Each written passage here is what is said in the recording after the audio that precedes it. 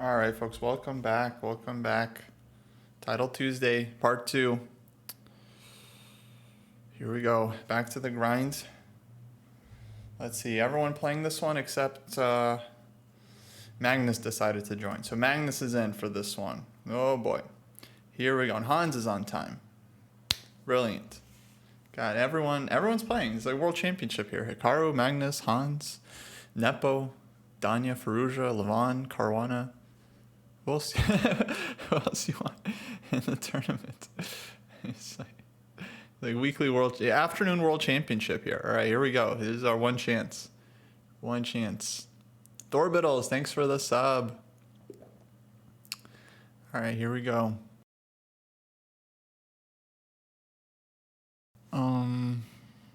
Sorry, what do we want to do here?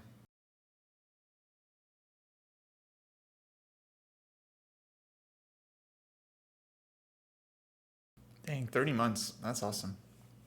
Hey, Chessmaster96, how's it going?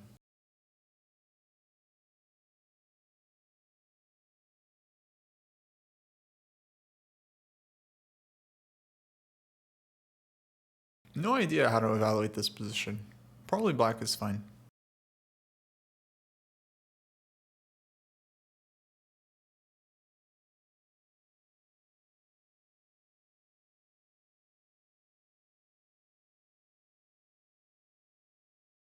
Knight G3 seems obvious. I don't know why he's not playing it.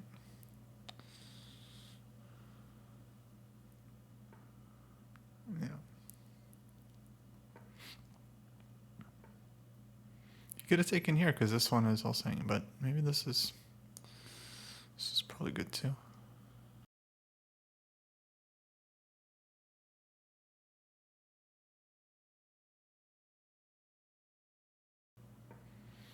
Hey, Bait, unfortunately we're in big trouble here. Wow.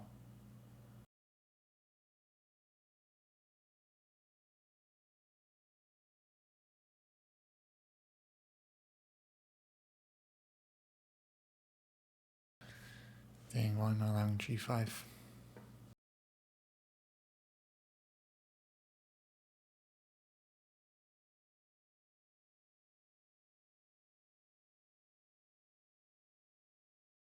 Oh, kind of meant to play King H1.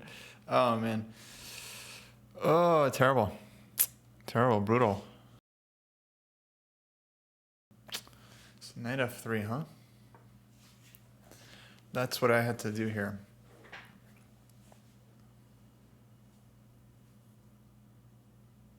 Wow, I didn't see Knight F3 and Bishop C1. Dang. I was not calculating here at all, guys. That's unfortunate. We have to calculate more during the game. This is very clear. Thanks for following, Patzer, Chess Warrior. Sometimes I feel like a Patzer, Chess Warrior.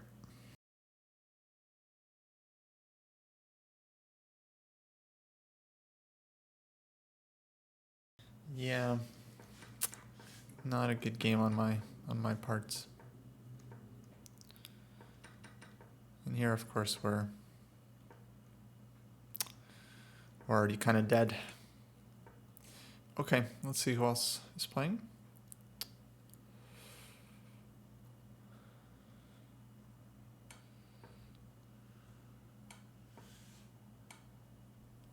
Dang, Fabi.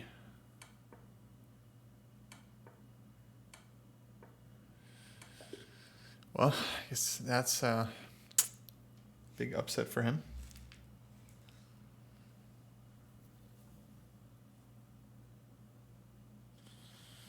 Okay.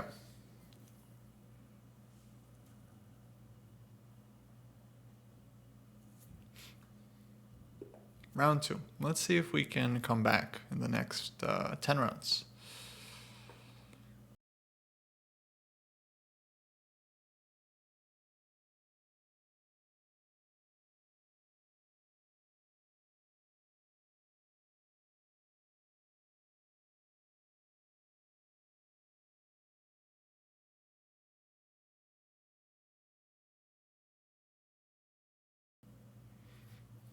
So I want to do this one. Usually here black plays for b5.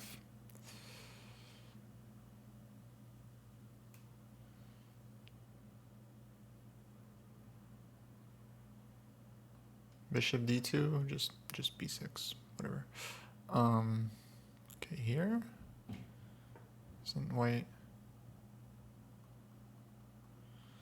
kind of dropping the pawn.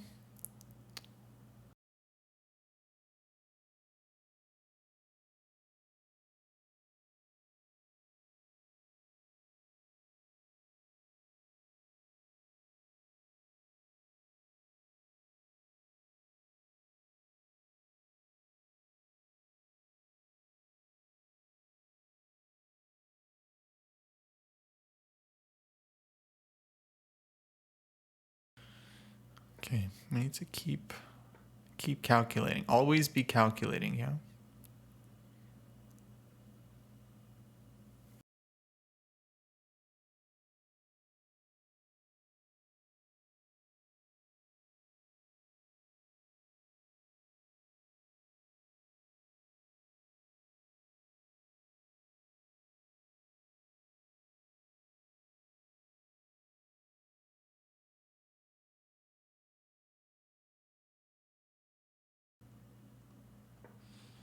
Bring the knight back.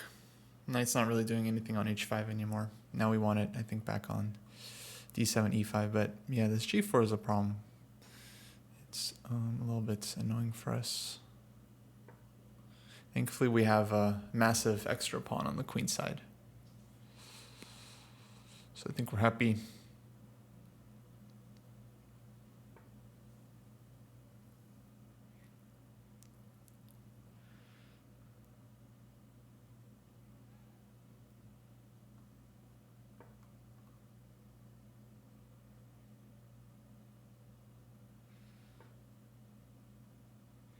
Okay, could have taken on h6.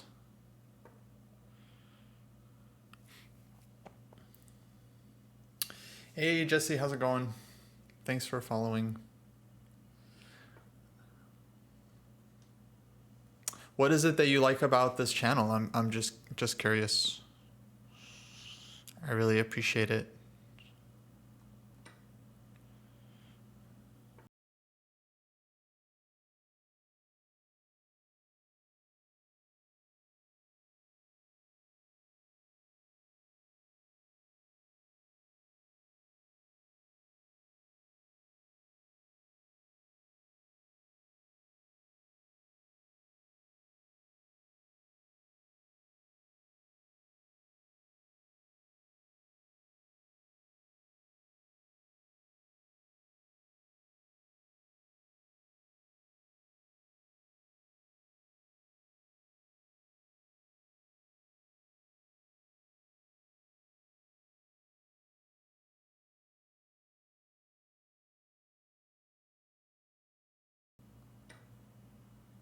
Oh my god. Oh my god, guys. Oh, that's unfortunate.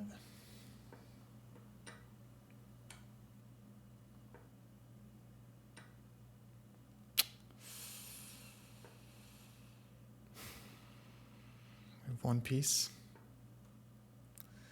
That's not a lot.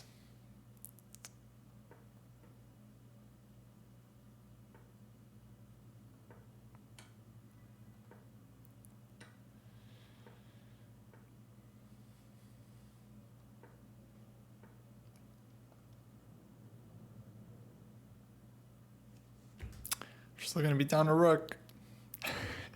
We're still down a rook there.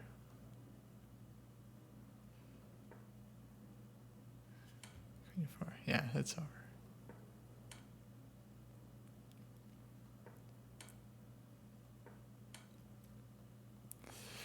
Oh boy, my bad.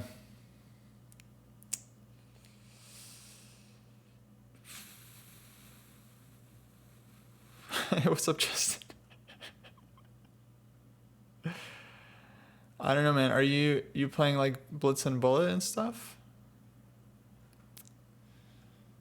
I mean, I think there's like, it's like website blockers, right? You could just block the. I think there's like specifically website for like chess.com for this exact issue. Like you install it and then it doesn't. Or I saw one where it's like, I forget where I saw it, but where it was like if you lose a couple of games, it doesn't let you play anymore, which is amazing. I don't know how the extension works, but maybe you could look into that.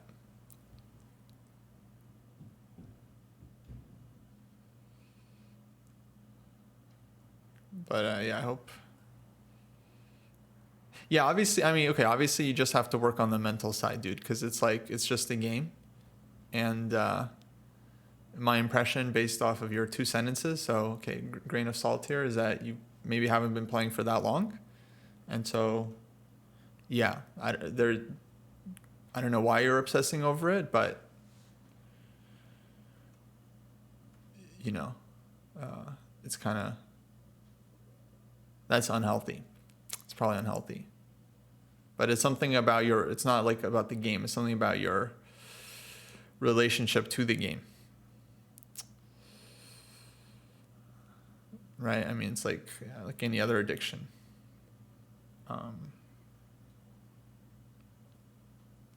Anyway. Okay, 9 rounds. Looks like we're playing a child.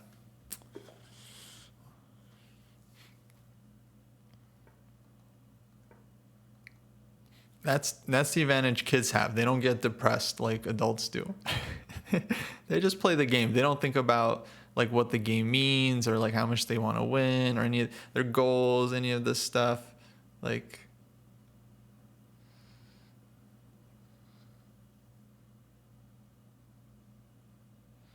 you know, they just play.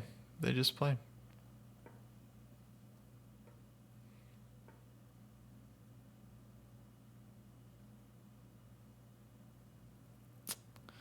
Look, Justin, here's what you don't understand.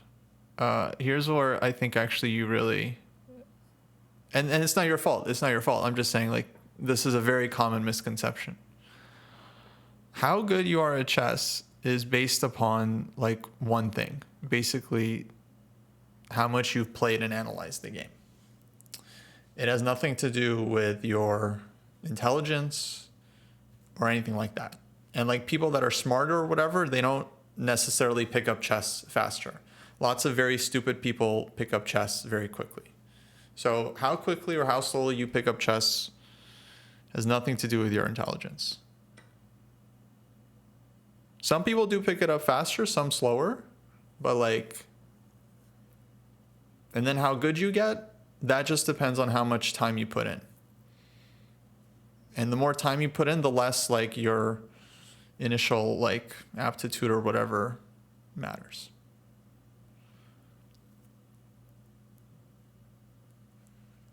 So that's why people get confused. It's like they, want to see themselves as like a smart person. And then they start, when you start the game, okay, you're a beginner. Like it's just everything. Like if you pick up an instrument for the first time, like you're not going to be able to play it. It doesn't matter how smart you are. It's just, these are skills that are learned by doing the thing. It has nothing to do with like your, your brain. And there's plenty of smart people that, play chess for 20 years and then they just don't reach a very high level. And that's just how it goes. Like it's a tough game and you really have to work at it. But yeah, it has nothing to do with that's all I think in people's heads.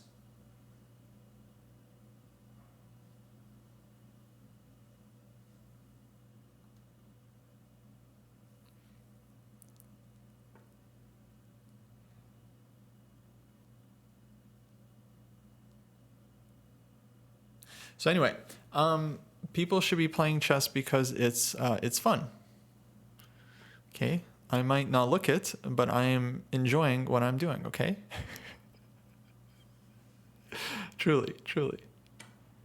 I might not look it, but I do like chess and I like playing. And it's like, okay, losing's hard, but then I know, okay, I just gotta do better. You have to enjoy the process. I mean, if you don't. If you don't enjoy it, then what's the point? You have to like, and then if you do enjoy it, then why worry about how good you are or not good? Like, okay, I really enjoy ping pong. I'm really bad at ping pong, but I really enjoy it. So I like playing, even though I'm bad. it doesn't, I don't think of myself as like a bad person because I'm not good at ping pong. like I still like the game, you know. It's fun. It's fun whether you win or lose. So we have to try to get to that kind of mindset, you know.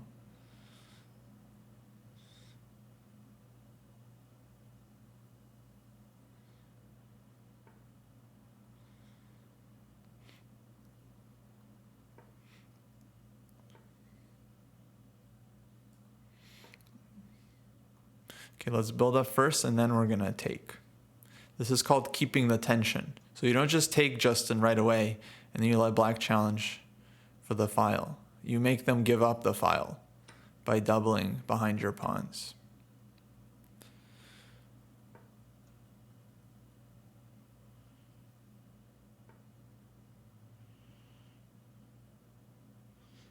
This is called attacking a knight. I'm gonna bring this guy in.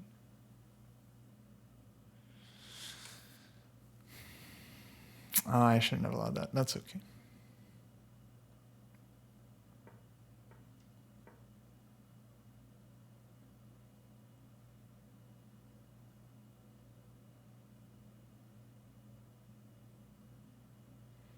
Okay, now we need to get our knight in to like D3 or B3 or something. B3, A5. Okay, knight E2, knight C1.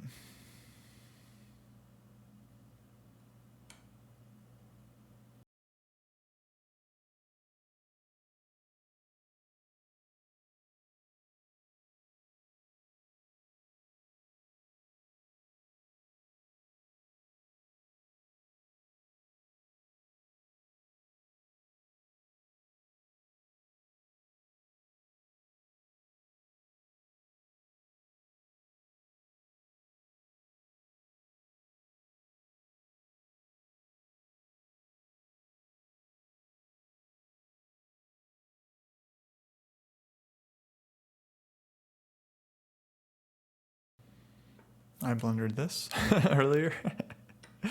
Good job, me.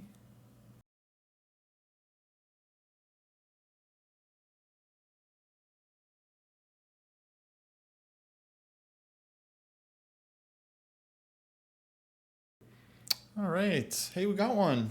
Let's go. 1-0 since we forgot about those first two games. And we got a raid. Look at this, folks. Our luck is really turning around, huh? Thanks, Elena. Thanks so much. Anyone watching from the... There's no chance. Was anyone watching from, like, when we raided Elena earlier that is now back here? Because that would be really funny. Thanks for raiding. Oh, let me shout you out. Probably not. I don't think we raided with, like, a huge crew or anything. Folks, if you want to follow another adult chess improver, check out Elena's channel on Twitch. She was just mentioning it. Cool, Patser, cool. Full circle. All right. Well, Elena, if you go live in like a couple hours, we'll raid it back.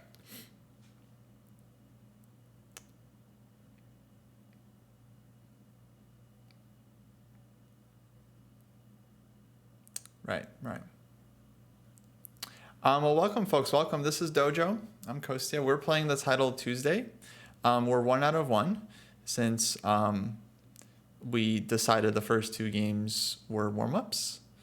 So, yeah. How's it going? Welcome. We're waiting for the next round. Actually, there's probably some games. Title Tuesday is always so stacked. I mean, this was like a literal like world championship title. It was like Magnus, Hikaru, Nepo, Faruja, Caruana, Aronian, Hans. Like everyone is in this tournament. Chess players just don't really have anything better to do than playing these title Tuesdays. Kramnik, I didn't see. Yeah, he might have decided to skip this one, unfortunately. So, Brada, was that to me following your study plan? My study plan?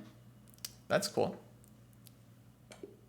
Who I got winning the AEW World Champion. I don't.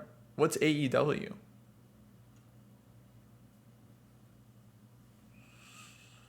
Okay, round 4. Uh-oh.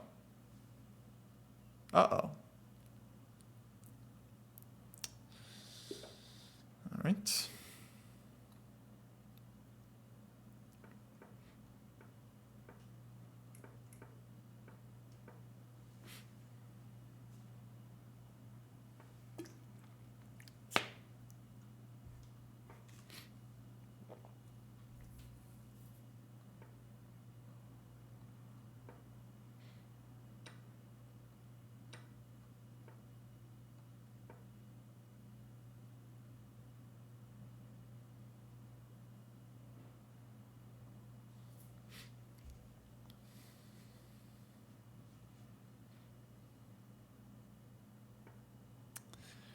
Knight d5, huh?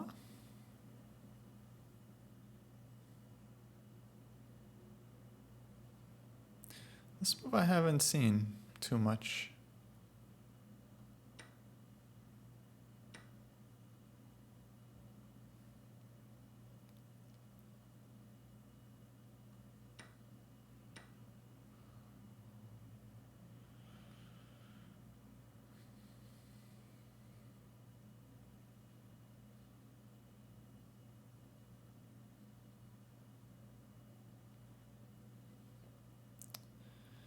Let me keep the knights. Probably knight d4 is objectively better. But I don't know, feels too solid.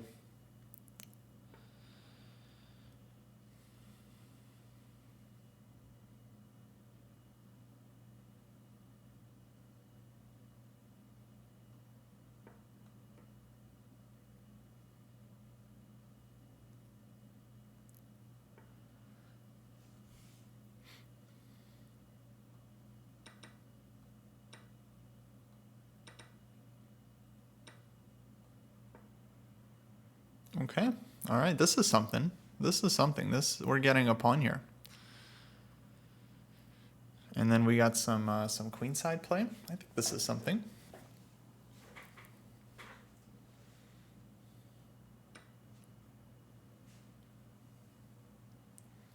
Hey, Lorenity. I'm never off the treadmill. Not sure I follow that one, but hello.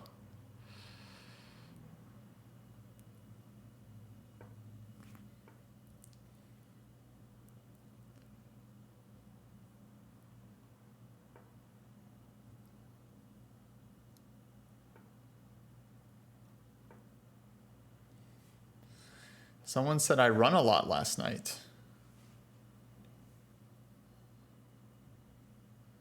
Wow.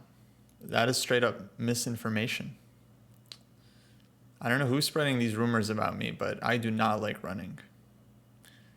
Please do not publish that I like running.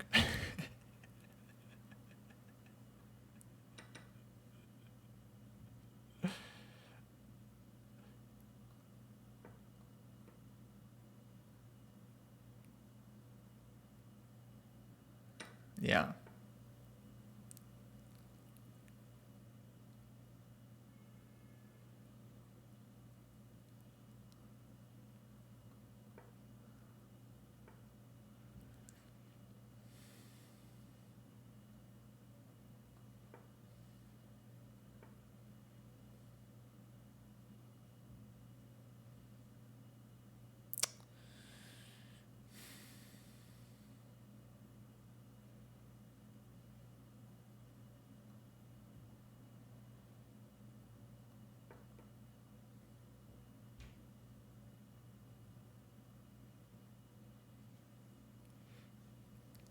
Just gotta get our pawns running, but it's hard.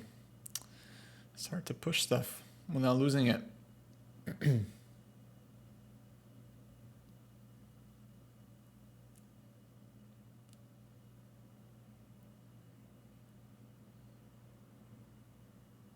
Hey, you beat a grandmaster. That is hilarious. That's so funny.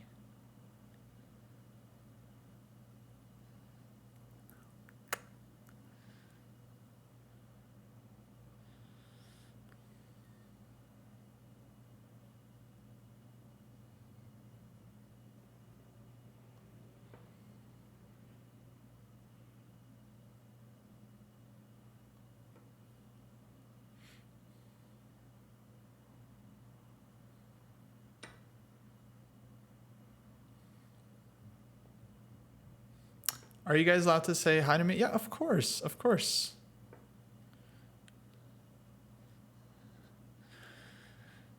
I'm always happy to meet folks.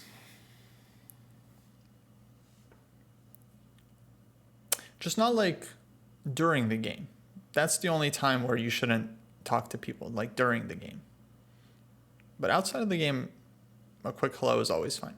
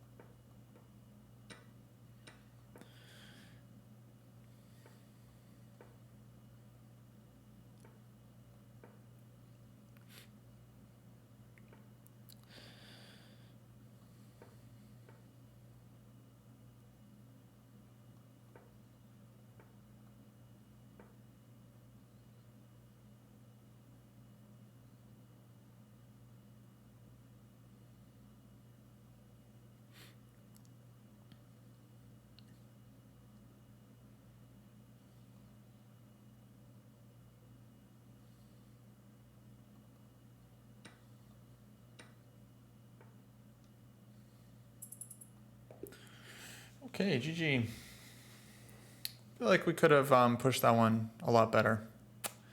We have this extra pawn. Here it's tough though. Here white is already very active, so yeah, I shouldn't have given up this d file. Maybe h5 also actually wasn't necessary. Yeah, maybe I should just start pushing on the queen side here. e5. Yeah. Let's see, opening went actually pretty okay. Like,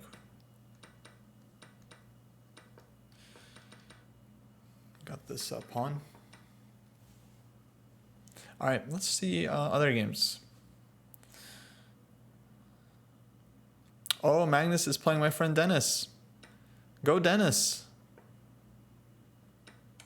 Dennis, you have an extra piece.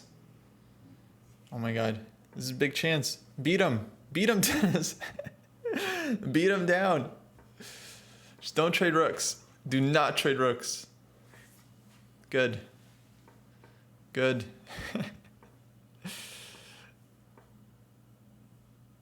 No, don't do it, Dennis. Don't do it. No, don't succumb. Good. Fight. Keep fighting. Dang. It was tough, guys. It was time. He's got 4 seconds. That's tough. All right, good draw. Let's see. Ooh. My friend Steve Zirk playing Hans. And wait, who's...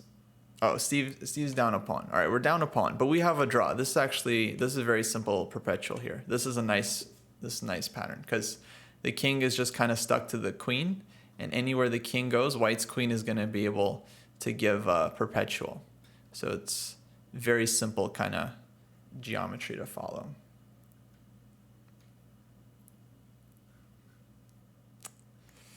Good job, Steve. All right, what else? Fallujah. Okay, Fallujah gonna draw.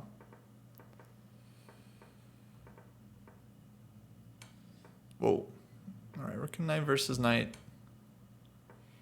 Probably not. Not a draw.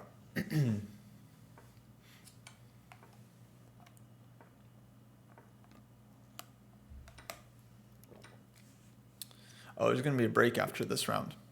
All right, folks, we got a 6-minute break. So,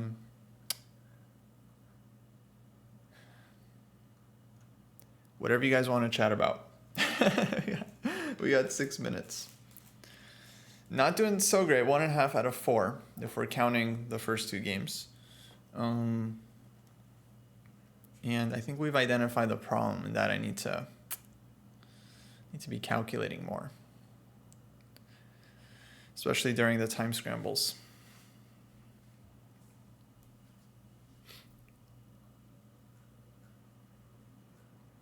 I should switch it up.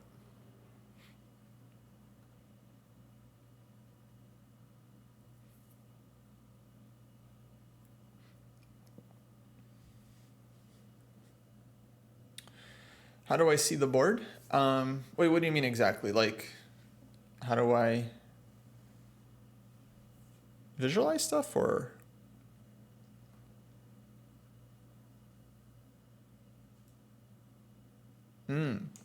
Yeah, Jesse's the philosopher.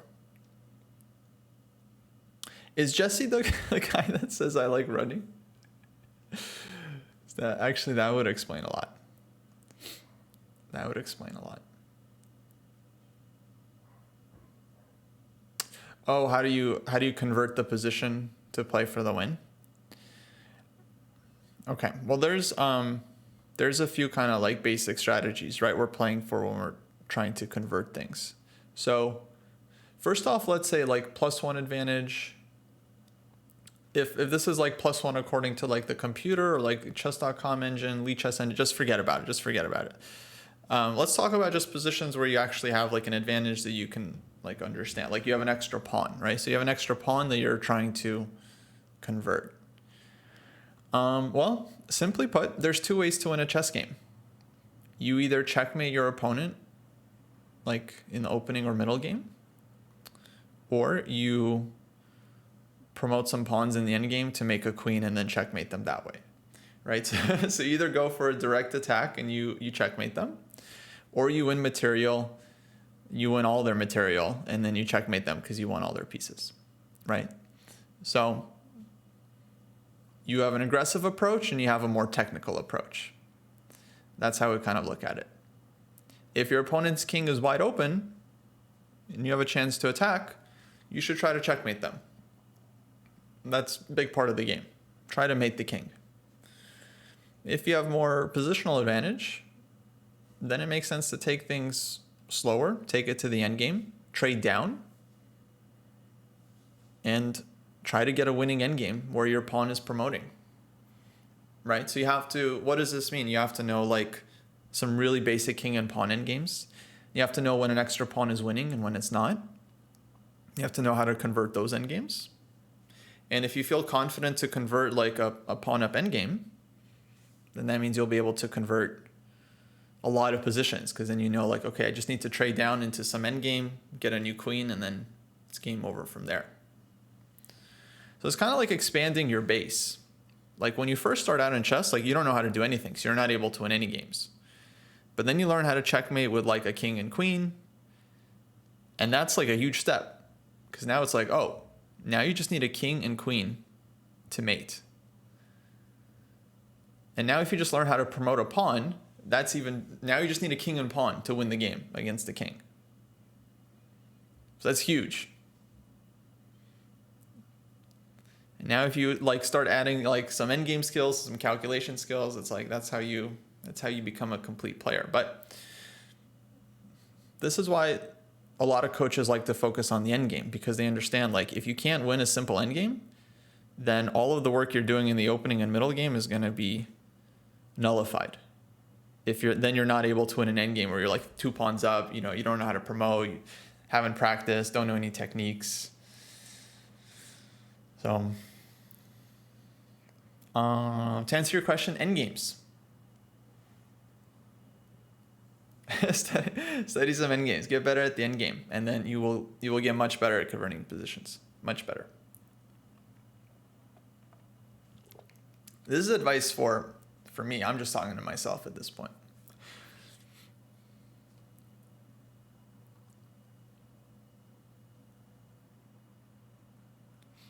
When does the endgame begin? I have a very simple approach. It's just when the queens get traded, that means you're in the endgame. And if there's still a lot of pieces on the board, that means you're in a very complex endgame.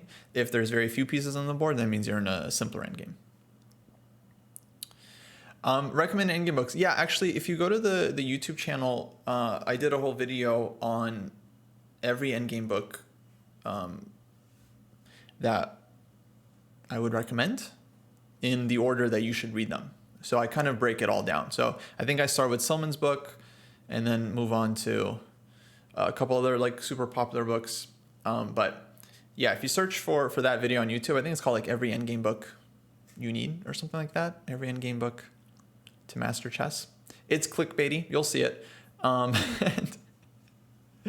yeah, that kind of explains all my thoughts on which books to read and what order, because there are definitely some books that are really hard that people pick up. Okay, looks like next round is starting soon.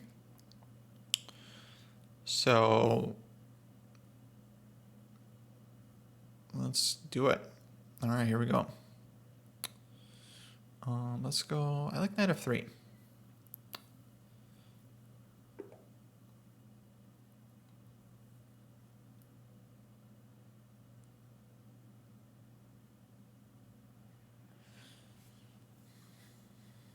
But yeah, probably for you guys, I would say Silman's endgame book is the book to start with for endgames.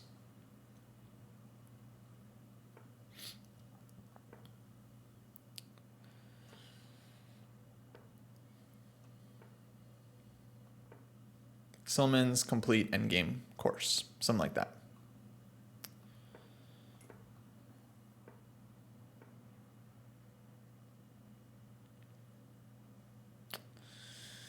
B6.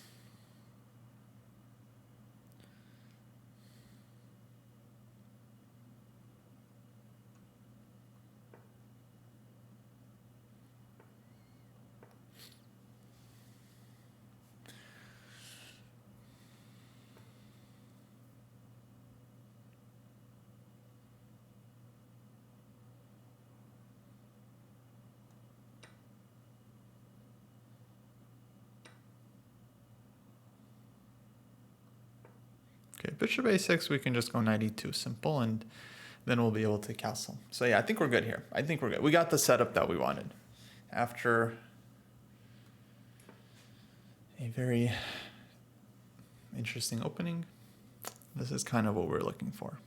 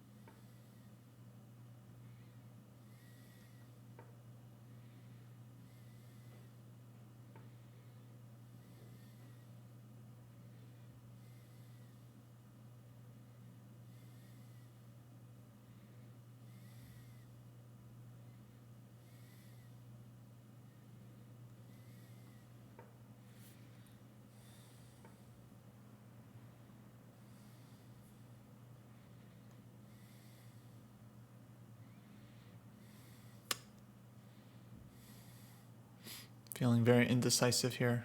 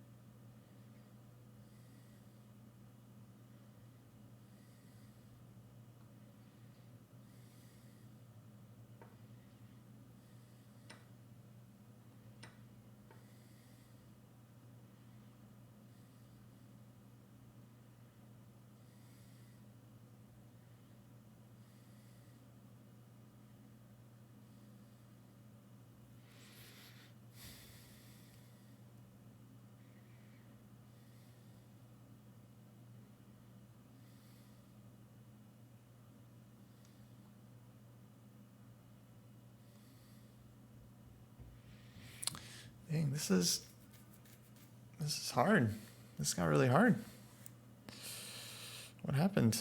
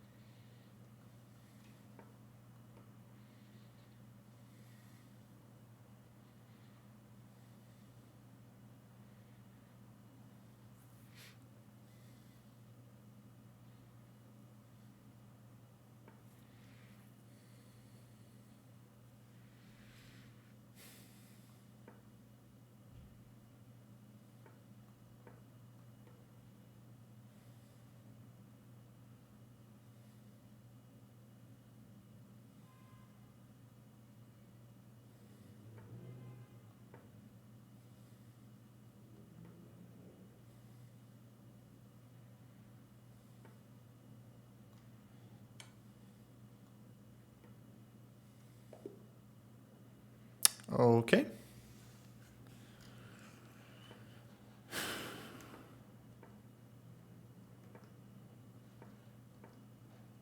Tough game.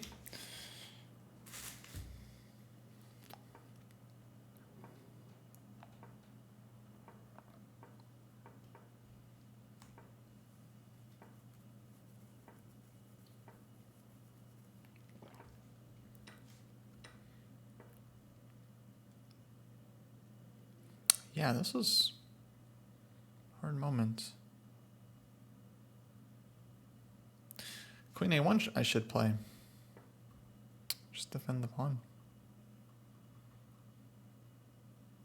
Rook E8, Rook D1. Take. Okay, weird position. Let's see. I don't know if I play this opening right. This G3, it's typical idea, but I don't know if it's correct here. But this was, we were happy here. It's just, yeah, I couldn't figure out how to play this one.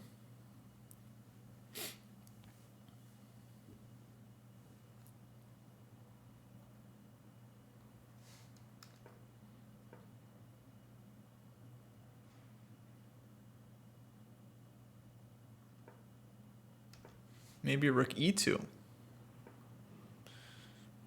Bringing the rook to C2. It's kind of a nice maneuver. Okay. Let's see who's still playing. Should have a lot of games.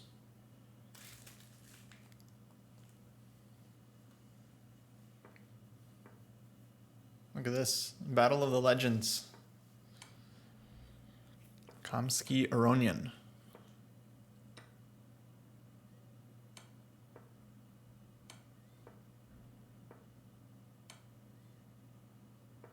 Levon might be able to trick Gata here. We'll see.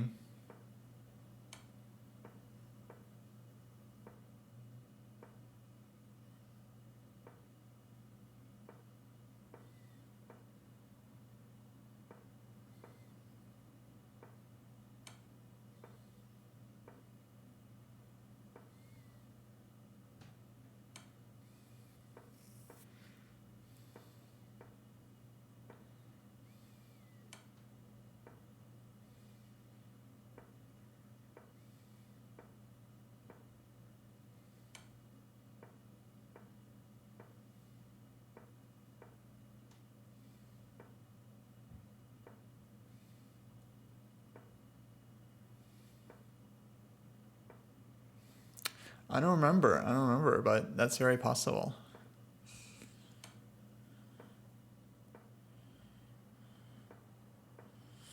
Move, gotta move. I'm rooting for Gata because objectively the end game is a draw. So I want him to hold it.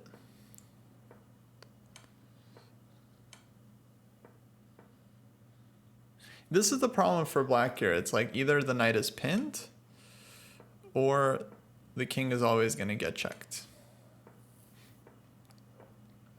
But there's a bit of danger here. Especially with 2 seconds. You might not get the move off in time. You got to be careful. Oh, it's stalemate now. Ah, he blocked the knight. Got out of it. Oh, rook e4. Okay. GG.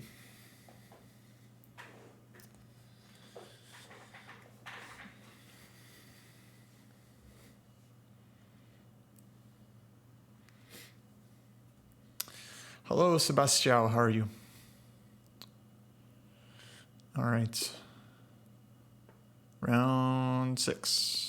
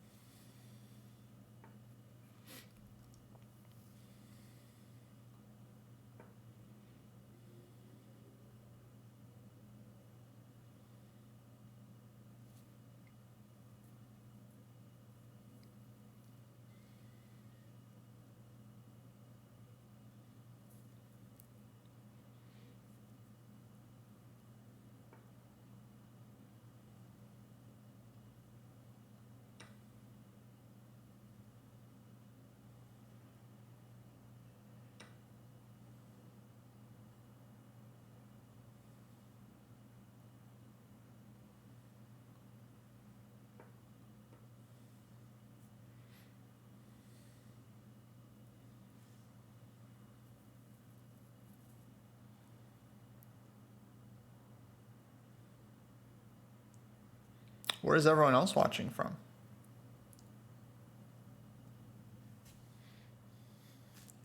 I asked yesterday, and we got some very interesting responses.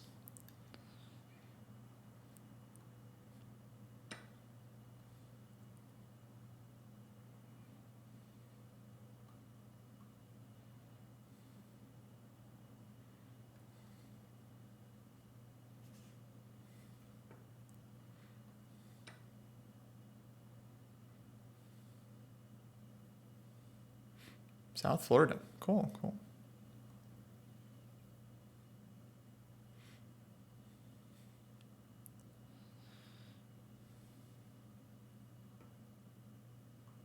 It's weird you can make illegal pre-moves, like rook steal. Okay, let's take. Gotta focus. Oh, we won. We won by resignation. That was easy.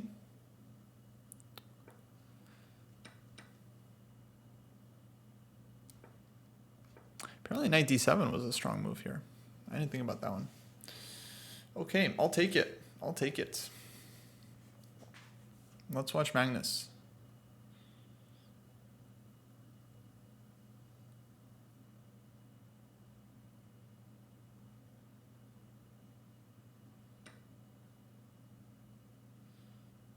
Oh boy. And this just got heated very quickly.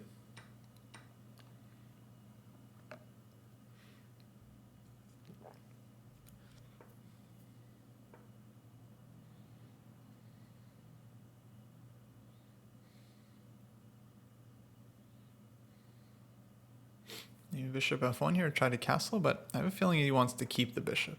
Now it goes bishop f1. All right. Yeah, so the king can get out. Well, it's an extra piece for white. If black didn't give the piece, he was about to just get destroyed on the queen side.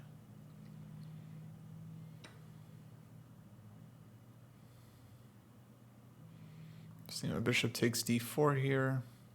Problem is ab5 for black runs into a6 and the king side starts to collapse. Looks very good for white. Maybe some Magnus bias, but it looks pretty good.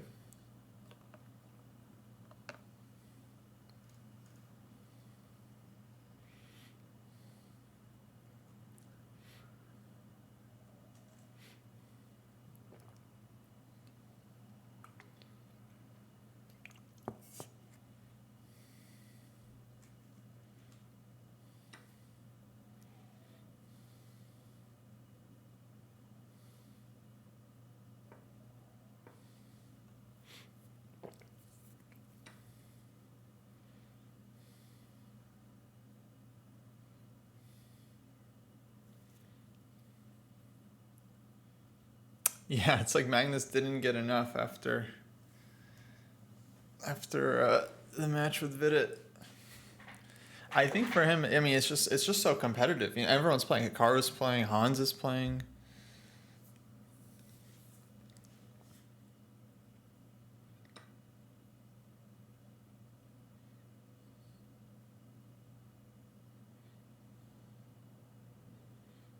Yeah, Fabi. I mean, lots of players. The Magnus bias. I'll keep it in mind. Sebastian, thank you. Thank you. Uh-oh. No, what's going on here? Queen e2? Magnus's piece is a little funny.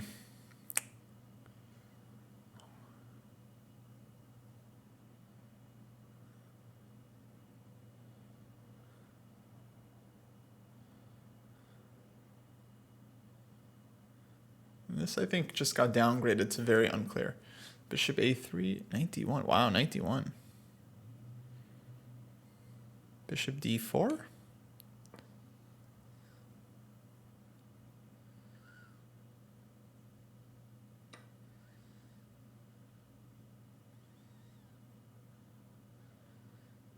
Takes queen a3. There's going to be queen e4 check. Oh, that's what Magnus wanted without rook e1. He's going to take and go queen a3. Queen f4. What a move.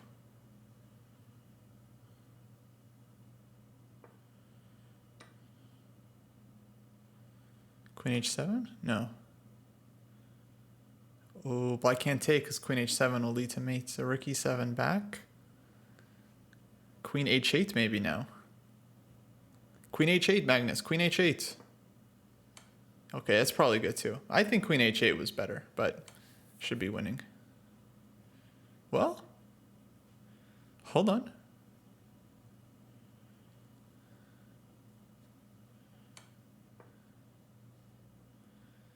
Black's king is kind of escaping.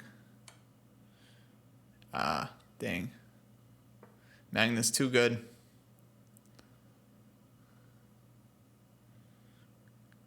He's got check. He can trade queens. I don't know if he wants to, though. Oh, okay, now he wants to. Okay, never mind. It's just mate. Dang. Wow, Magnus, very good, huh? Look at this final. He found a lot of moves there. Okay, first of all, I have to check. Okay, queen f8 is best move. Good job, Magnus. Queen h8 is second best move. Good job, me. Queen f8 plus 3.5 for some reason. Queen h8 only plus 1.6. Okay, so Magnus good. Magnus good. But then he found like only way to win here. Check. Okay, maybe not only way, but one of the only ways. Oh, f4 would have been nice. That would be nice.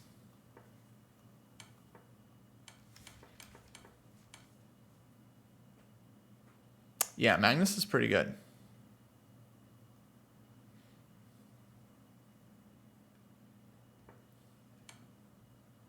Why not rook takes d1? Here?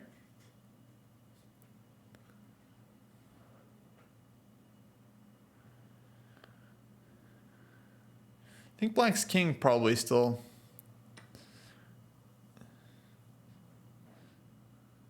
could be weak. Oh, there's bishop a3.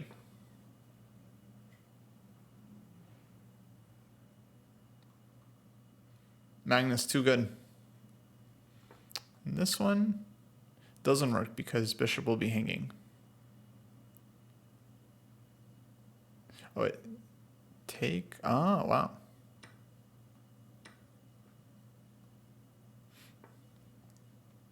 Okay, some very weird line. Apparently it's a draw. Let's see other games. Oh, never mind. Never mind. Round 7.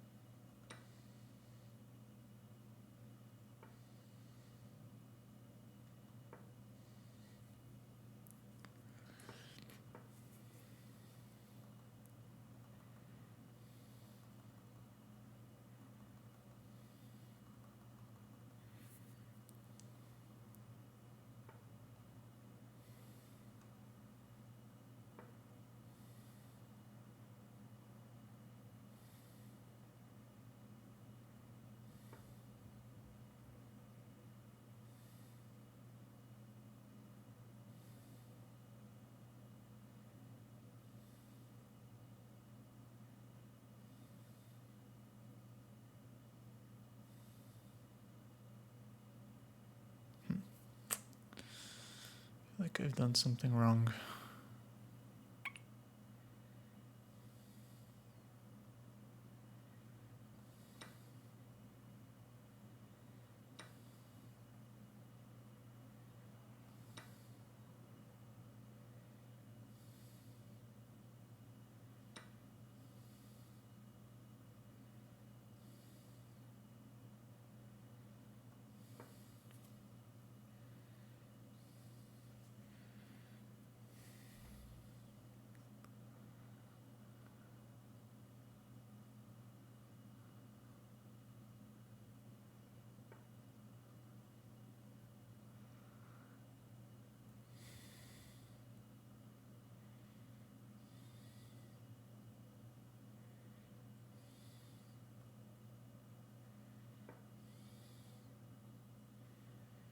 This is very, very suspicious what I'm doing. Very suspicious. But okay, we'll learn from this game.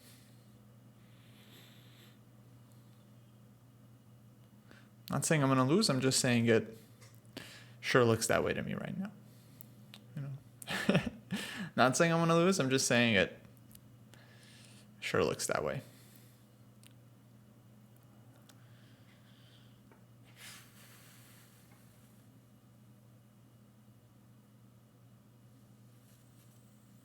What?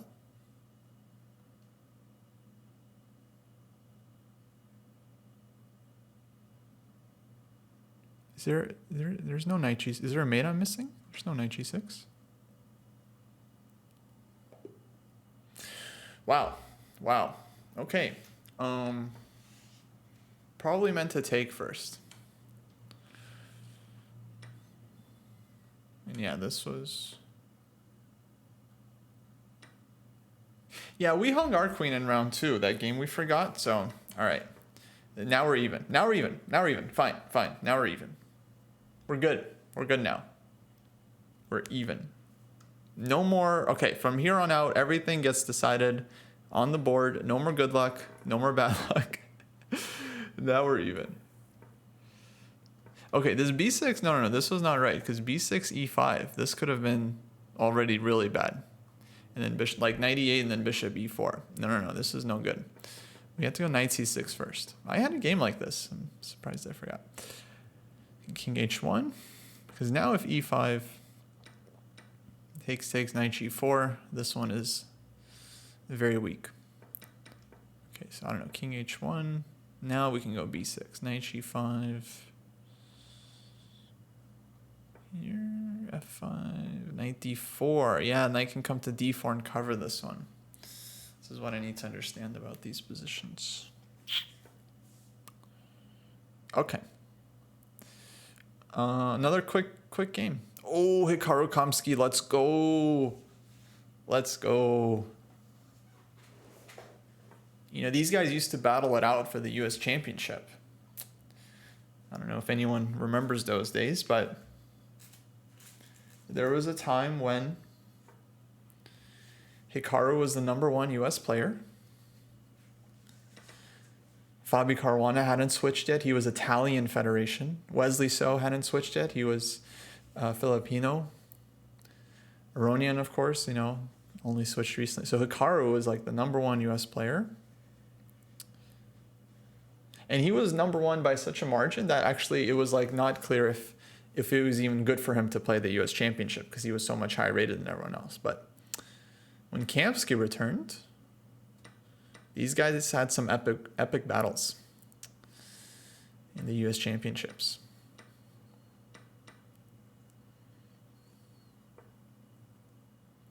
Okay, but then Wesley So switched federations, Caruana switched federations, and then US Champs became very competitive.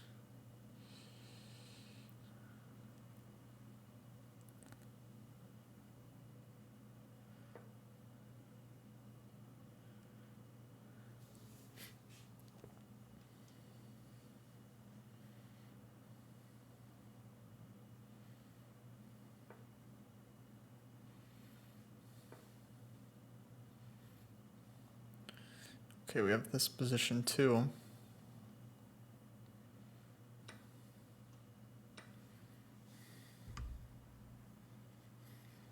Yeah, Dominguez as well. I mean, no, super strong player, of course. Definitely one of the big, what is it, big four now that switched? Fabi, Wesley, Levon, Dominguez. Big four.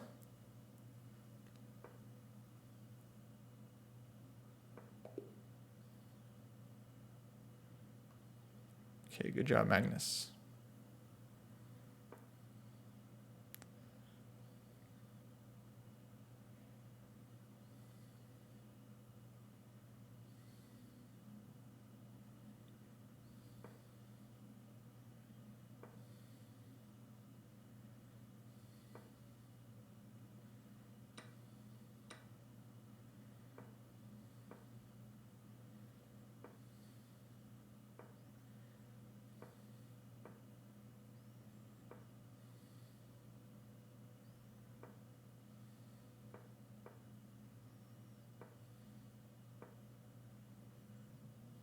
Uh-oh.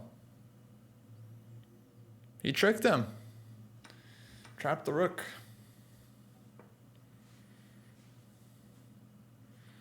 But now Naka has to win this. Oh, but the rook gets in. Bishop c4. Bishop f3. Ah, stopping any knight jumps. Very smart.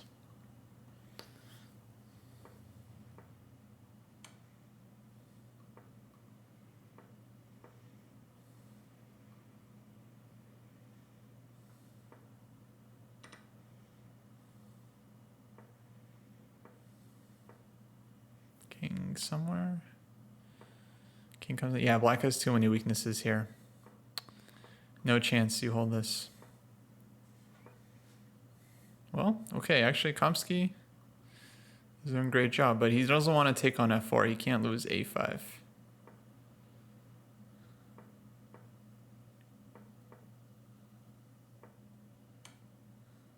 Oh, now the king gets in.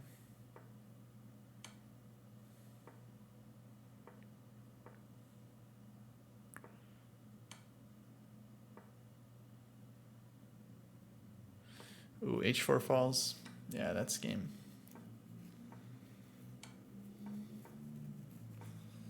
Rook g5. That's it. Naka too good. Naka too good.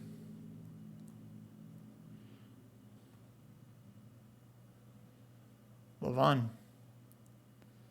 Oh, he flagged. In this position, they only made like 20 moves. Wow, they spent a lot of time here.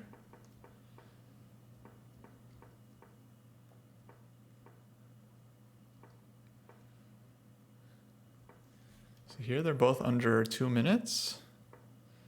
Here they basically already have 1 minute. And then they were down on time. Oh, we're playing strong player, Igor Lissy. He's strong, very strong grandmaster. Let's see what we can do.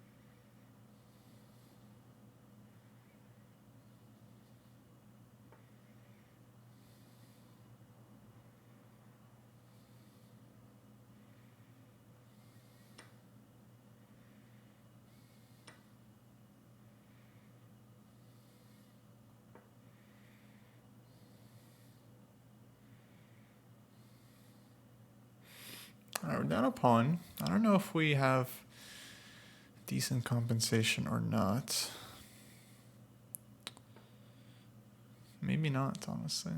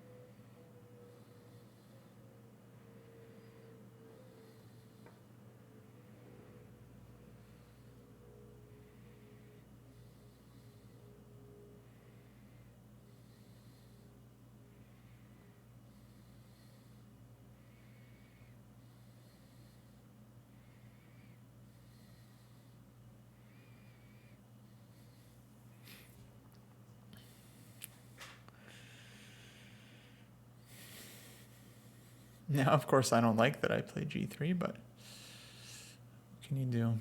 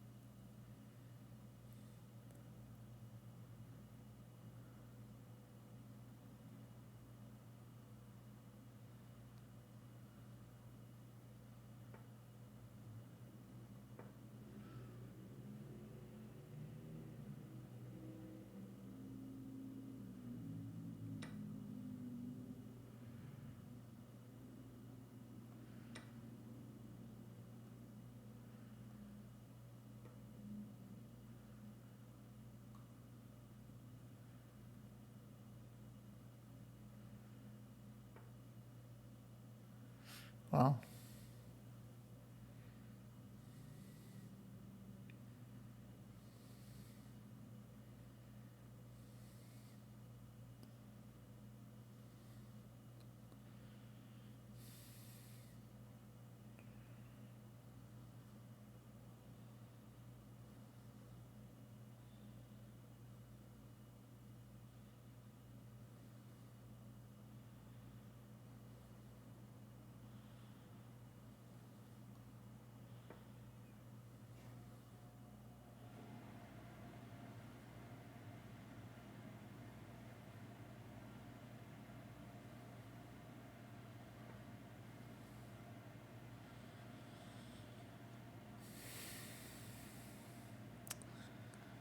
I really feel like there's a win here. All right, we got to try it. I think this works. I think this works. King takes, rook e7, queen e5.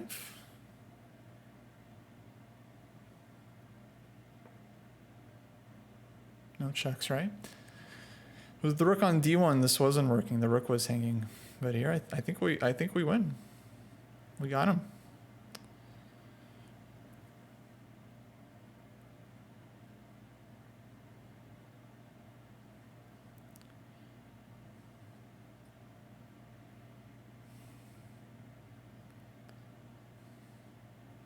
Everything hangs.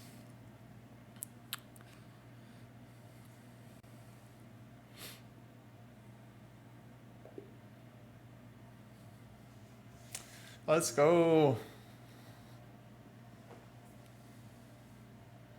Hey, greetings from Namibia. Nice. Yeah, no, I mean, I'm sure it wasn't a perfect game, but we found. So here, bishop, I was looking at this one here, but I couldn't make it work. Oh, I missed queen a2 check. So rook e7, king g8 here, black is fine. Because like there's counterplay on d1 and h1. But queen a2 check. Oh, I didn't see this at all. I didn't see this at all. Hey, Ringo with the raid. Welcome, guys. Welcome.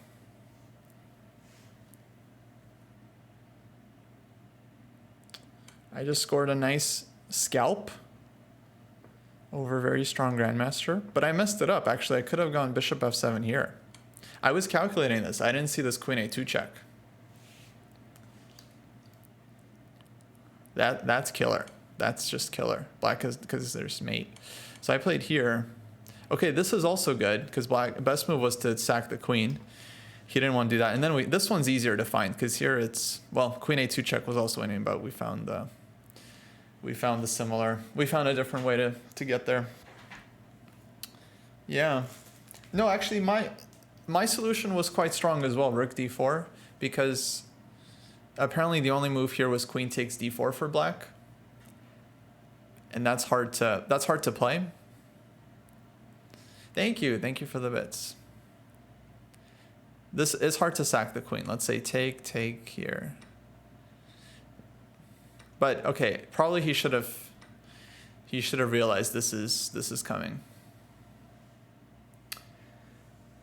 How did I come to the conclusion so quickly that bishop f7 was the key? Well, I was calculating it here because okay, tactics is about observation, right? So I noticed that there's no rook takes f7 because the rook. So once I noticed that black is forced to bring the king out, that made me feel very tempted by this. So I was already looking at this combo.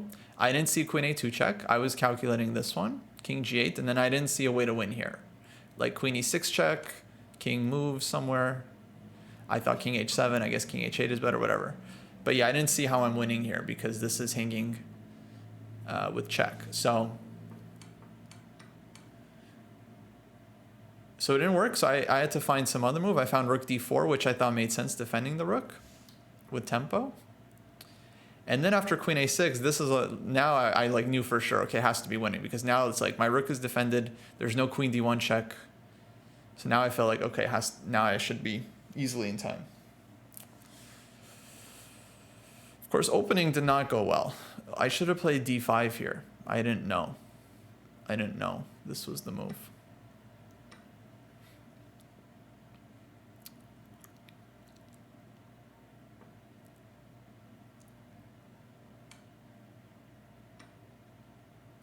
but this would be kind of better for white. How's Ringo? How are Ringo's people? How are you guys doing?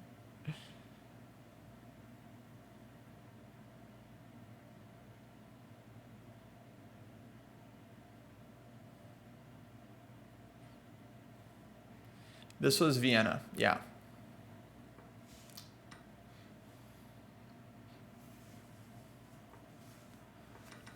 So up till here, everything theory, and then here okay. I'm sure this is a move, but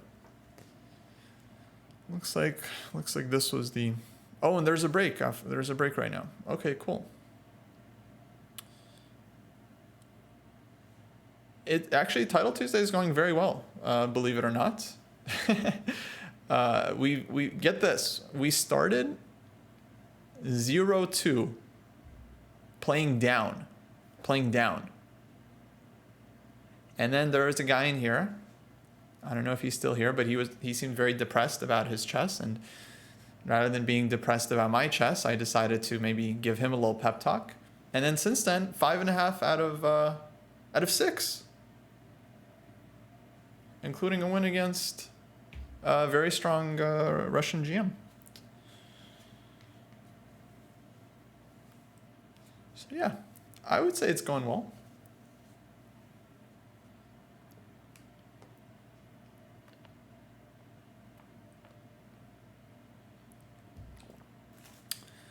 Who's winning the 960?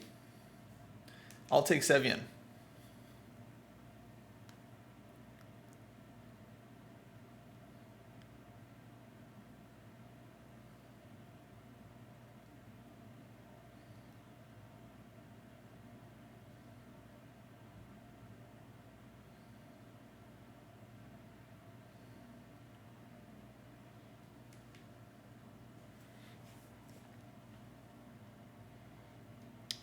Thanks, Strit, for the sub. 33 months. Nice. Beautiful. That's the number of months Jesus subbed for Dojo as well. 33. Not a lot of people know that. He was a 33-month sub.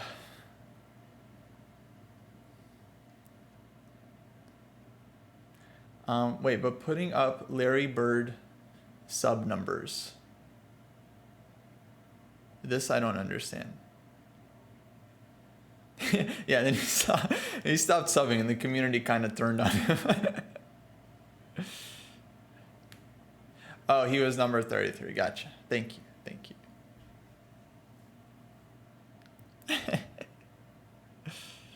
Hilarious.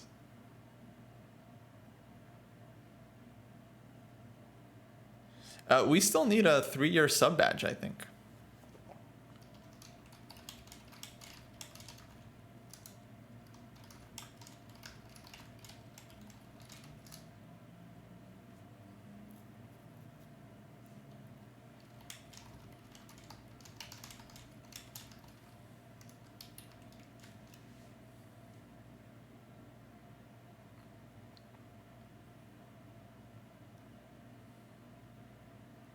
All right, we're talking. We had a big update yesterday. Actually, we got a lot of stuff that happened yesterday. A lot of good things happened. But one of the big things is that our social media guy got into TikTok. So we finally got a TikTok. Or we got our TikTok back. We had a TikTok, but then our guy wasn't able to log in. But now he's in. He's going to be able to post some clips. Yeah, we still need a 2-year badge. Right. Shoot. All right, we'll get on that.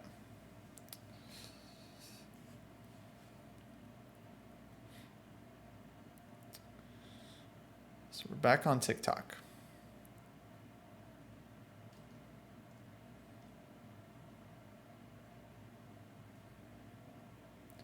TikTok's on TikTok. Yeah, honestly, there's a lot of both short and long form content I want to do. Yeah, I need to get to it. I basically just need to start doing like 1 video a day. I think that's the only way to get stuff done.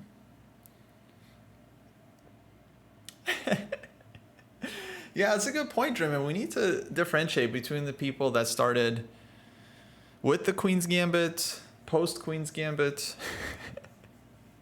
pre Queen's Gambit. Great points. No, I'm with you. I'm with you.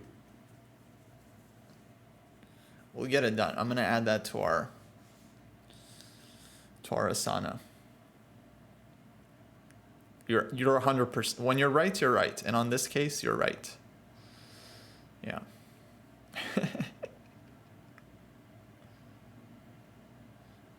Okay. I could have been analyzing this opening instead. I'm fraternizing with chat. So take. Apparently, white's I don't know. I mean, engine says white is tiny bit better. Probably equal. Which is interesting because we're just down a pawn, but we got some bishops. We got some compensation. Okay, next round starting soon. Looks like they're done with their fair play checks. We're playing GM Cassoulet. Jonathan Duras. I honestly haven't heard of this grandmaster, which is surprising because I've heard of most GMs. So let's bring it. Let's bring it.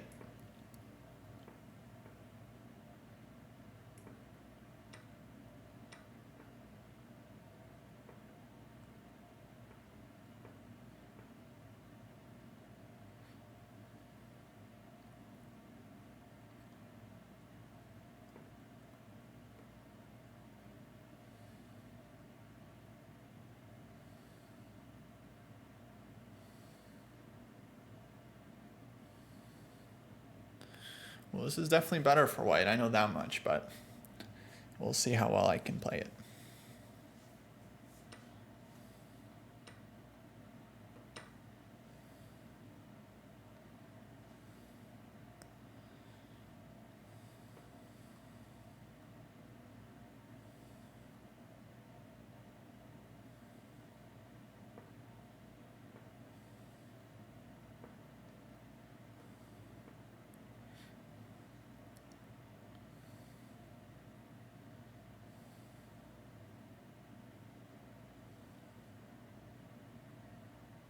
He's going to go e6.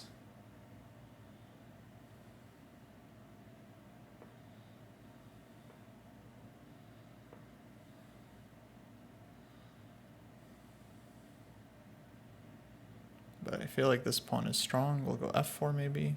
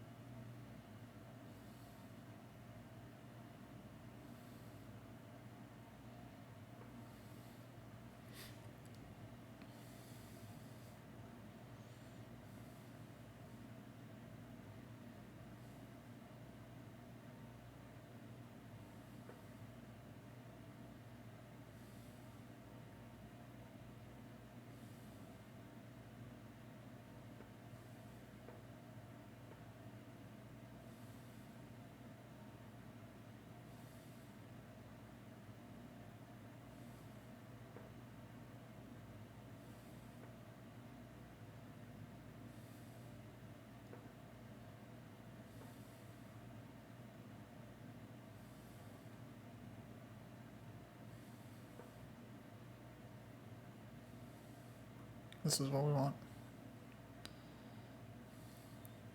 So rook c7, queen f6. Big problems.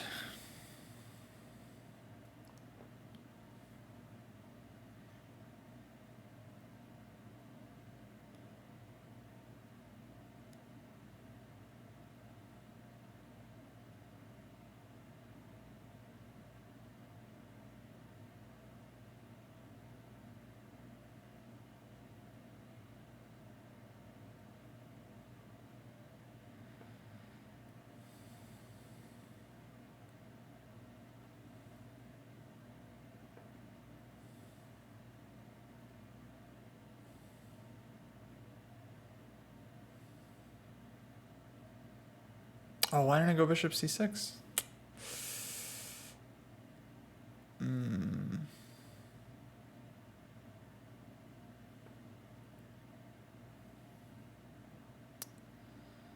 Okay.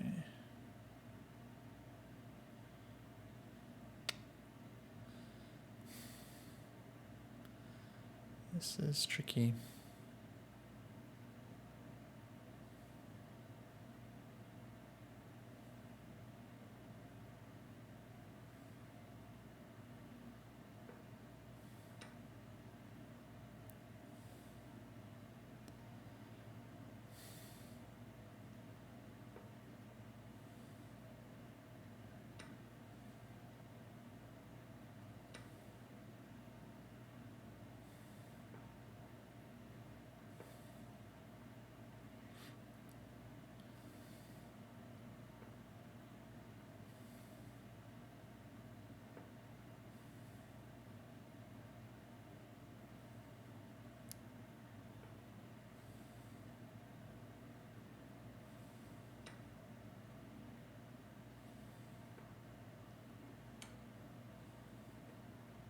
Let's go.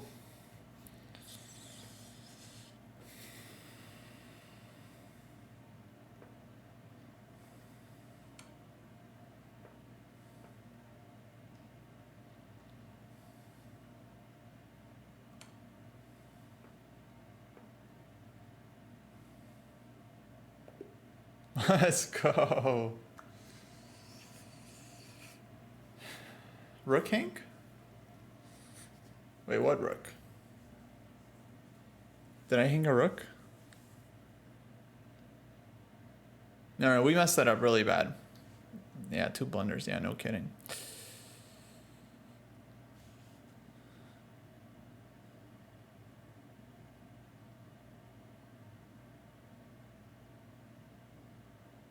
Oh, there was a knight on f8?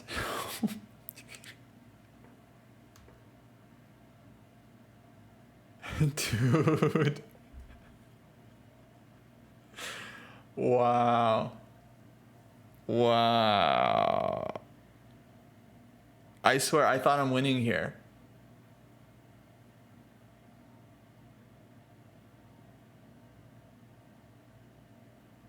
You guys, this happens over the board. There's this mutual blindness that happens OTB when like a player makes a move confidently and then the opponent believes them and then like, you know, they both blunder the same thing. Online though, like it's crazy when this happens because it's like there's no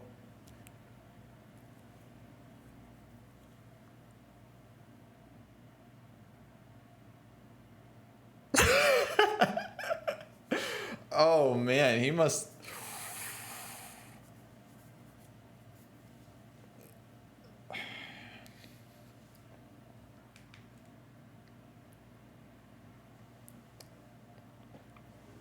Well, at least they're not going to invite me into the Zoom call based on this, right? Like,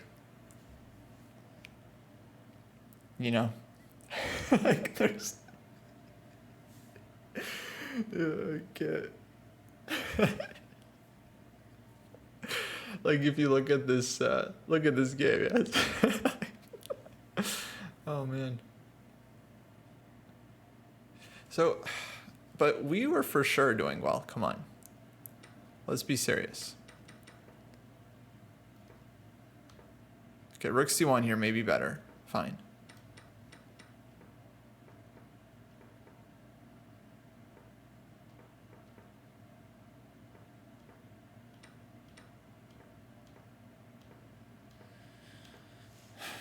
Everything's fine. Everything's fine. H4, H5, good. D7, good. Okay, why didn't I go bishop C6 here? I can't explain. So queen C7. I could go queen F6, for example, and that's it. Black is just toast. Just like stuck. Yeah, it's GG. It's GG. So easy, guys. I just had to find... Honestly, bishop C6. Game is over. This is like... not over. No, it's not over. But like... It's very hard for black. And now, okay, this whole thing was... a spectacle.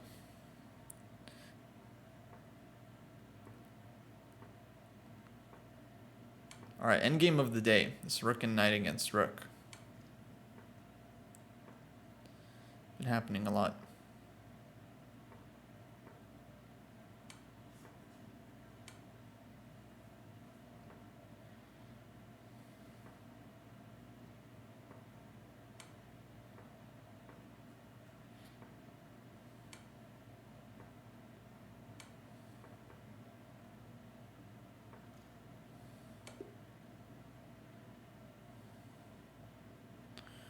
All right.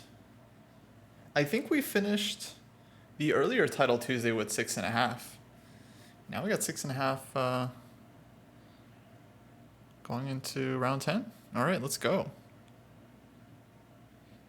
I don't know if I've ever gone in 7.5, so let's try. All right, playing GM Armin. I played this guy a couple of times. Let's see if we can hold our own here.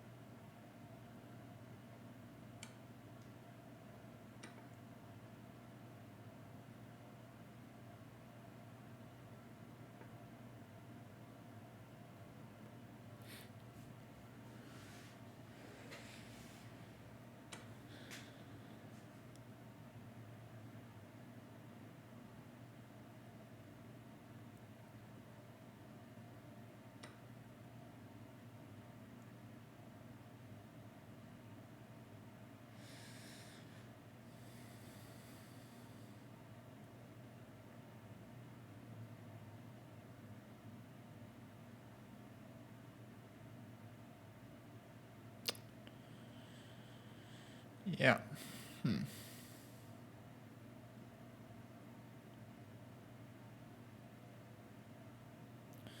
Really can't allow queen c4 check.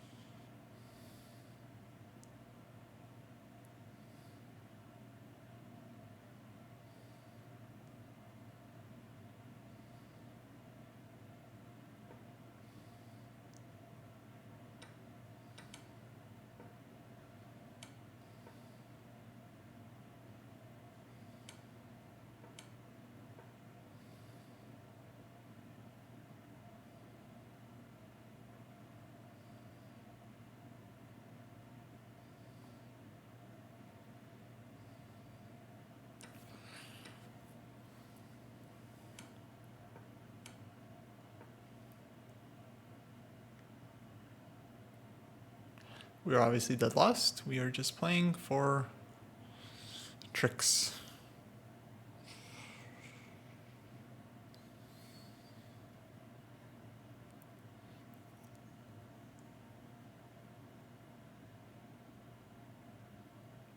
But as soon as he figures out what to do with his bishop, we will promptly resign.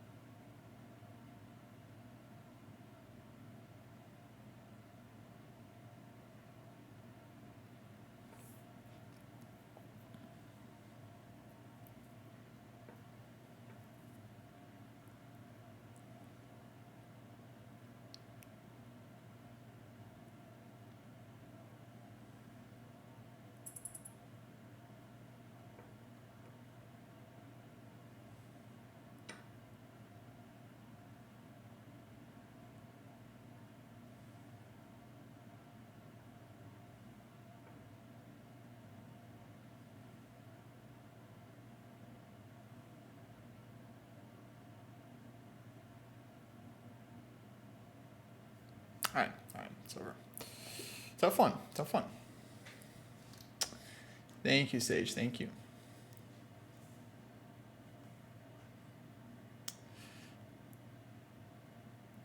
Hey, Michelle. How's it going? Thanks for following. I actually live in St. Louis. I'm in St. Louis right now and most of the year.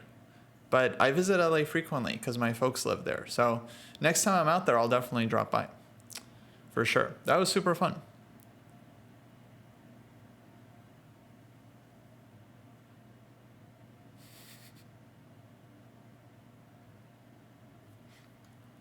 Yeah, that was a tough one.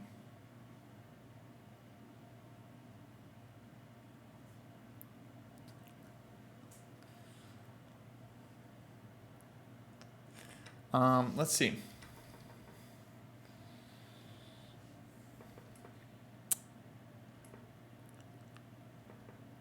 So maybe d5, huh? You gotta go here. Just bite the bullet. Yeah, of course, the run had to end somewhere, huh?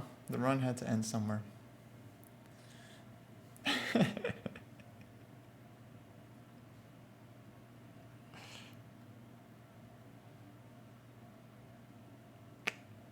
d5. Okay, next time I'll know. You gotta go d5 here. h5. Gotta take that space.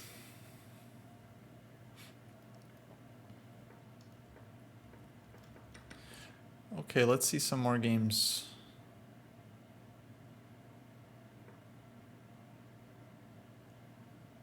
Oh, Blue Bomb from Germany against Caden Troff from Utah. Germany versus Utah. Ooh, Germany doing well though. Yeah, Germany doing real well. All right, who else we got?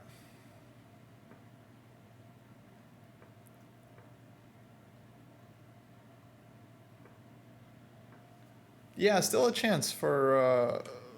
I feel like I've gotten maybe 7 points once in a title Tuesday. I don't know. So if we win the next game, it could be our best performance ever. After going 0-2 also. Ooh. Wow, look at this. Folks, I kid you not. We were just looking at this endgame in St. Louis. Eric wasn't there, actually. It was me, Yasser, and this Grandmaster, Georgie. He was showing us this endgame. Literally this exact endgame. Oh, no, Eric. That's unfortunate. But with the bishop and knight, apparently this is actually very hard to win with the 2 pawns. It's very tricky. Actually, I think it's a draw with the pawns on b4 and a5. He was showing us this endgame. It was wild. This one though, this is gonna be hard to. I think this is hard to hold. Hard to win as well though. So.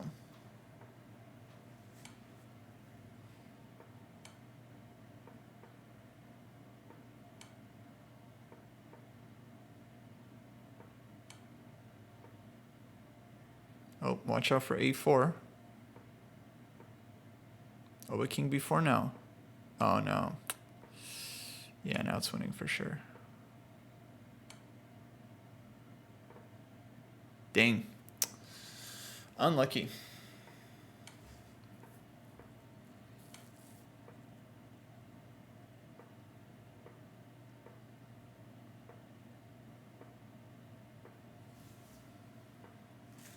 Okay, Eric playing for stalemate as usual, but it's not gonna happen. Sorry, Eric. Can't blame him for trying though. Can't blame him for trying.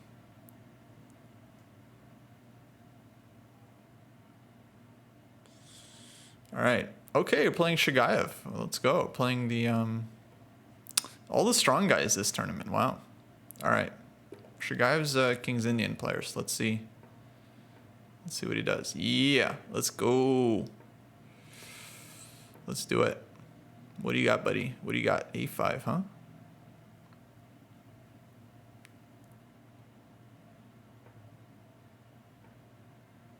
A5, A4. What an animal.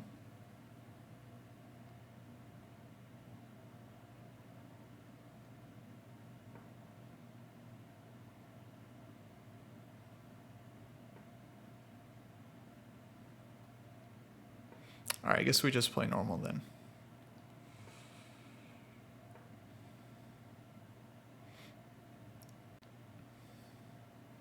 What's our score against him? We've played 2 losses. Okay, makes sense. Let's castle.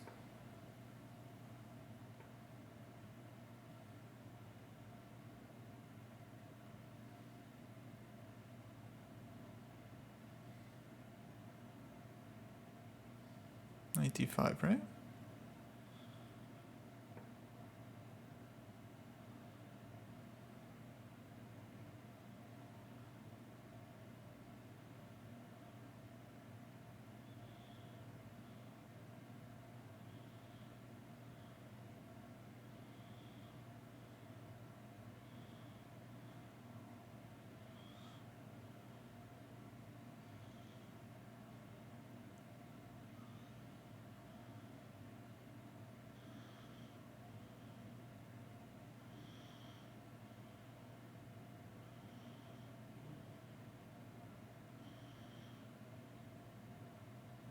He might take knight e7, king h8, and then try to...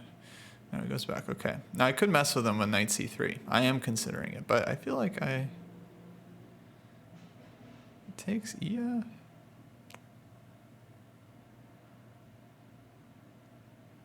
Let's take... Yeah, I thought he might do this.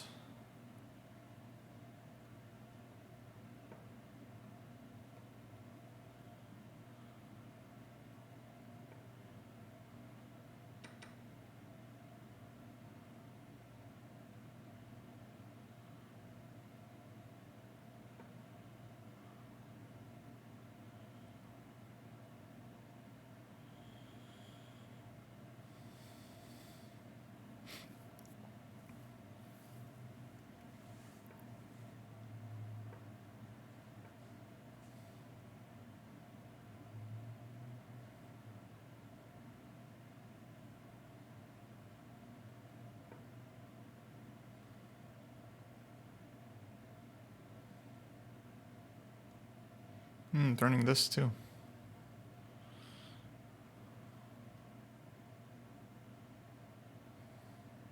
Guess I don't have to take.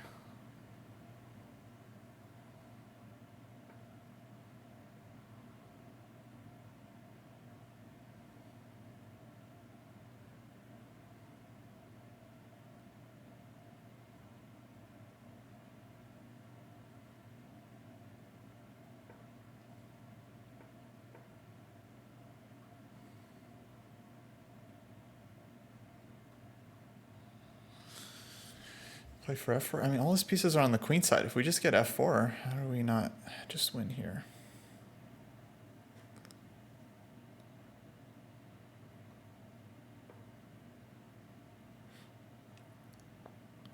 Now I want e5.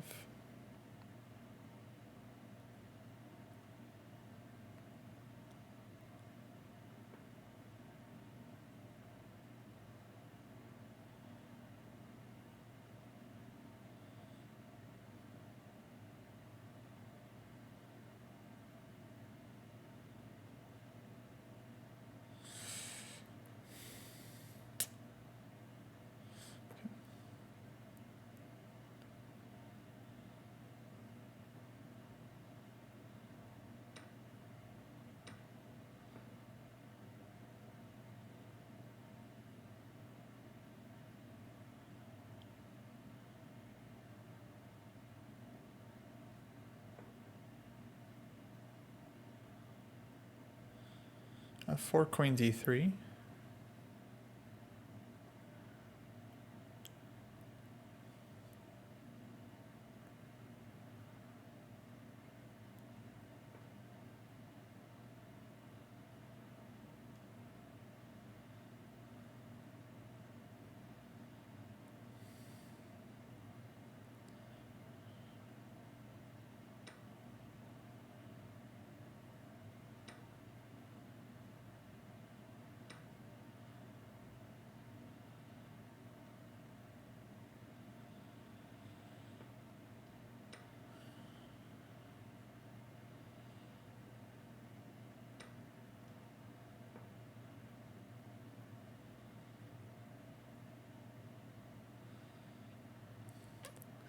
Probably messed it up, but we're gonna try. Gonna try. Gotta get the bishop back. D3 here is very annoying.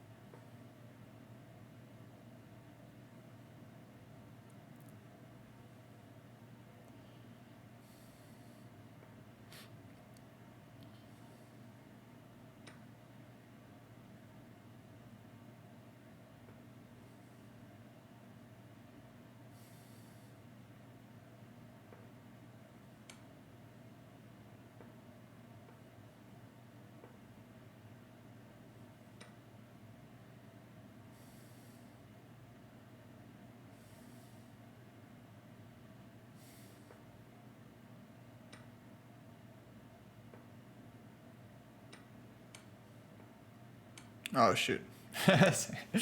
My bad. Ah, dang. Yeah, we're just lost, though.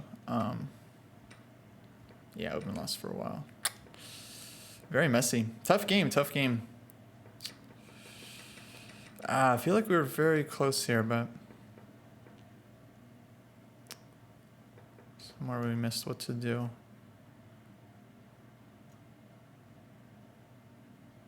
D5 here. D5 here, maybe. And then knight goes, and then F4, and yeah, it's hard. Just closing everything up, huh? At this moment. I didn't think about it here. But it makes sense, because then all the black's pieces are kind of stuck.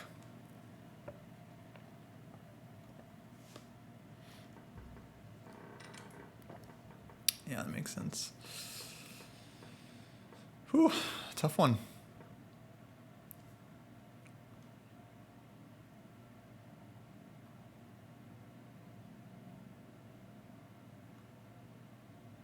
Yeah, maybe B4 there.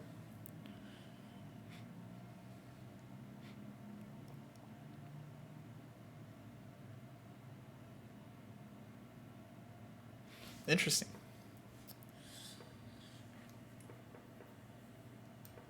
This move, okay, was whatever.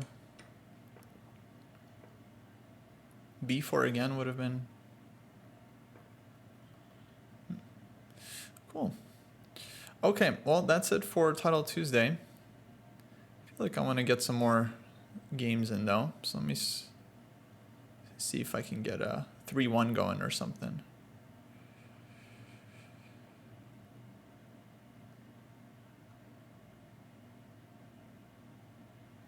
Wait, that was round 11, right? Yeah, that was the final round. Let's see who won. Andreykin. Andreykin's gonna win. Let's go. Andreykin and then Magnus second. Wow. Very cool.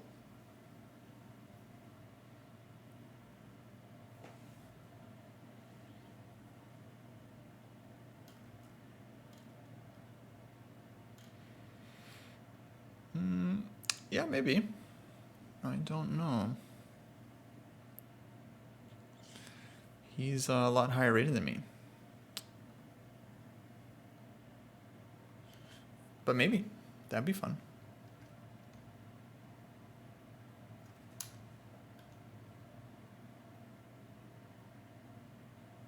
Try to get a 3-1. 3-1, 3-2. 2-1.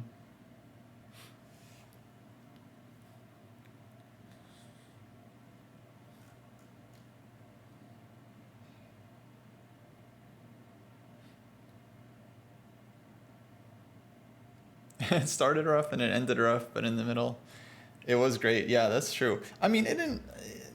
I'm not unhappy with how it ended. I mean, the last two games were interesting games, you know. So I don't mind losing to the 2900s. You know, that's expected. I just want to put up a good fight, try to learn something from the game, feel like I gave it my best shot. You know, I feel like I did that. We had some good games, though. I don't know which game I'm proud of. The game that I won playing well? Okay, probably that one. Or the game where I like hung a rook and then neither me nor my opponent saw it. That game was pretty fun too. Probably the game where I played well. I'll take that game. I think we got one good game in this tournament.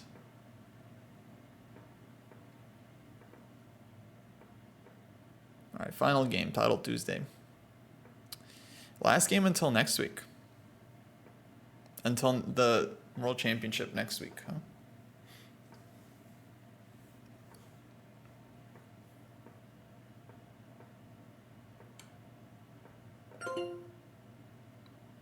Draw. All right, there we have it.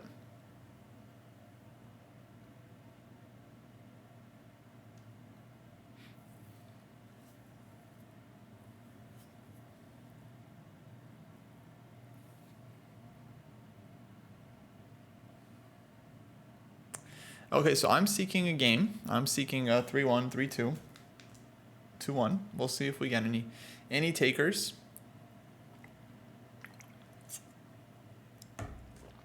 In the meantime, if you're in the Dojo training program, you got questions, feel free to shoot.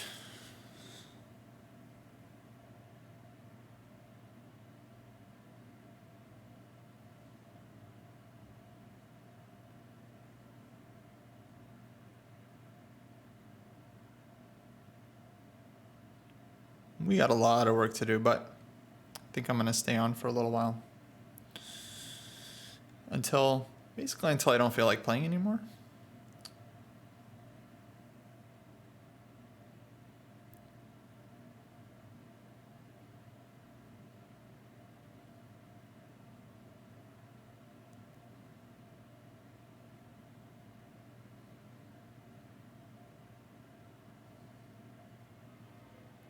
Hey, thanks Steven for the raid.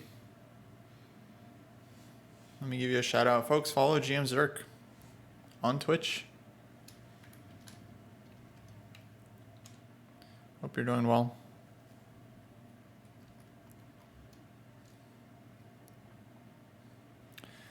Steve, I'm trying to train some 3-1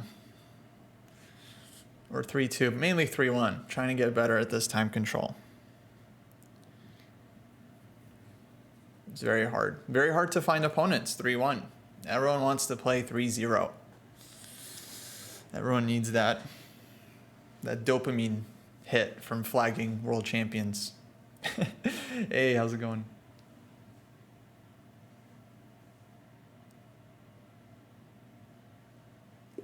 Yeah, you basically just have to, 3-1's not even like a preset.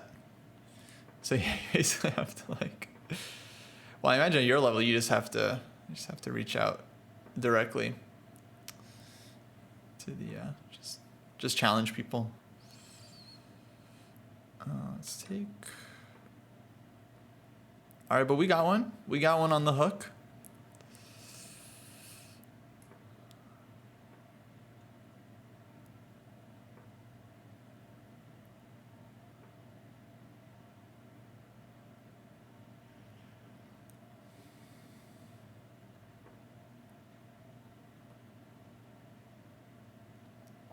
All right, I want to open the E file and try to put some pressure here. Knight goes to D4. Hit some weaknesses. Okay, knight D4, maybe E5 now. Just yeah, while the king is in the center. Okay, this is 3-1, right? So we're not gonna flag if we spend a second here to think. Queen F3 maybe. No, let's take. Wait, knight takes D5, knight F7, anything? Take. Probably not.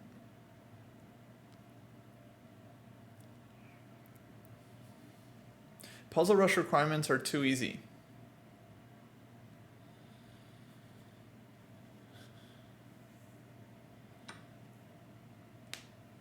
Yeah.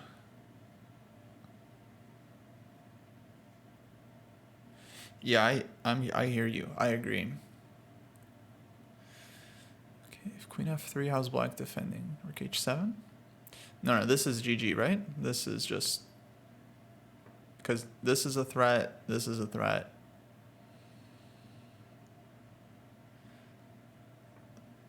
Okay, there's Bishop D6 though, so.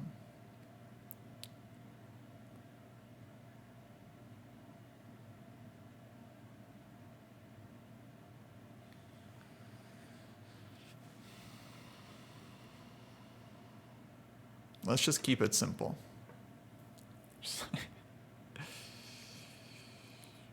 D1.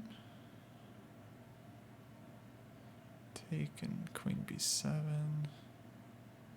Oh, I got it. Queen B7 and Rook takes E6.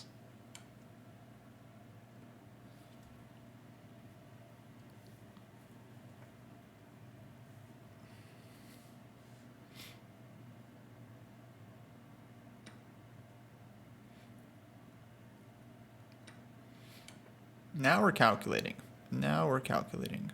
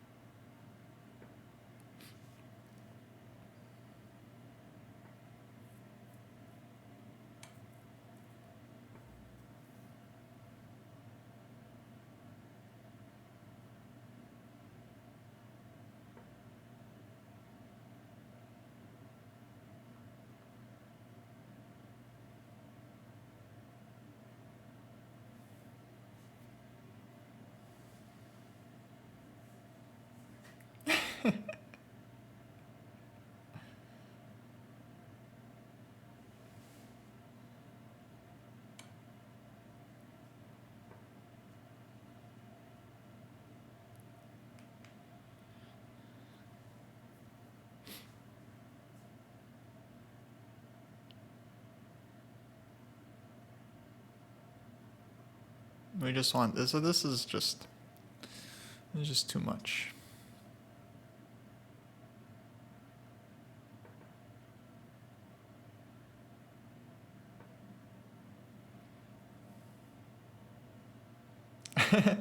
What face is that, Pumpkin? What face is that? I honestly don't know. I'm not in control of my resting face.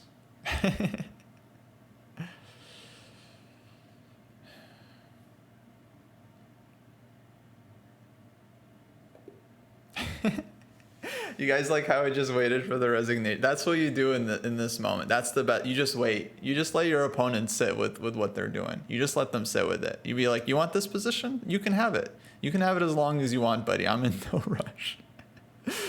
That's what you do. You just wait.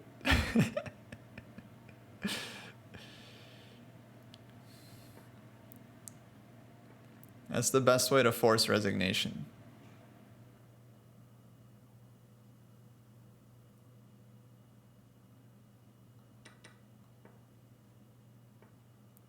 Someone asked about blitz time controls. I don't know why Mubot picked that up, but yeah, maybe. I don't know how happy Jesse and David will be if I start making videos on on how to play Blitz better, but I mean, it is an interesting, idea.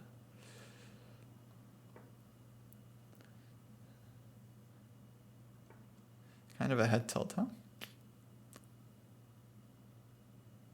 Nice. All right.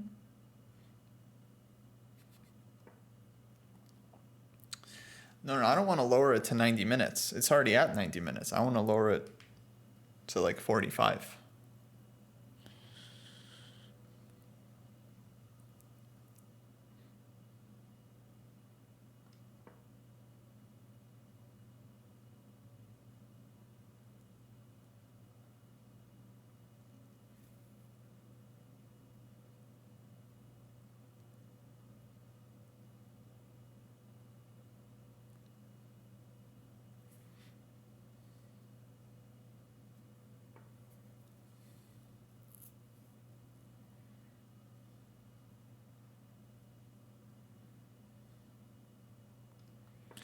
Yeah, do I think pro players are focusing more on speed chess? I think some of them are. I mean, that definitely started happening during the pandemic. People were very much like preparing specific openings for Blitz and preparing for all these like champion chess tours and like these kinds of events. Though I don't know. I mean, it's hard to say. I'm sure it's different for every pro exactly how they approach it, but.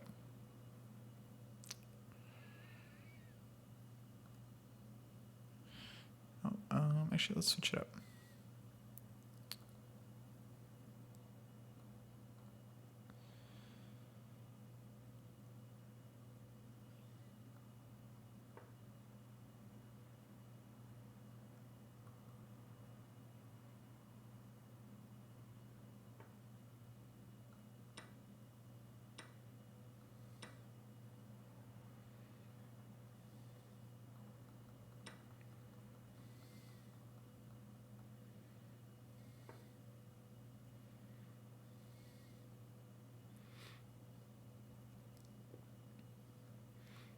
Okay, bring this guy back. Maybe here.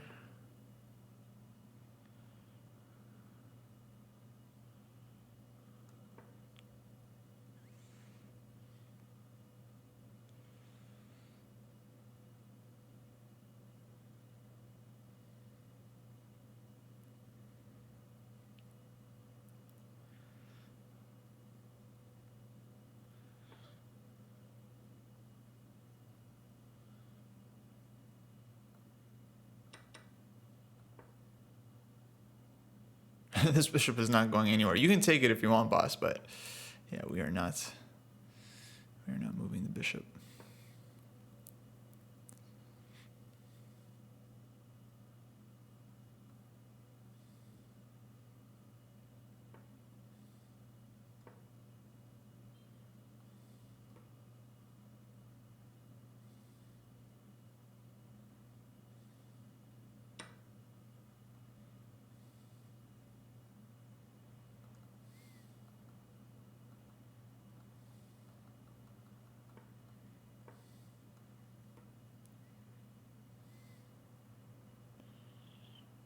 It probably is not going to take.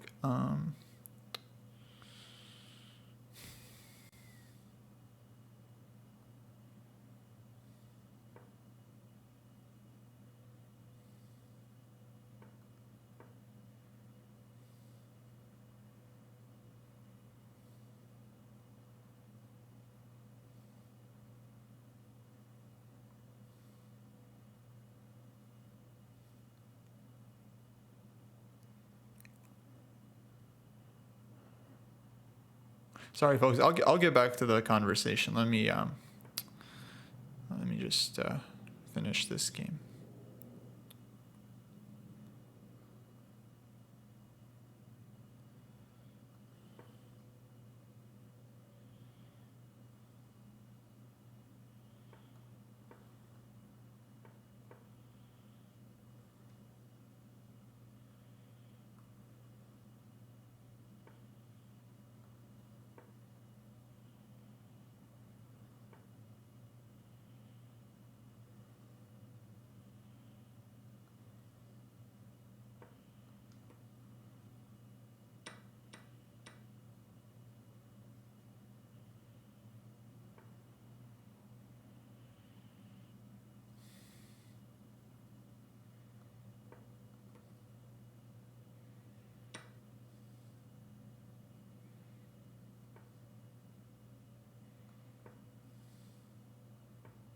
Oh, wait, what am I doing? Of course. Hello.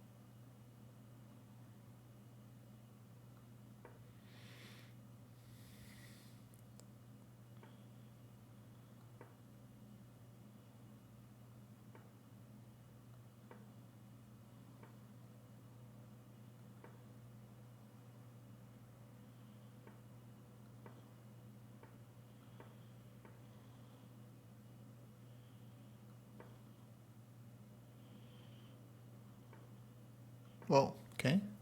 Yeah, now it's winning. Now it's winning. You have to go king d3.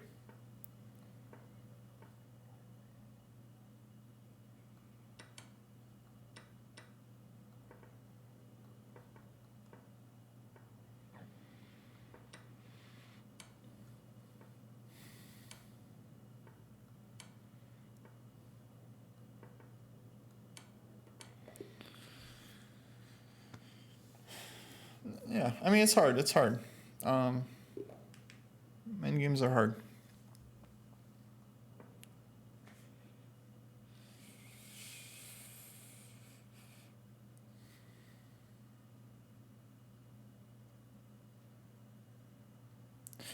Is there a name for my opening with black? Yeah, with black, usually I play the King's Indian defense against d4. Was that the one we were talking about? But I'm glad you're enjoying the training program. So yeah, time control, I feel like, yeah, you just got to be a little... Just got to make it a little slower. I mean, like, faster. Less time. Less time.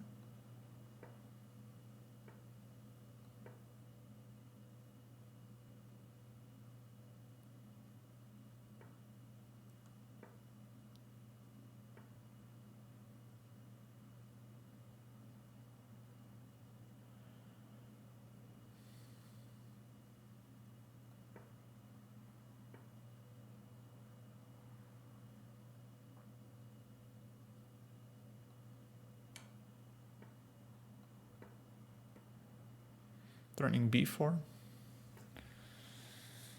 Okay.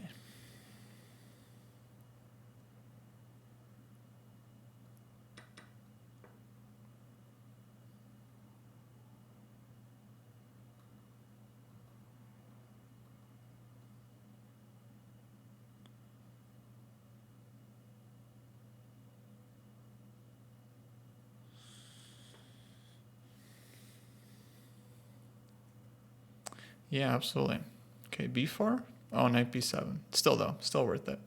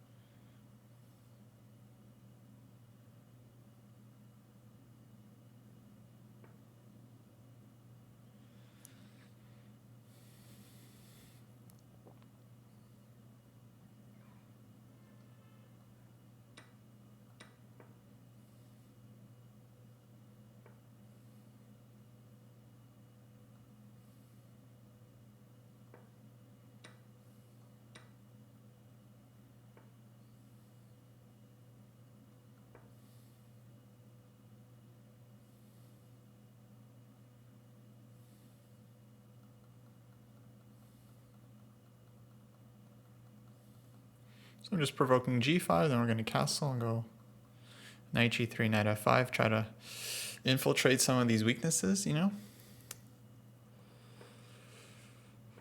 See what we can do.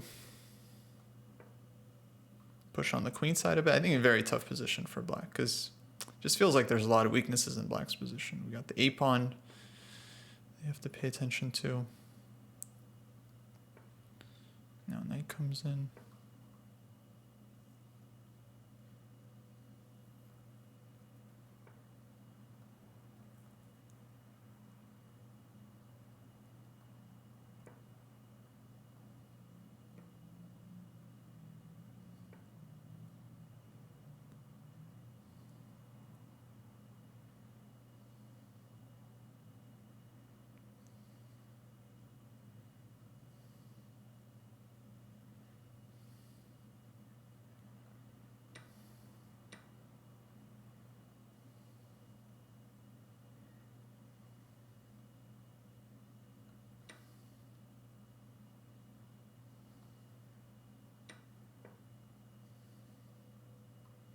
Queen a2 check. Remember from the other game. Now I'm not going to miss it this time.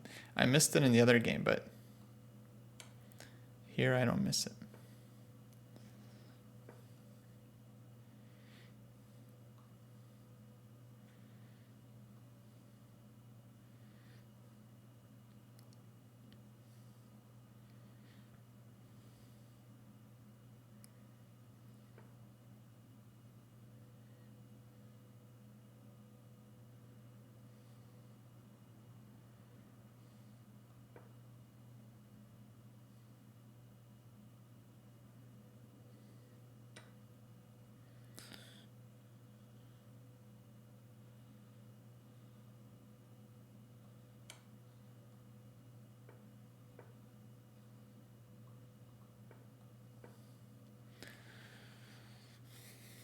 Now we're calculating. Now we're calculating.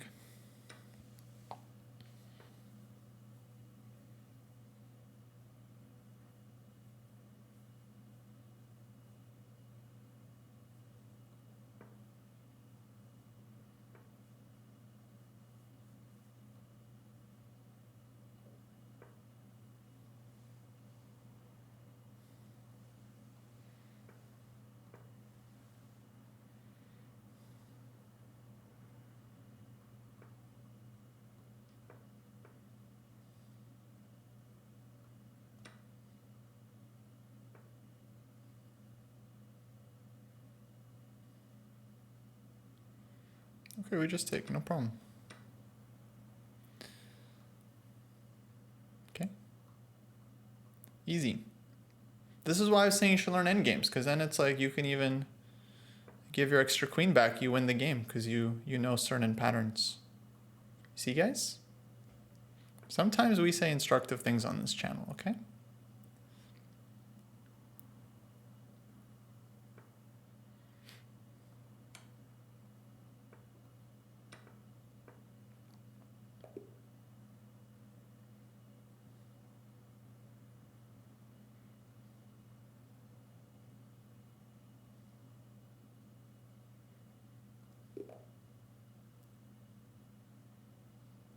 Thank you, thank you.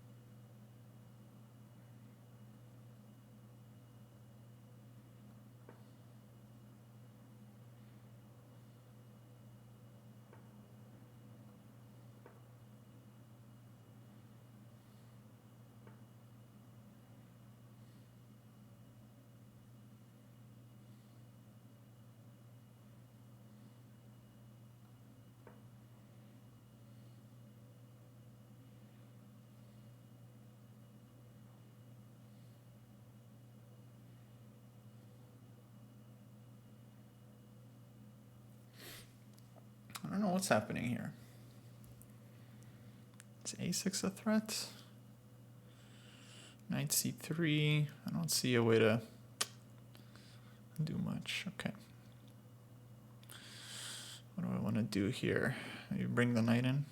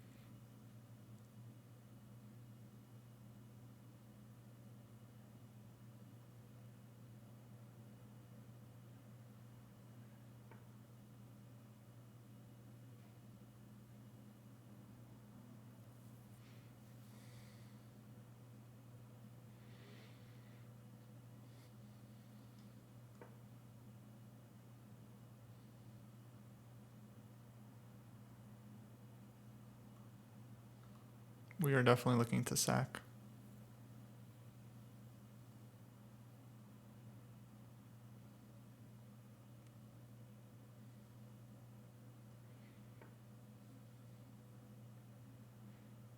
Oh, queenie one.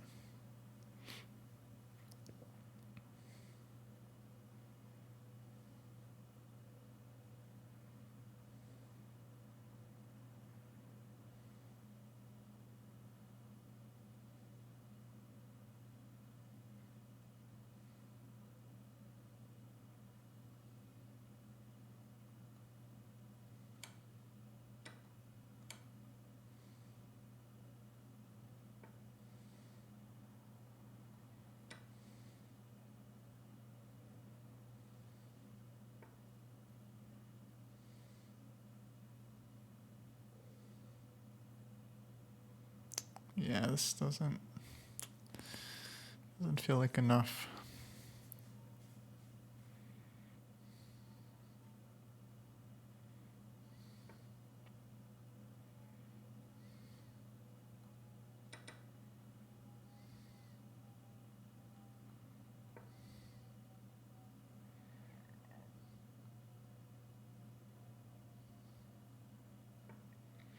Okay, knight c7.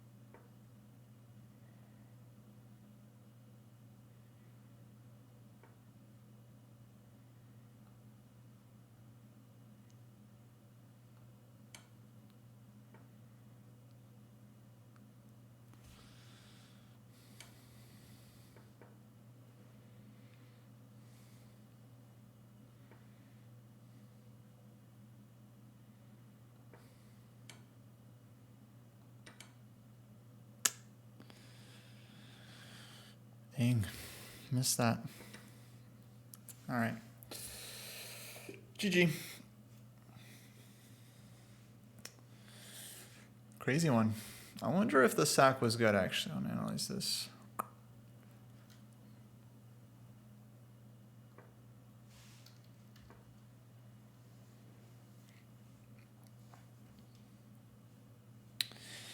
Hey, GM Wanted. I do not.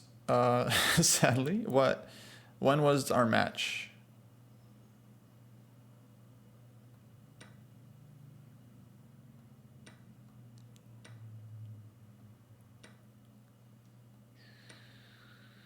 Wow, apparently could have gone for this. I'm good for now, actually. I'm good for now. I've been playing a lot. We played 2 full title Tuesdays today. And now a bunch of games. So knight f3 was the way.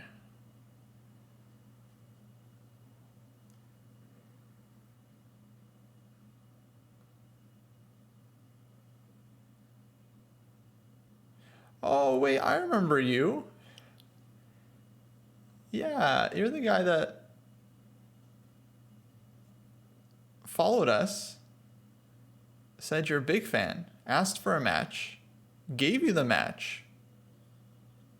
Your channel loved it, and then you unfollowed us after the match was over. And then you just followed us 2 minutes ago.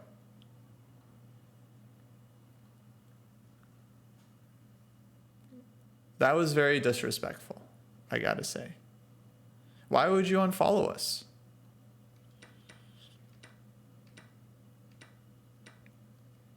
Following is free.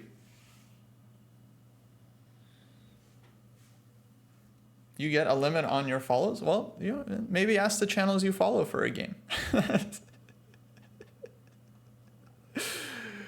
Yeah. I thought I was doing you a favor.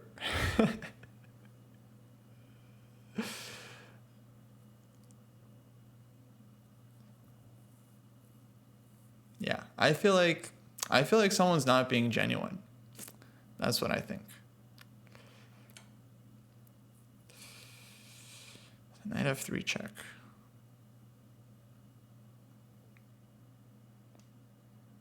Is that even true? It's Twitch limit follows. There's a 2,000 max cap of channels you can follow.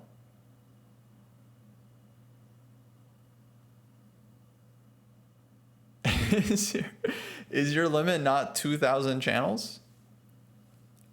How many channels are you following? Jeez Louise. There's not even 2,000 chess channels.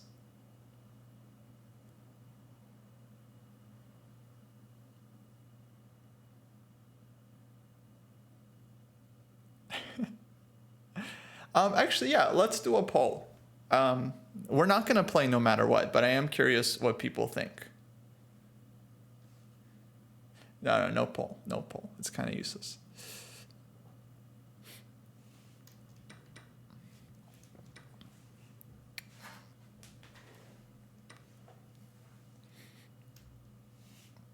So this would have been good for black. This was the way.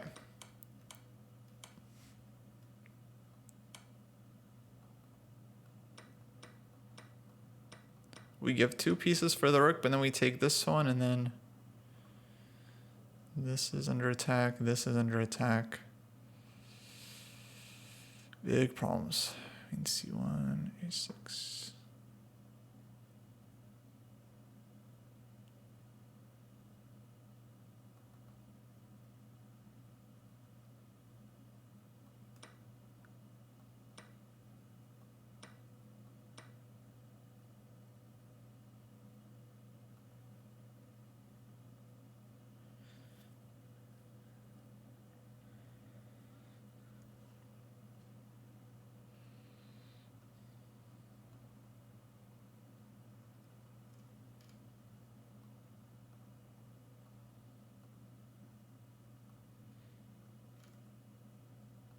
I feel like someone's not listening.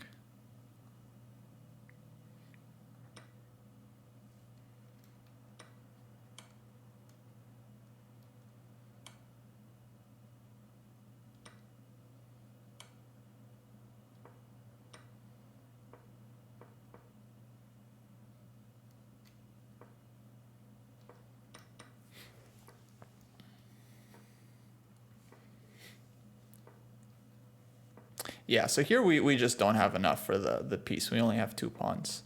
So the sack actually wasn't terrible, but...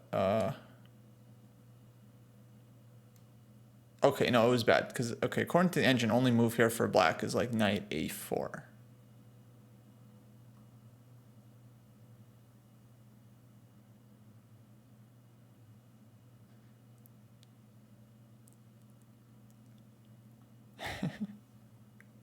Knight a4 I don't understand at all. I guess it stops bishop b2.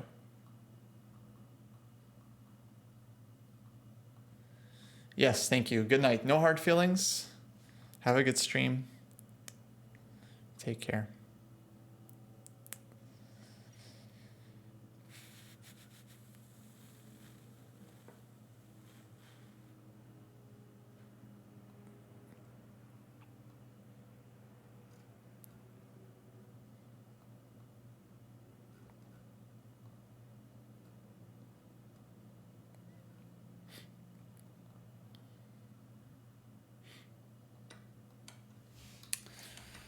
Okay.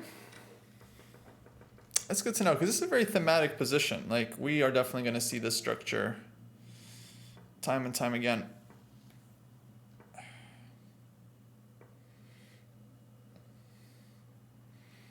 Oh, are you guys...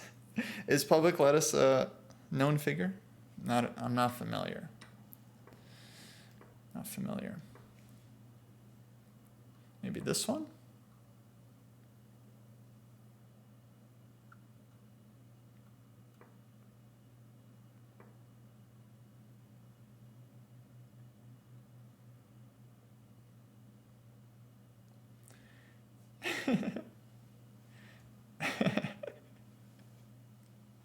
We gotta go after that. We gotta let streamers know before he scams Gary or Danya out of some games. Before he scams another streamer, we gotta let the community know. Watch out for this guy. Wanted, GM wanted. Follows your channel, pretends to be a fan, asks for content, and then unfollows. And then lies about reaching the follower limits. Lies. Just say like, well, my bad. Just say my bad. I don't know if he was actually provoking me, but I didn't feel too provoked. Honestly, it didn't take that much. Oh, I see. That's good to know. That's good to know. Nice, we got spies on the inside. Yeah, it's really unimportant. Honestly, I'd be happier if the whole thing went away. Really? That's so funny. You know, maybe he's a Logan Paul fan or something. I was watching this thing with like Logan Paul. Guys, how do I set it so that I just never want to see anything about Logan Paul, Jake Paul, Dylan Dan, these guys? Like, I just want nothing. my Twitter feed is just like filled. And now I'm like, I want to see what happens in this fight. I'm just like,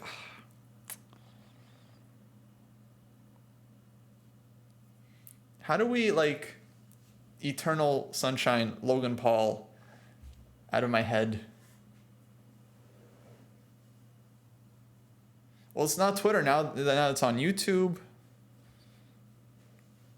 It's just going to be endless for the next month. I mean, they're doing a good job. I mean, it's just annoying. You know, they have this fight and I don't know, promoting it.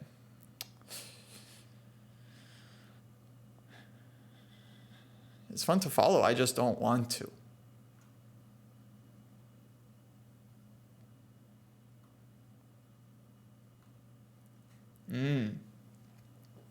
Yeah, TikTok's a tough one.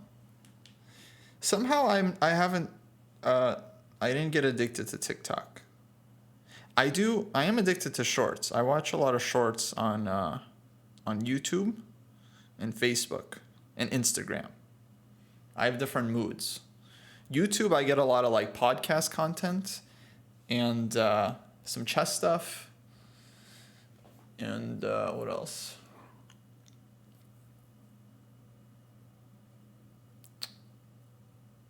I'll get like clips. I'll just get like clips from TV shows. Facebook's wild. I'll get like, I think I get a lot of cop videos on Facebook. That's my Facebook algorithm. A lot of cop videos. Lots and lots of cop videos. Actually, I feel like Facebook, I get like a few kind. I get cop videos. I get kindness content. A lot of kindness content. I get parody kindness content. That's fun for me because now when I watch a video, I don't know if it's like a real kind of like, you know, kindness thing or if it's like a parody one. So, you know, I'm always on my toes because there's a lot of parodies now out there. And then sometimes I'll just get like straight up,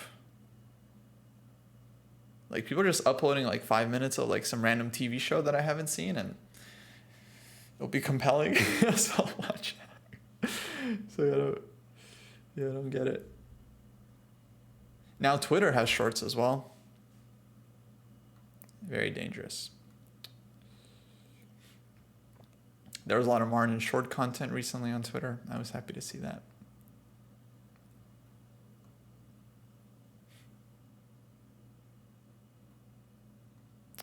Okay, where are we at? What is it? We've been streaming for 3 hours? Okay. I think maybe we take a small break. And then we'll get back to it.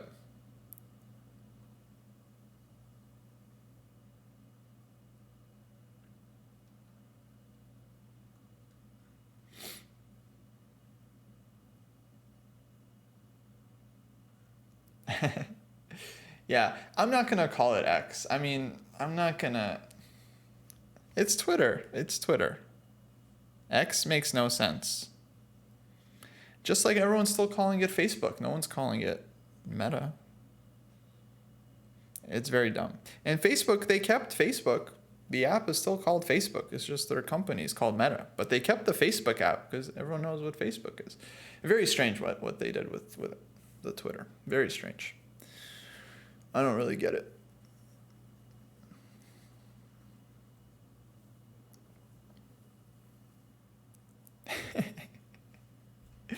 Yeah, you can't claim a letter. Letter X is protected. Can I get K? If we're claiming letters, I want K.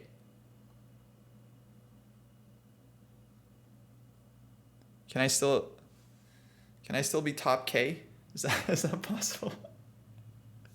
I want to be top K. Just a good positive force for humanity. Toxic positivity.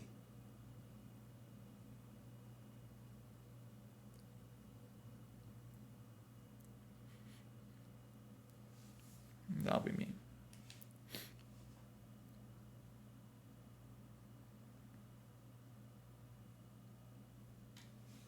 Big K dog? Okay, I'm accepting nicknames. We got Coast to Coast. I like Coast to Coast. It's kind of funny. Both versions, Coast to Coast and Coasty Coast. Yeah, there's some differences there, but I like both versions. Hey, thanks Pumpkin for the gifted sub. Big K dog. Boomer nickname. It's funny.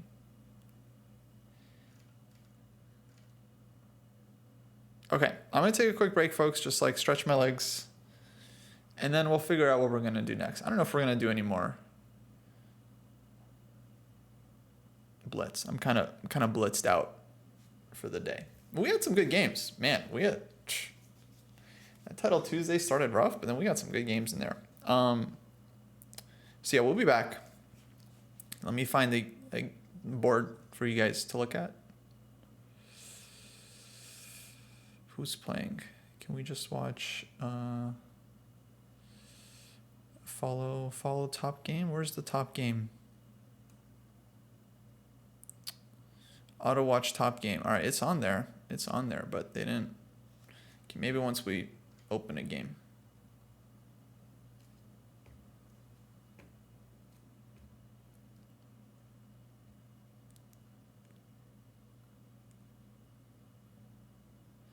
Just open up some games here.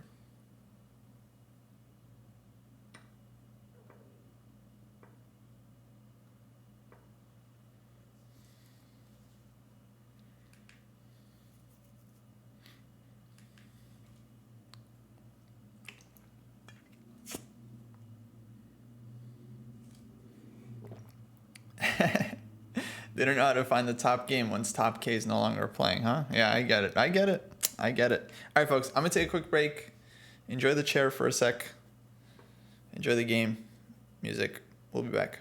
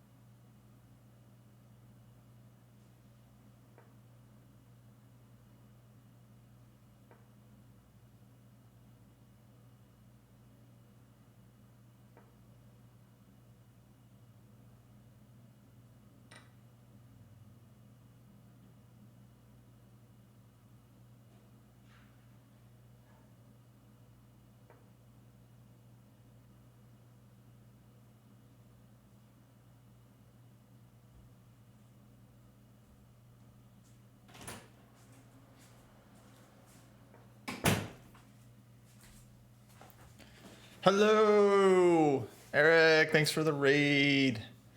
What's up, everyone? I was here the whole time. How's it going? Hello, hello. Welcome to Dojo. How's everyone? We were just taking very quick break. But we're back. Welcome everyone to the stream. Let me know where are you all watching from? Cool cameo right into the chairs. That's funny. Hello. Oh, we gotta change the title. Folks, we're gonna open it up. If you guys have questions about chess improvements, you let me know. We're happy to talk about it all. This is Chess Dojo. We try to focus on more educational chess content here. Try to teach you folks how to get better at chess, improve your game. So welcome. I was just on a quick break. I saw, I don't know if you guys, on my break, I checked Twitter, as I usually do. I saw a new video from Hans, very interesting. Inviting Kramnik to do a training camp with him. Fascinating video, fascinating. I don't think it's gonna lead much, unfortunately, but yeah, it's an interesting development. Let's put it that way. It's an interesting development for sure.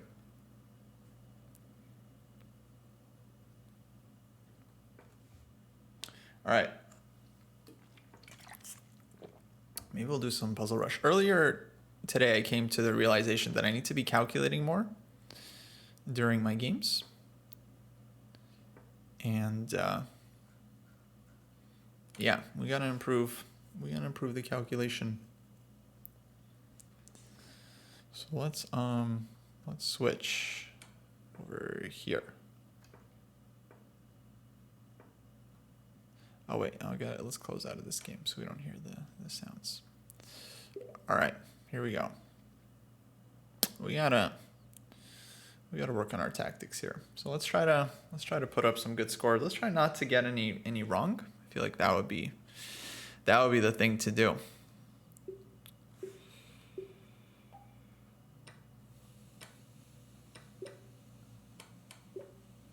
I don't care about speed too much. I just want that accuracy. Oh, okay. Just want that sweet accuracy.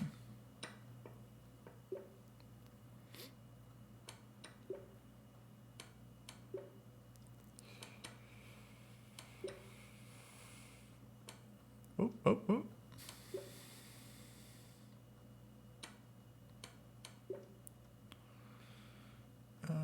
Here?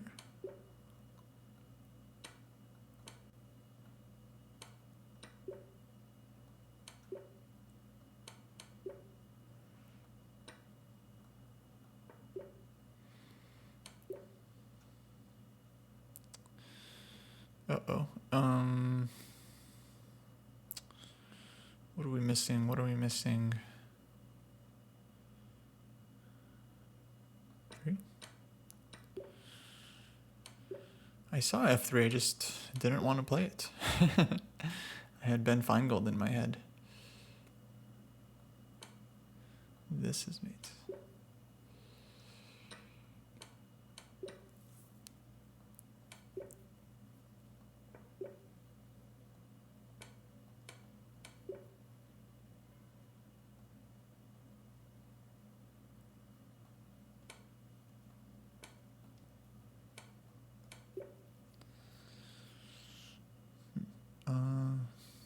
This is weird. Let's take. All right, cool puzzle. 10 out of 10.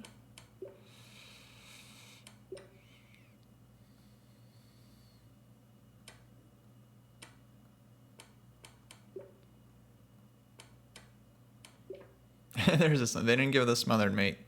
earlier, so here it is. Okay, wait. What is this? This one, right?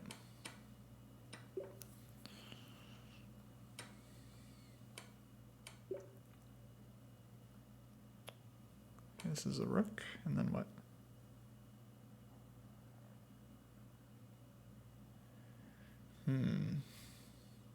Here? Nice. Let's go. What is this? Take and knight c2. Okay, great. Okay, what's this?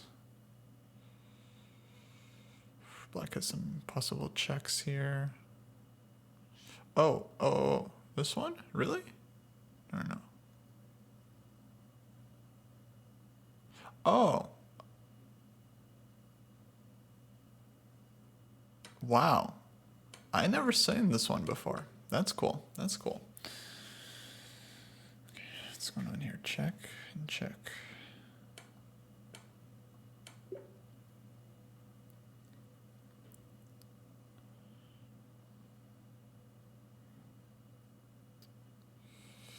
What now? What now?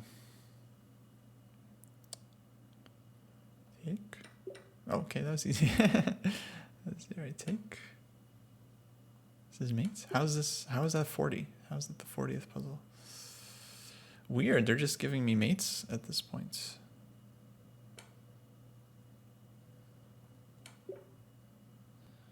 Okay. Gotta go.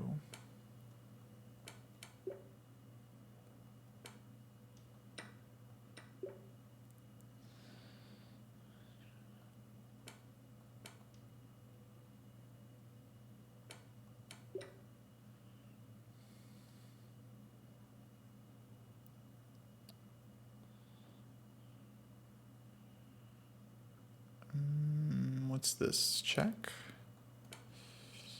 And 4. Oh, okay, take. Not expecting that. This has to be this.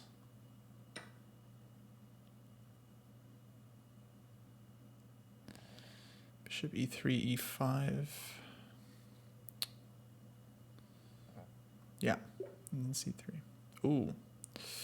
Oh, we got no time. I don't know. Check. All right. Well, we got no time. What to do? 93? I don't know. I'm just totally guessing. Okay, 48. 48 up. Oh, number 3 all time. Jeez Louise. That was a warm-up run.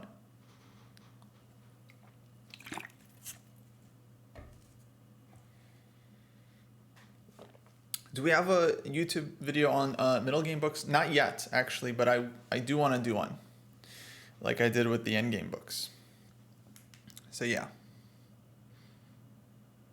I do want to do a video on middle game books. Also, I want to do a video on tactics books. Hey, we did pretty well. We got 48 correct, and then we ran out of time. So here, okay, this one, if we had more time, probably we'd figure it out. Let's think. Queen a5? Yeah, queen a5. Because check, there's takes. Or queen d2, we can take here. And bishop c3, just take and take the queen. Yeah. Okay, nice. What else we missed? This one. Okay, we don't have time, but let's think here. Knight here, maybe? Knight d4. Okay, but check. H6. Knight d4. The double threat. And then if rook f1 here, I guess knight f3 check, it's kind of queen e4. It's painful for white. Okay. And then this last one, we just didn't have time. But I guess we take. And now...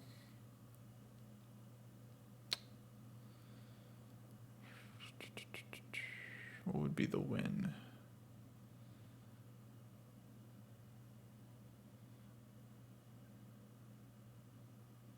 Knight d2 check, king e2.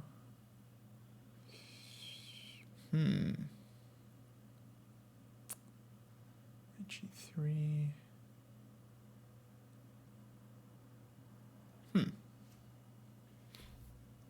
What's the win here?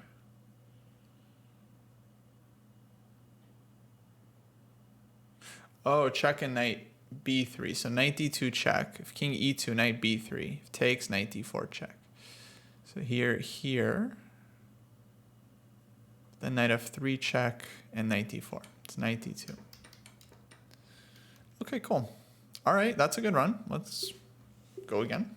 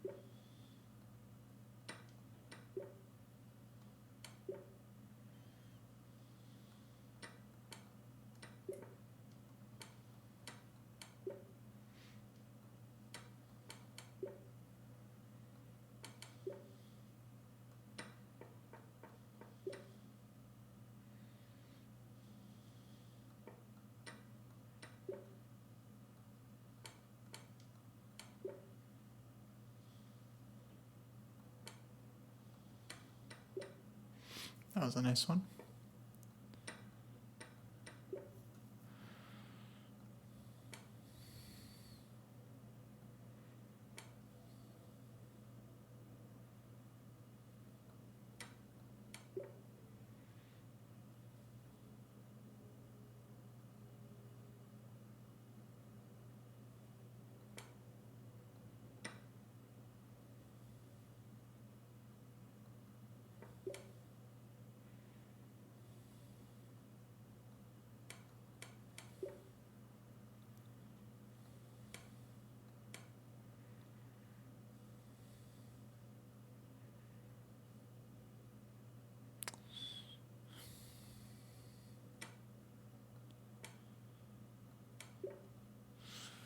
Okay.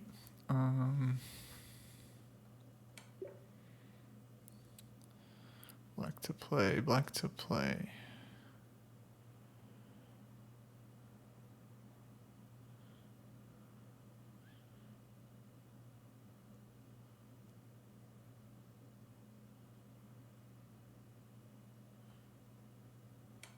Shoot. Thought I saw something. It's okay though.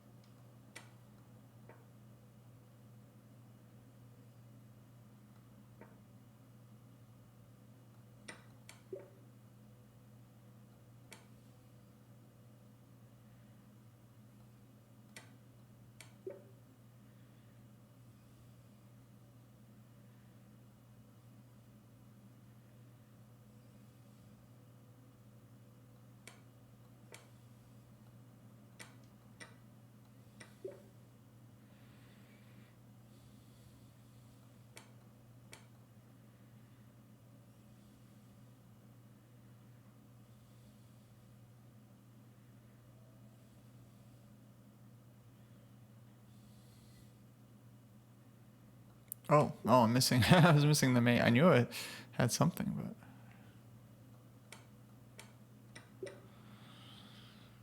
Okay.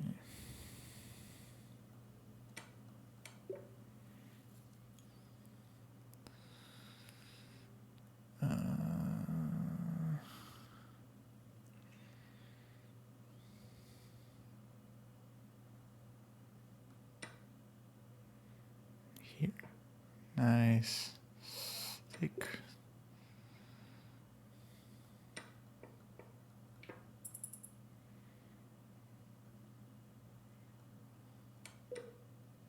Dang. Oh, I blew it. Ooh, that's close. It's close. Hey, thanks for following, folks. Thanks for following. Welcome, welcome. Guys, if you have questions on chess, tactics, life. Okay, what did we miss here? G5, I thought. Oh, this is simple. G5, King E5. I was thinking like check, but it's Knight C6. We just have the immediate fork. This we really should have solved. That's our bad. Okay, whatever. And then this one, for sure there's a way to trade queens here or something. What's the win? Here maybe? This one? Oh, wow. Okay. That's nice. That's nice.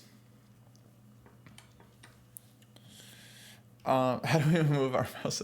I'm honestly not that fast in terms of the mouse skills. Like not even close to these other guys. I think this is mate. I am calculating quickly because I'm seeing the patterns quickly.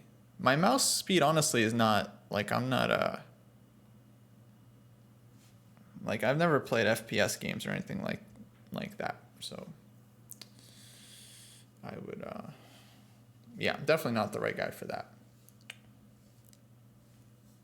But okay, the pattern recognition is definitely there. And I mean, for everyone else, I imagine it's just takes a lot of practice.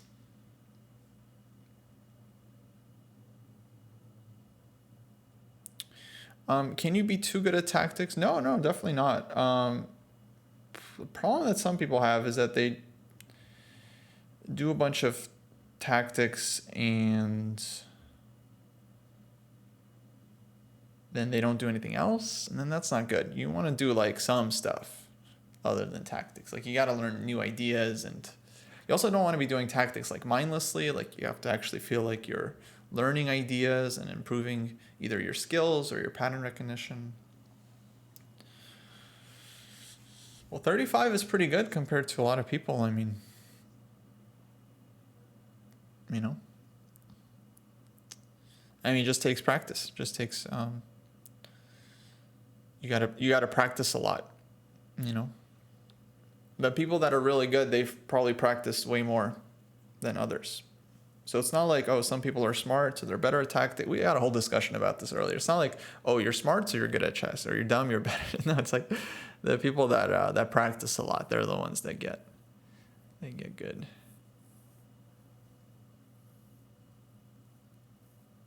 Oh, that's awesome, Zanyuak. That's awesome. Yeah, it's tough. It's tough.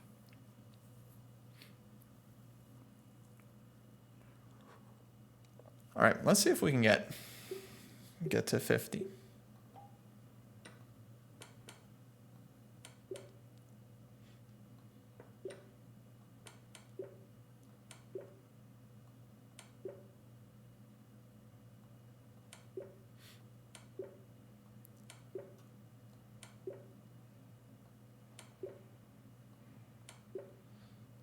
I think it's really more about board vision and not mouse speed. Honestly, the mouse speed is really not that great.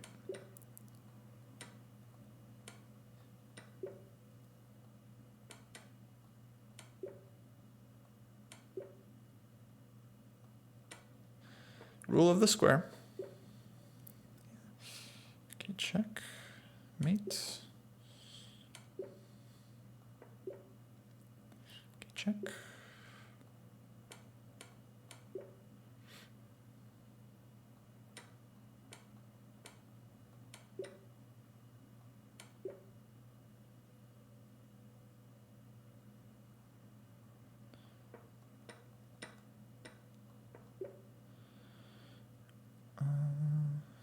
Ooh, classic.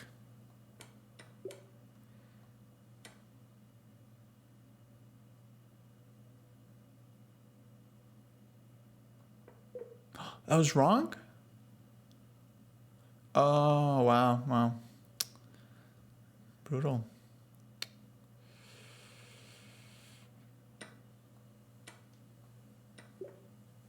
Okay, gotta forget.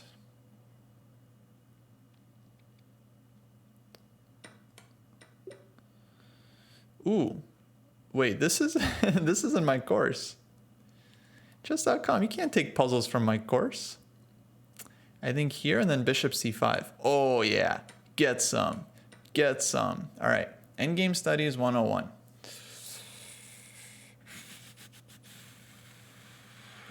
Trying to trick me with my own spells. Unbelievable. All right, what's going on here? Queen trap? No, knight c4.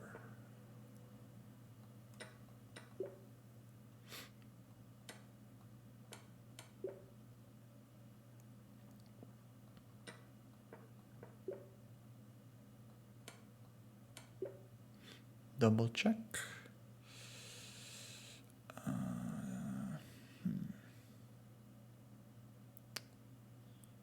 F2. Okay. Honestly thought that was right.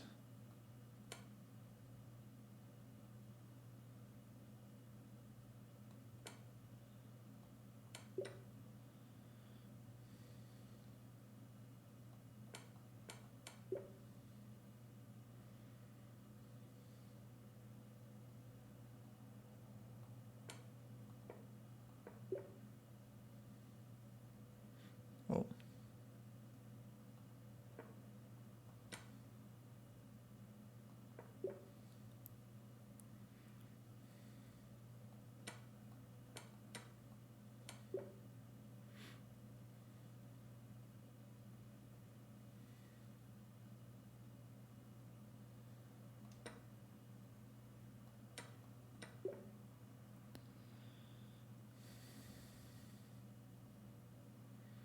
Wow, what is this? Why is our king on e8? Oh, this is mate. Yeah, position was so weird. I didn't recognize mate.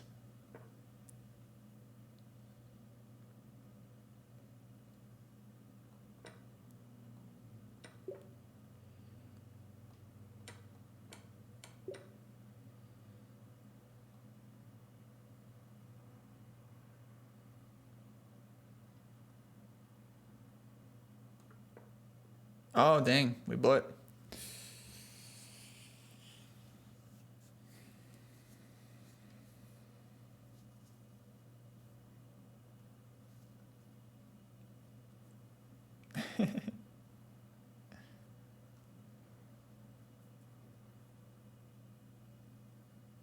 You know, I think Zanyabak, they only give you credit for the ones that you do solve. So if your top score is 52, I think that means you solved 52.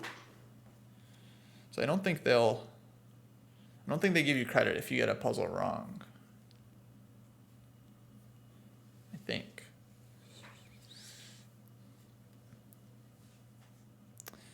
Okay, here. Oh yeah, this one we really failed. I thought king g5 so that we don't hit the promotion square. But this is actually right. Because the problem with this is that black's king goes here, we come up, and then b5, and then we got the problem. And we're not promoting with check anymore. So king here first, then we're promoting with check, and if black plays king e6, then we win at tempo. So yeah, I really flubbed that one, but that's okay. And this one, knight g3, okay, same idea. Better execution.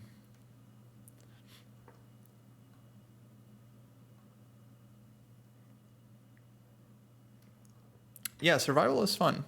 I wanted to play rook d8 here, but I didn't understand this. That I'm getting out of checks. So here and then b4. Yeah. Very nice. Okay, let's try again.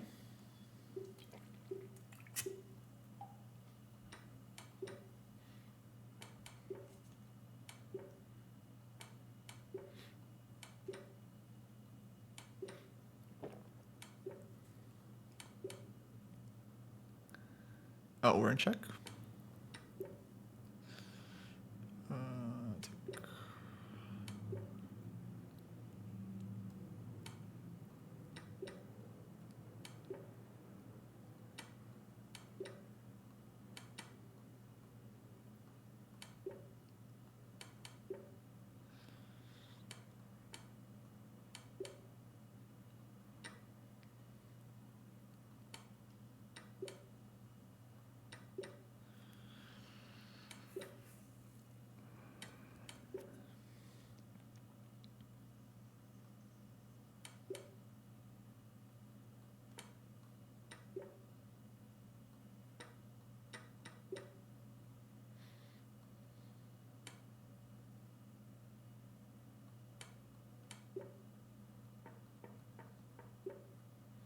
That one's a little bit simpler.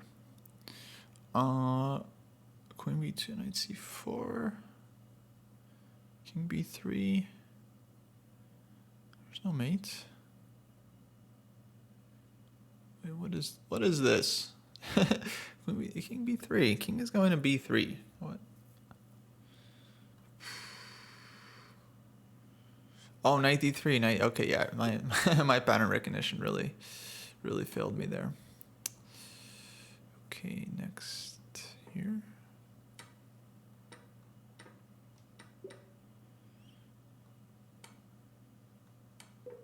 Oh, shoot. Okay, guess we missed something.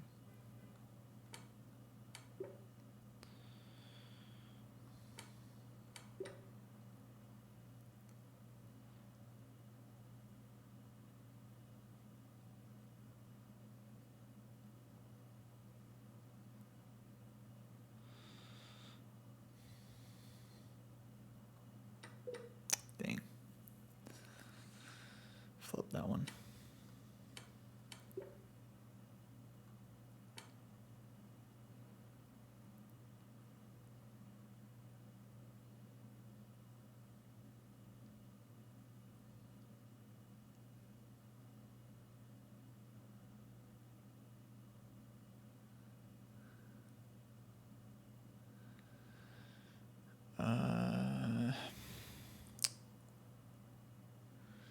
What are we missing? Check. Here.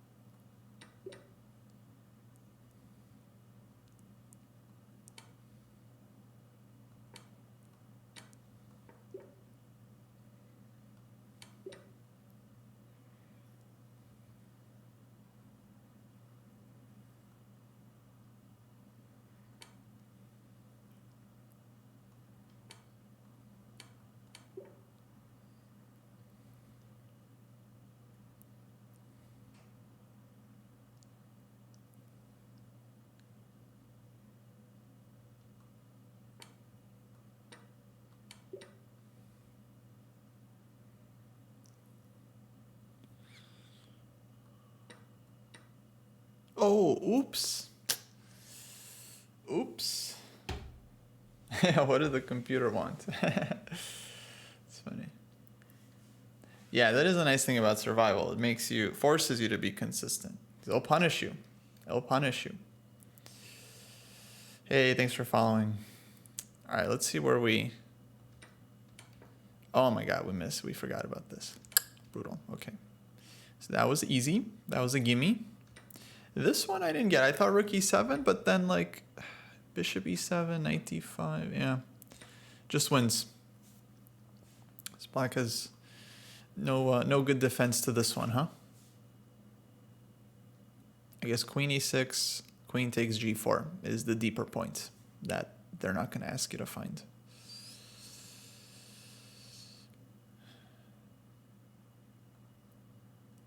Oh, and then this one, I guess we take here, and then both knights are hanging.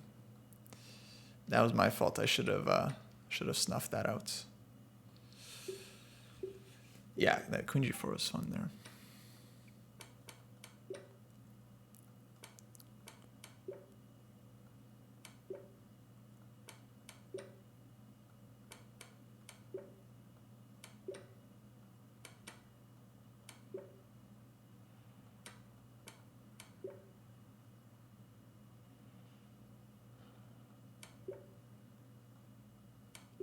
Don't you hate it when you calculate and they're like, oh, correct. Okay, I didn't even see like what that. I just saw a move and I played it. I didn't even. I didn't even know what I was doing there. Just totally like. That one we were playing for speed.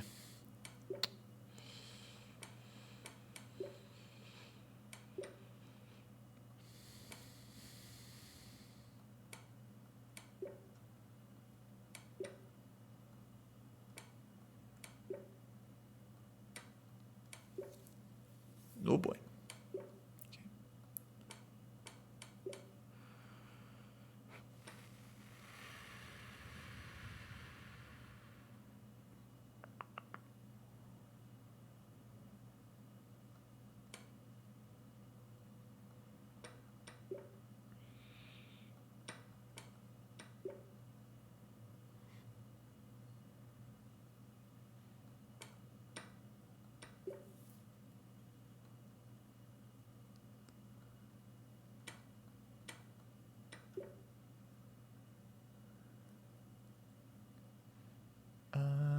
What's going on here? Check. This one.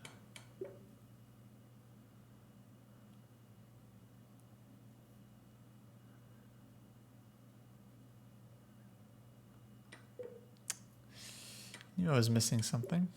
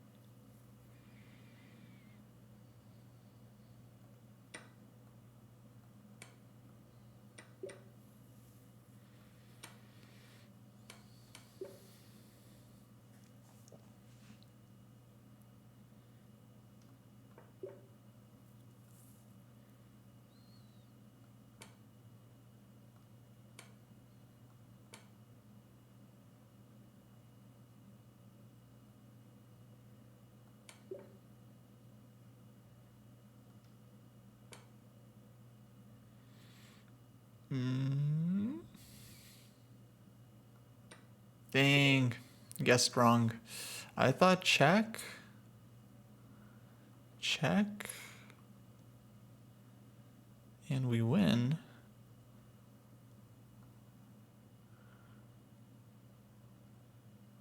Oh, I should just move the king. Why am I taking the pawn? Why am I taking the pawn? Just move the king. King h6. There's no checks. No checks. Game over.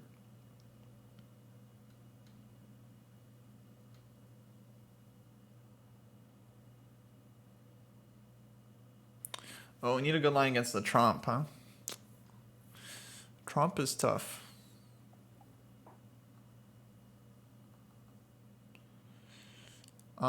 Queen takes pawn, then we lose our mate threat, and we're down. We're still down a rook, so I can go here, for example, and it's gonna be hard to get the mate threat back. So king h6, we're just mating next move. Yeah, just mate coming.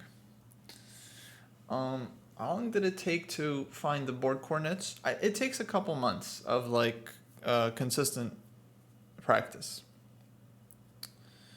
So you do wanna know the board coordinates. Absolutely. They're like online trainers and drills and stuff. You can also just do drills with an empty board. You don't need a specific trainer. You can just, or an app, you just take an empty board and just start quizzing yourself. Just close your eyes. Just be like, all right, what color is C6? And then try to figure it out. And over, you'll get there. Just try to like visualize the board, try to recognize the squares. We have a couple of drills in the Dojo training program that I suggest. We have a visualization guide, but one of them is, level 2 of this would be to, again, close your eyes, you're playing blindfold, and then you just put a piece on any square on the board, and you find all the legal moves it has. So you put a knight on D4 in your mind, and then you think, all right, knight on D4, that can go to E6, C6, B5, B3, C2, E2, F3, F5, right? And you take a different piece, queen on G7, right? And then you say all the squares the queen can go to. I'm not going to say because there's a lot of them, but you guys get the idea.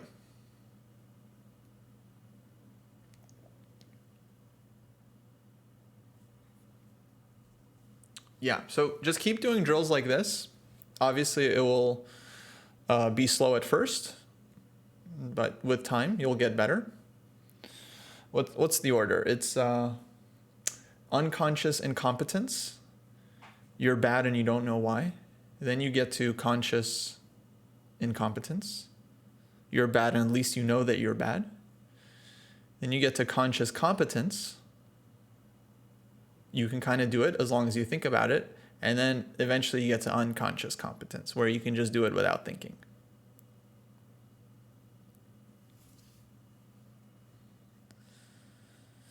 The knight c6 line, I wouldn't recommend finding tricky lines against like random side line, like trompe or random side lines. You're not going to see super often. Let's switch to our board. Trompe, I don't know. I think there's some simple solutions for trompe.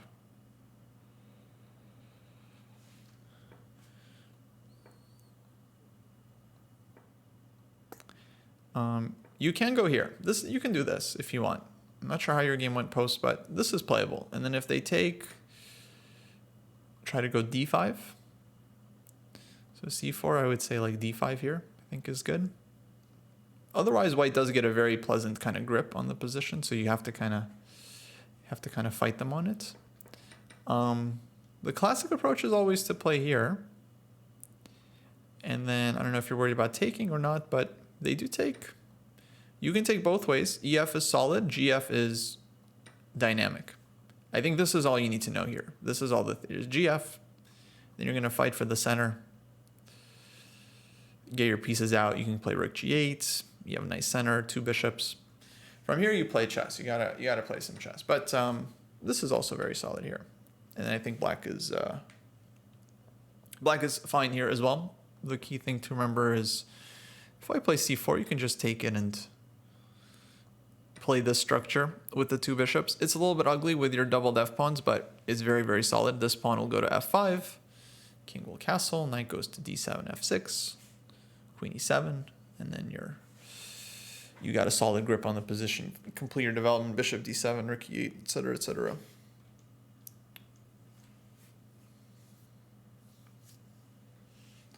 Play the Borg with knight g4. Knight g4 I haven't seen. That's interesting. Oh, let me make a note of some clips I want to do.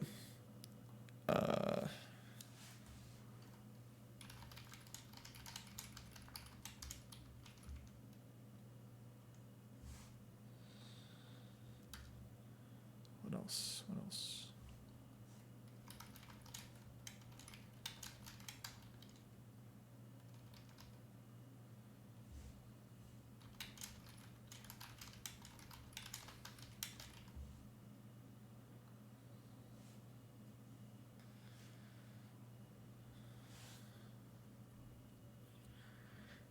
David argued the exchange is white's best option in the kid. I'm not sure I'm not sure that's what he said. I don't remember that. What video was that? I'd be surprised if that's something David said. I feel like that's not quite right. But yeah, it's definitely not one of White's best in terms of, like, let's say trying to fight for an advantage. Definitely not.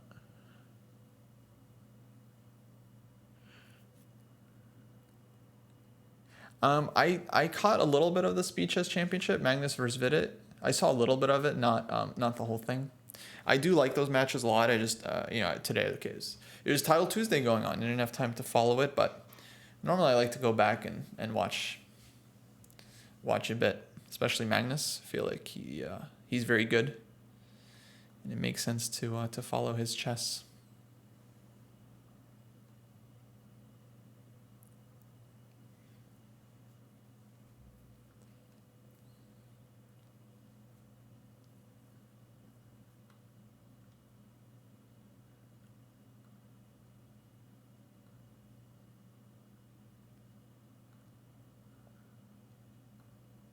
Have I played blindfold games? Yeah, actually, I think a week ago on this stream, it was very spontaneous. I played 3 games blindfolded. 3 whole games.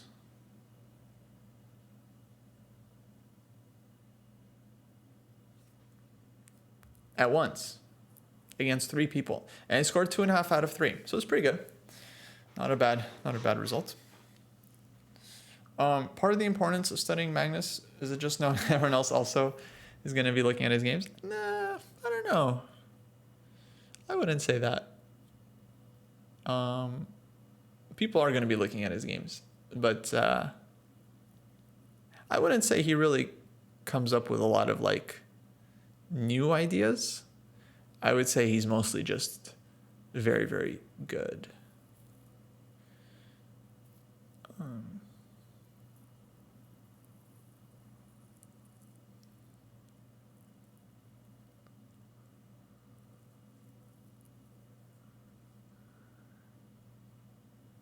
Oh, sorry, blocked your link, but we can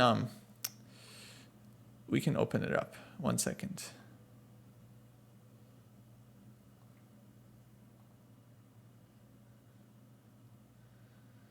Okay, 54. King's Indian. All right, let's listen to David. Say against the King's Indian defense. You guys hear it? Opinion of this beautiful opening. The King's Indian defense is kind of dubious for black. It's a lower tier defense. Ouch. For sure. Oh, not super well. Those are fighting words. Do you see how he said that so, calmly? Those fighting words so calmly. Okay. Oh, there's music. I'm sorry. Forgot about the music. I think that there's a lot of systems that are good for white.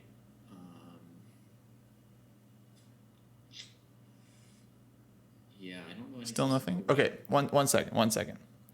Let me fix it. Oh, was it fine? I could make it better, but if it was fine, it was all right. That I can get equality against for black. I have mainly played the Gligorich, or I've most often played the Gligorich, so it's what I know best, and I'm pretty confident that it's very good for white. I think the exchange variation also is probably pretty pleasant for white. I think all the lines are good for white, but I guess if I had to guess which one is the best of the best, I would guess the exchange variation. Interesting. Look at that. Hear that, Kostya? I think if you let some really, really good openings, really good. You heard Eugene Perelstein. He was joining Grandmaster. He was on this show. You might have heard him be like, "Wow," because he's also a King's Indian player. That's surprising. Well, at first he was kind of waffling. He was like, "I play the Gligorich. Gligorich I always thought is the best," and then he's like, I think exchange is probably pleasant for white. And then after some thought, he decides that exchange is the best. Okay, so I don't know how he changed his mind in 10 seconds from going exchange is probably pretty pleasant, which is one thing, versus that's clear to go. All right, but I want to hear his reasoning. Because what? Like engines run on it, like however they came up with knight f3 d3 against the Caro. I think they'll play the exchange variation. But you were saying that if you play the King's Indian, you have no right to fear the exchange. Yes, I'm saying if you play the King's Indian and somebody exchanges, you're like, oh, what? What's this position? Like, no, I mean, you picked the wrong opening. Like, you should expect that kind of stuff. That's like the point of your opening is you're challenging the d4 pawn, right? And you're saying that you've got enough pressure on d4 to make white resolve the center. Yeah, he's talking about... So when they resolve the center, you can't be like, huh, what's this? You're this playing position. for queens. I mean, they're just trying to say that your bishop on g7's not that good. Okay, really interesting. Well, we definitely have a disagreement, and let's say I think the King's Indian is a great opening for whatever level of player you are. Thank you, Jesse. Yeah, so I think there's not a whole lot to work with for David there, because you kind of heard him, like he was just like waffling. Like he just kind of picked the line almost at random. The interesting thing is Jesse's the one that's actually... Jesse used to play this all the time. So he's the one that's actually a big exchange player. And it's funny. He definitely disagreed with David. He's like, that's not the best line. Yeah, I mean, of course it's not... Yeah, it's not best. I don't like, honestly, I didn't understand David's reasoning at all there. Like it sounded like what he said was, if you ask the engines in a couple years what line is best, he thinks they're gonna come up with this line. But yeah, that's like very speculative. Right. So right now, if we ask the engines, exchange is like one of the worst options. It just leads to like dead equality, basically. Like there's no advantage in a lot of the lines. So yeah, I don't know. I think it's a pretty kind of harmless variation. There's lots of better ways to play for white. So yeah, if you're trying to make a draw with white, this is a very good option. But if you're trying to like play for the advantage, I think. Yeah, I don't think black has a lot to fear here. I mean, you guys can check the database. Like, if you look at this position and see what are the top players playing right now, very few are playing this move. It's going to be castles, it's going to be bishop e3 and d5. These are like, all three are considered much more challenging. So, unconvincing by David, unconvincing, I gotta say. And yeah, I wouldn't recommend it as white. It might work for Ulf Anderson. Ulf Anderson, of course, is really good endgame player, endgame specialist, you could even say. But yeah, I don't know. For most players, I would recommend something more aggressive, like for example, Samish, I think, is a fun choice for developing players. H3 line also can be fun. You know, I did a whole video on this one, on H3, bishop E3. I think this is still very challenging for black. And there's lines like bishop E2, bishop E3 here nowadays are very sharp. And then like there's H4 and G4 ideas.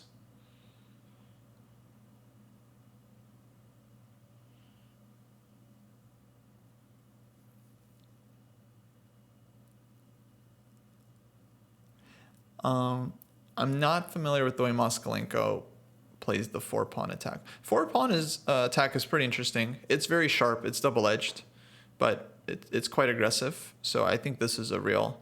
I think even this is I would say this is a lot more dangerous for black than exchange variation. I would much rather face exchange than this one. But it's true. The exchange, it has some. See, the reason to play the exchange would be like more of a psychological thing. Like you're trying to deprive the opponent of a sharp game. That would make a lot of sense. But from an objective standpoint, black is just fine. There's quite a few good lines actually, and black is kind of okay everywhere. But it could be good surprise weapon. Yeah. But I'm glad we sorted that out. I really should have pushed back more on that show. I wonder what happened next. And I don't have anything amazing against it either. And let me just talk a little bit. Nice post. Interesting to me in hindsight is just that the King's Indian has always had kind of a funny reputation since well before computers, because of the space problem. And what's interesting to me now with the advent of computers is that at first, when you turn them on, for the most part, they're in any position. They like space more than we used to do, and they like bishops more than we used to do. But with the King's Indian, once you leave it on long enough, and the attacking potential for black with these pawns pointing towards the king side, let me turn on this board, pointing towards the king side, it's very hard to deal with it, and both on a practical level and a theoretical level, very hard to put down. By the way, Eugene plays knight a6 for years, maybe still does, instead of e5, and that's a similar setup that maybe we'll even talk about a little bit. But I'm just trying to say that, to me, as an interesting thing that's happened in our lifetime, is that the King's Indian has not been put out of business.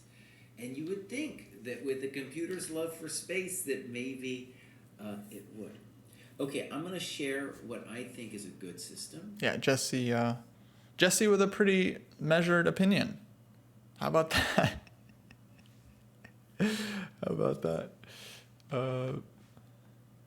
Yeah, that's the other thing with the exchange. It's not a complete repertoire. So if black plays knight a6, and then they go e5, and then you take in that position, that's like different situation. That position I think is actually quite fun for black with the knight on a6. It's kind of like an improved exchange. But anyway, let's keep going. One thing actually with the exchange is interesting. I want to hear what I recommended. Years and years ago, I turned it probably h3 line, and it was just like white is clearly better with the exchange, and then of course it changes its mind. So I'm going to check Stockfish 12 a little later to see what he thinks. In any case, I think the best Jesse running to the engine as always. It's kind of simple to understand. Goes like this: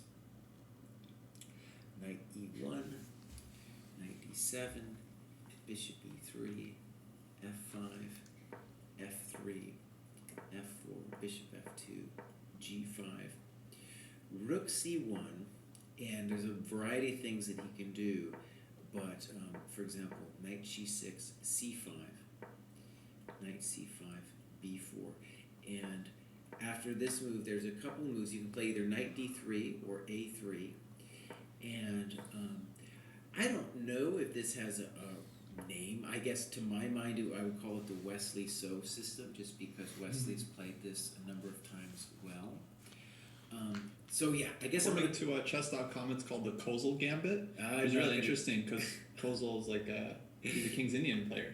I didn't think himself. Yeah, exactly. That's true.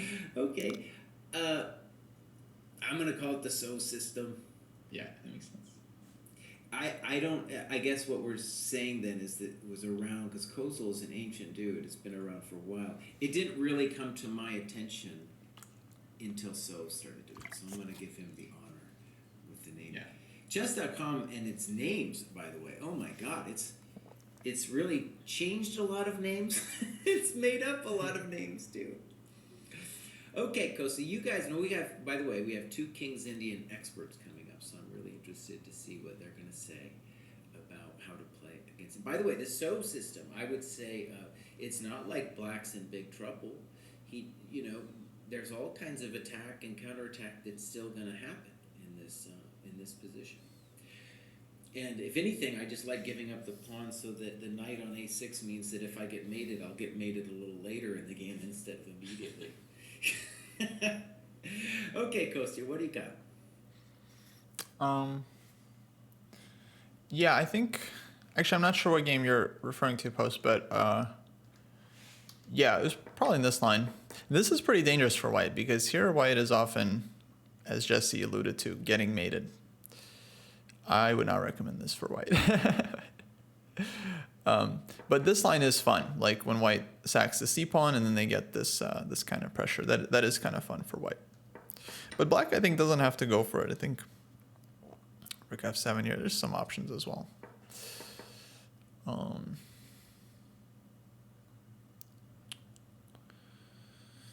Okay, my turn. Yeah, Death Star. Exactly.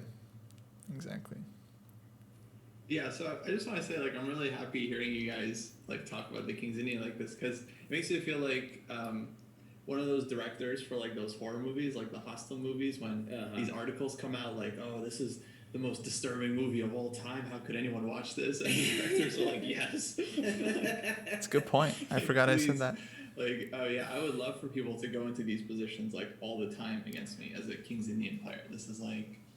I guess, it kind of comes back to why the exchange systems are annoying is because, like, you don't get your, like, pet structures that you really, really want. So, I don't know. King's Indian is a really tough one because, like, I think that's a true, lot of it Post. just That's depends true. on the player's... That was Martel hand. Plata. I think what happens often is, like, the d4 player is avoiding complications in the King's Indian and not willing to kind of, like, punish and really put pressure. And then as a result... the counterattack comes a little bit too quickly, and then, Black ends up doing, I think, really well in practice. Certainly as a d4 player myself, I struggled against the King's Indian quite a bit, especially going into, like, these main lines, where I was trying to, like, memorize a lot of moves of theory, and, like, Stockfish, or, Ripka back then was giving me 0.8. Nowadays, it's like 1.5 you get. Back then, you got, like, 0.8, and I was like, oh, man, how could anyone do this against me? And then I would, like, resign in 25 moves. So my results improved when, number one, I started playing the King's Indian myself, so I kind of got a better understanding of what I don't want to see as a King's Indian player. But what I would recommend is either one of the, let's call them, like, the king side counter-attacking systems. Mm-hmm. So F3, if you're kind of H3. Like, let's say 1800 or below, maybe 2000 and below. I like these positions because you basically, you just play Yugoslav attack. Going back to last week, you go bishop e3, queen d2, castle queenside, bishop h6. I think at lower levels, this is, like, really annoying for most King's Indian players. It's just checkmate. Students that I've had to play the King's Indian, they usually struggle against this stuff until they get, like, some good experience. Because even if White just kind of plays, superficially, like h4, h5, and g4, a lot of times they can just still get a really potent attack. Personally, I'm a big fan of playing f3 and knight ge2 because I like keeping the bishop flexible, like in those Benoni lines. It's important for me that White can put the bishop on g5 in one tempo rather than committing it to e3. But that's just kind of my personal preference. There's lots of different ways of playing these positions. If you want something that's a little bit kind of, you're not going all out for the queen or king side attack and, like, these double-edged positions, you can play knight e2 and I think play for a very, like, simple and stable edge. And I also want to give a shout out to the h3 system. Yeah, shout out to the h3 system on our YouTube channel, specifically with playing h3 and bishop e3. I think this is a really dangerous system nowadays, but I think you really have to be an experienced d4 player. So I wouldn't recommend this to just anyone, but if you're like 2000 and up and you watch my video, obviously, and look at the ideas, then I think this is a really dangerous one, especially if they go into kind of like these typical King's Indian structures where you can close down the center and then play g4, and importantly bring this knight to g3 rather than on f3. So that's kind of the nuance with this h3 and bishop e3 line. So this one is also super tricky. So for me, you can put 4f3 / h3, I think.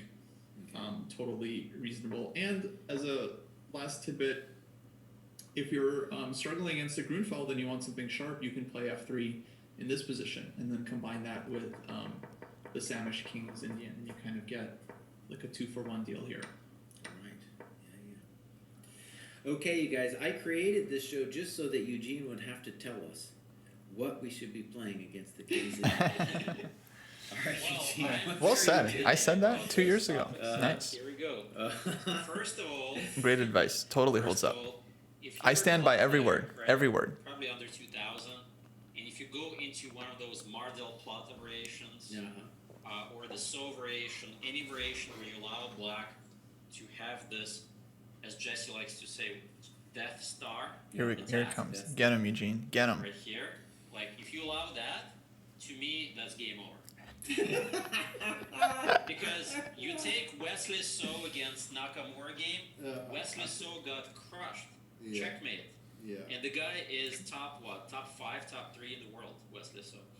So how could mere mortals understand the subtleties if Wesley So gets crushed by Hikaru?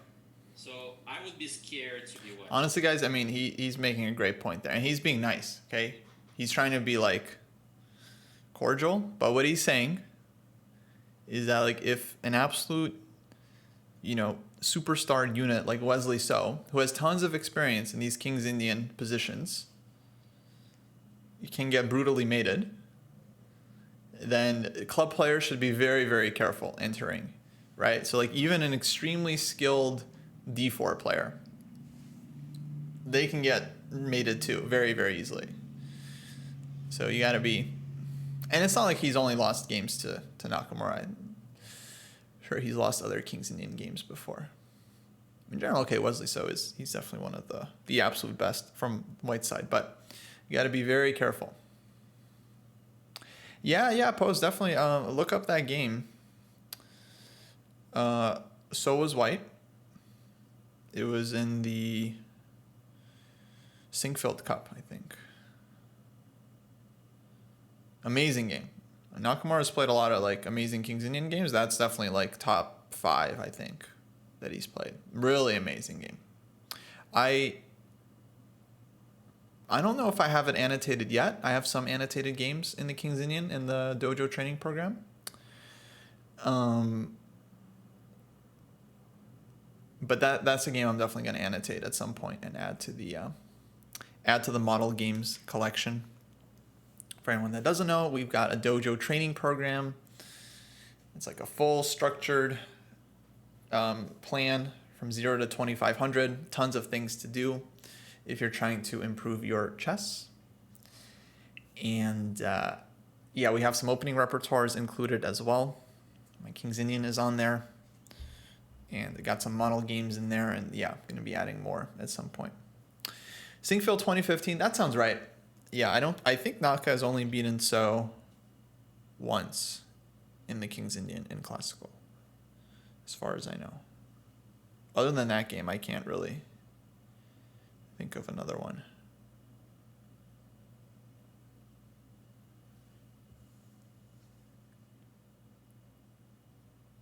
Yeah, enjoy. I'm sure there's videos on that game as well, because it's gonna be pretty crazy. It's a pretty wild game.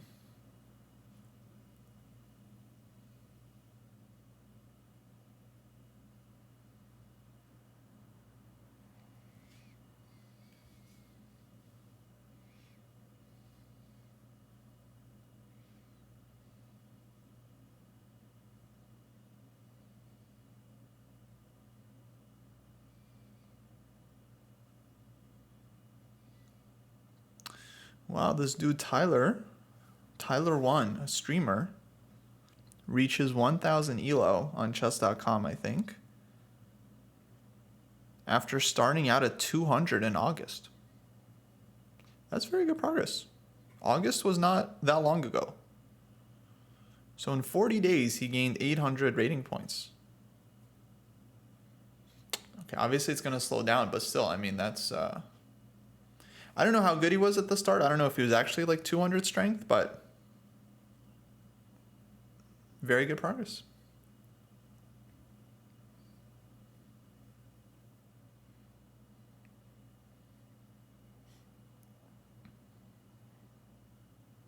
The random moves pass out to it.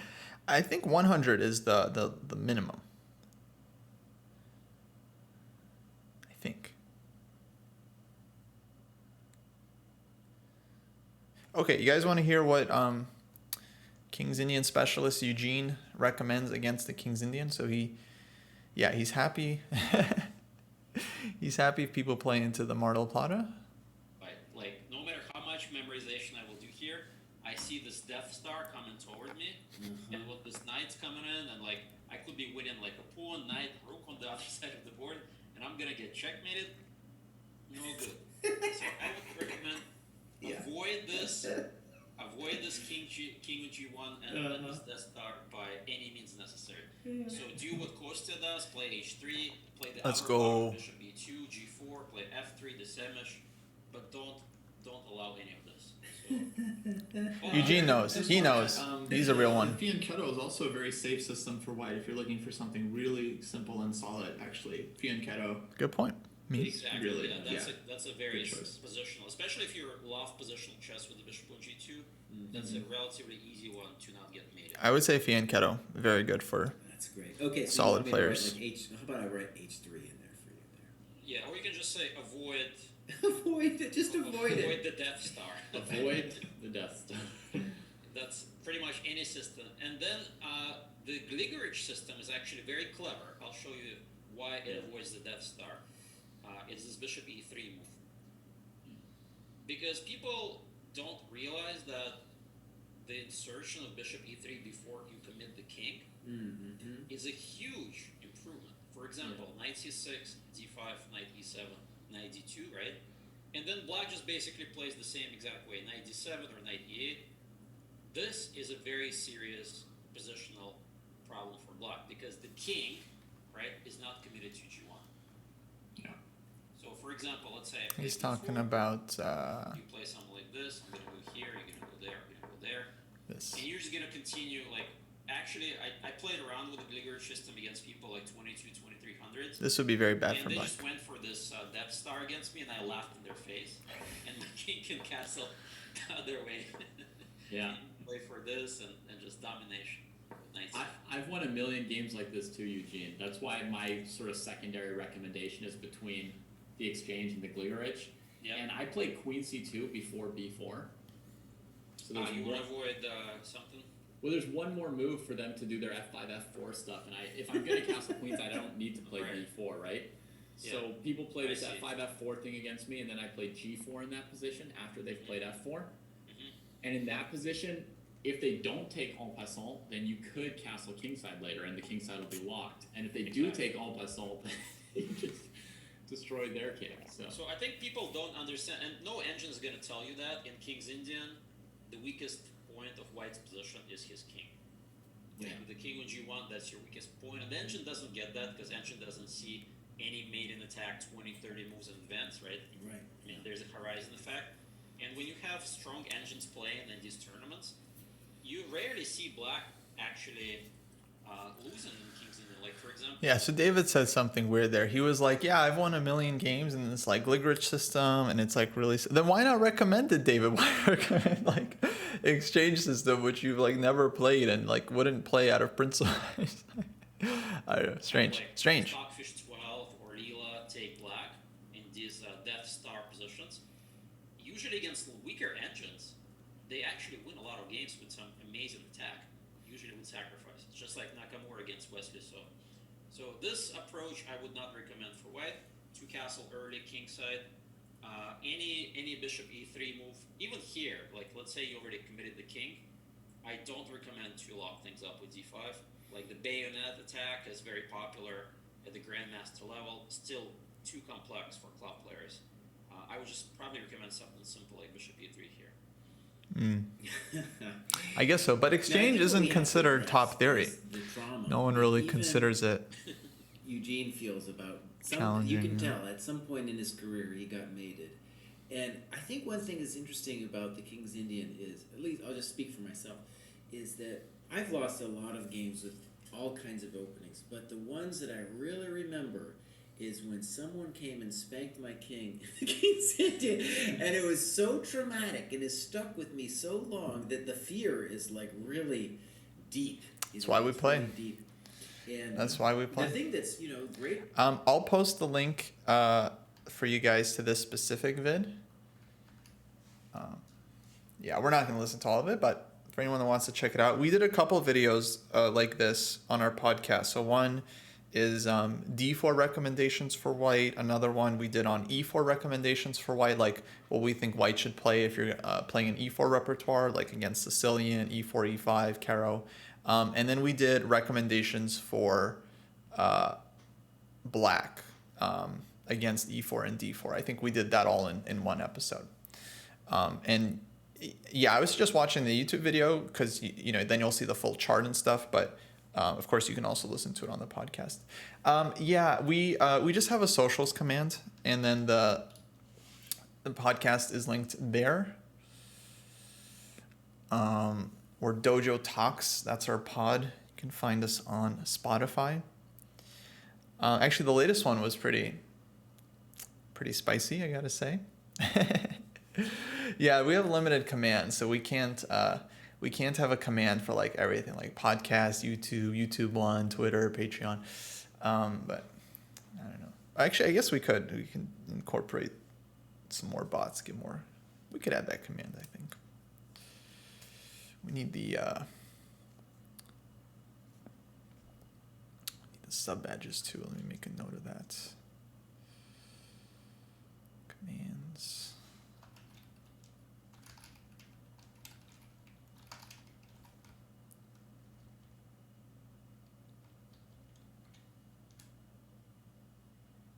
Yeah, I feel like we could get more.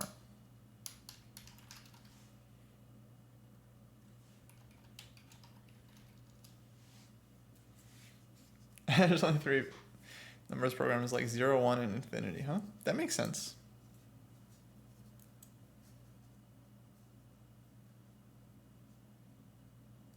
That makes sense. Why not 2? 2 is not useful ever? 2?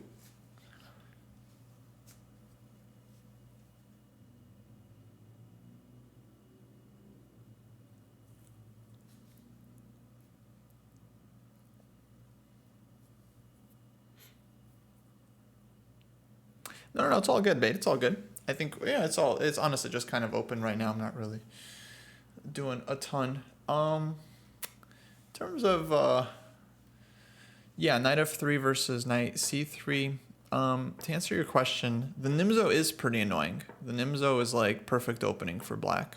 And the only problem with the Nimzo is that white doesn't have to allow it, in my opinion. Like, if I could get this every game, I would play Nimzo over King's Indian. Because it's just super solid and easy. But yeah, the issue is when white goes knight f3, then you can't play Nimzo and you have to do something else. So you have to learn like a whole different system here. d5, b6, you have to learn new opening. So that's why it's like Nimzo isn't, that's the only drawback, is that Nimzo isn't complete repertoire.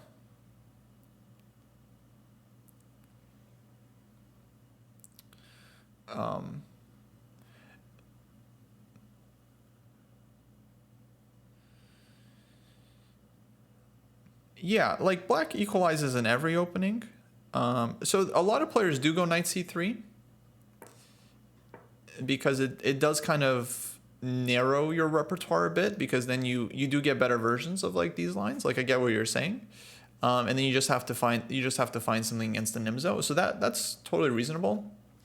As white, I just never liked playing against it, so I always preferred these positions anyway. But it's true, you get a worse version of like c5 and stuff. But black equalizes everywhere if they know the theory, and they know the ideas. But white can also put pressure if they know the ideas. So either way, it's still a game, and it's kind of a matter of finding which positions you feel like are slightly more suitable for you, right? So if you imagine you have 5 options and they're all kind of objectively equal, but you try to find the one that you feel like speaks to you the best. Like if you're at a restaurant, for example. So you go to a restaurant, there's 5 things on the menu, and they all cost the same. So their value is the same. Like whether you pick one or the other, you're going to get a full meal, right? Whether you choose chicken or fish or whatever, right? So it's just up to you what your preference is. Some people prefer chicken, some people prefer fish. It's just, but okay, they're all kind of equal, you know?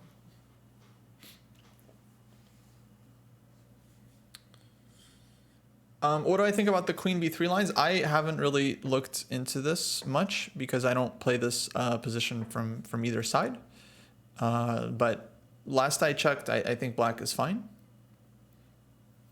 And I think there's a couple moves like c5, queen e7, a5. That's the other thing about the Nimzo. There's often lots of options. Like against queen c2 and stuff, like there's lots of moves, e3, knight f3. Basically, black has a lot of options everywhere. And they're all fine. They're all comfortable. So it's like, yeah.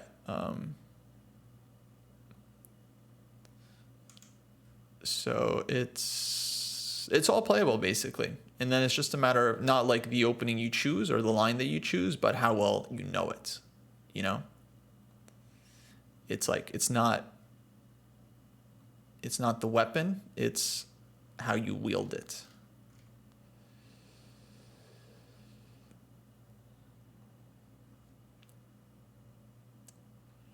I hope that makes sense.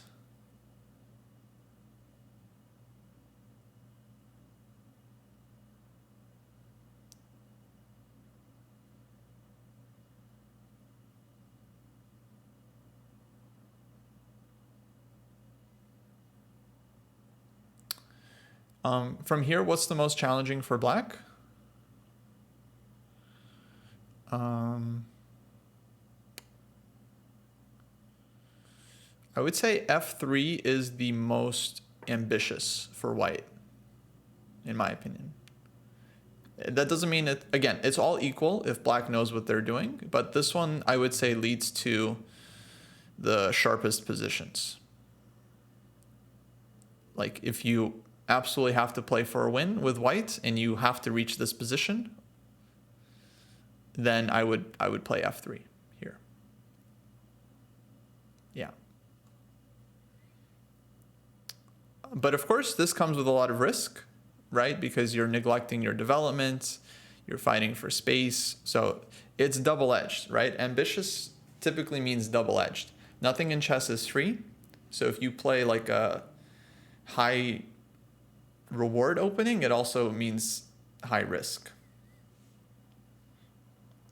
And yeah, black has a lot of lines here, of course. Like c5 and b5. Yeah, definitely.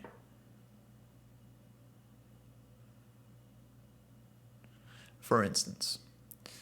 But this is very sharp.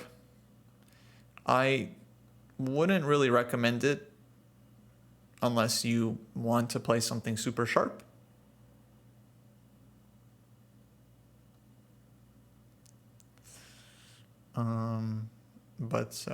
Yeah, it's playable. I think I won a game here as black once when I used to play Nimzo, and I think I played this position once or twice.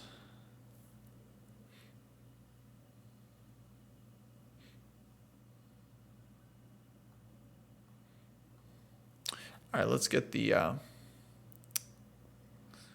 music back. Oh, no more podcast.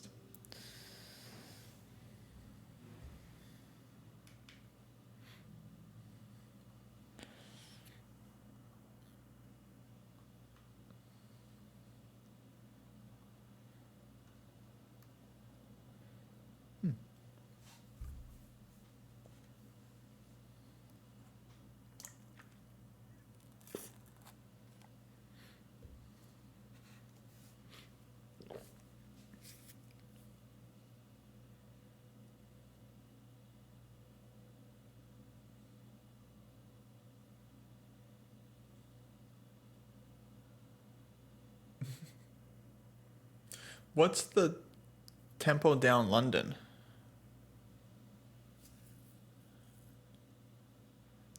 I had the same question.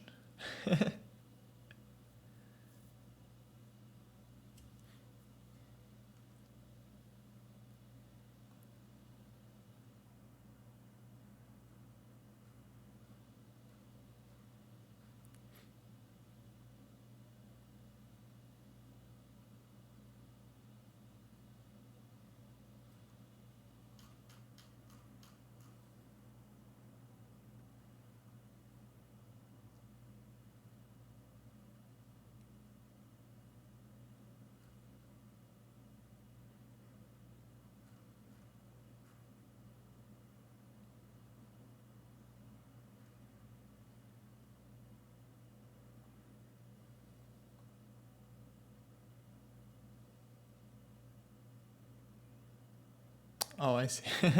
So like d5, bishop f5. Yeah, I think it's a solid approach. Yeah. Right. I think it's fine for now.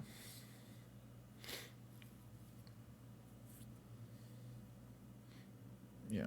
I mean, d4, it's tough for both sides because like when you play d4 as white, and this is why I generally don't recommend d4 for like up and coming players like just starting out, because like it's harder to play d4. It's less intuitive, I would say. A lot less, because when you play d4, you're kind of developing the queen side first, but then a lot of times you end up castling king side anyway, and then you have to like fall behind the development a bit, and in some cases it's fine, some cases it's not fine, and you have to learn how to fight for space and then play with the space advantage. And then even if you get like a good d4 position, a lot of players just like aren't really equipped to handle it. Like you get a nice space advantage and then you have like no idea what to do from there. You just start kind of floundering. Whereas with e4, a lot of times the plans are a little bit more obvious. You develop your pieces, you choose a point to attack, and then you attack it. h4, h5, bishop h6, like it's just like kind of direct. Whereas with d4, you have to be a lot more subtle with your play.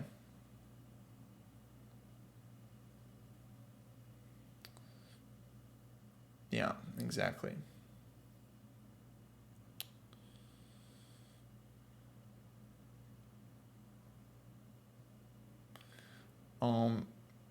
Any good books or resources to develop better d4 positions? Yeah. So you want to learn how to play these typical structures, right? Actually, a really interesting book, I still have to do a review on it, is called Zlotnick's Middle Game Manual.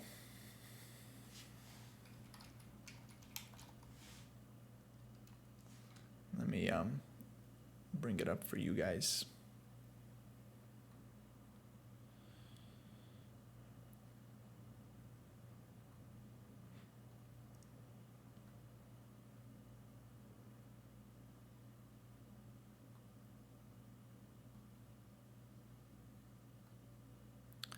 It's from New in Chess.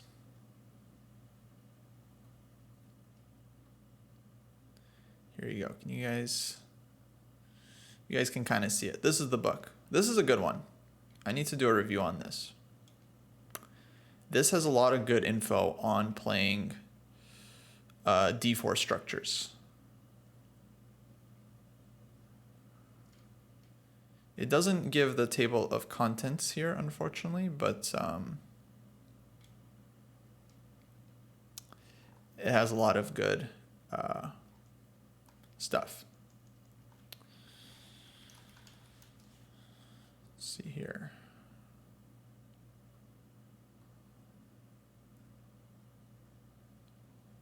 Oh, here's the table of contents.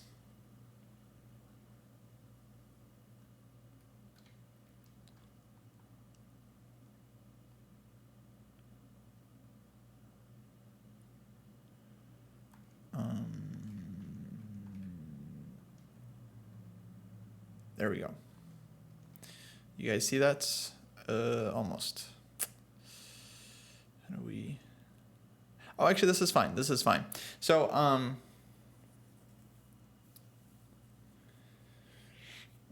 this book is great. He covers a lot of like very, very common d4 structures. So isolated queen pawn positions, you can get those out of many openings, like Nimzo, Queen's Gambit Declined, e4 openings, Caro, French, etc., etc. So isolated queen pawn positions, I mean, these are universal, but you often get them out of d4. Carlsbad structure, Queen's Gambit Declined. Symmetrical pawn structures. And then he has a couple chapters on the King's Indian. Although part 2 is called Typical Methods of Play. So chapter 4, it's called Restricted Mobility in the King's Indian Defense. Basically like different strategies of playing against the King's Indian. And then chapter 5 is called Should We Exchange the Fian Kettled Bishop? That's actually very interesting, very practical chapter. And then chapter 6, okay, Sicilian chapter, d5 square in the Sicilian. So it's not like all based on d4, but there's a lot of d4 D4 content in the book. So this is a good one. But I will warn you guys, the annotations, like, I don't know what happened. Like Zlotnick, I think he's like a great trainer. He was like coach of Caruana when Caruana was a lot younger. So he's a fantastic trainer, but someone gave him the idea to include like a bunch of engine evals in this book. And I don't know where he got this idea. But a lot of the annotations are like kind of useless because he'll like go through a game and he'll show this like super interesting classic game, you know, Smyslov Portish, whatever, like two players, just like classic games, some classic ideas. And then the annotations are just filled with like engine nonsense. Stockfish 11 evaluates this position as 0.32 for white. Okay, great. Stockfish 11, like, great job. You just made your book obsolete as soon as it comes out by referencing Stockfish 11.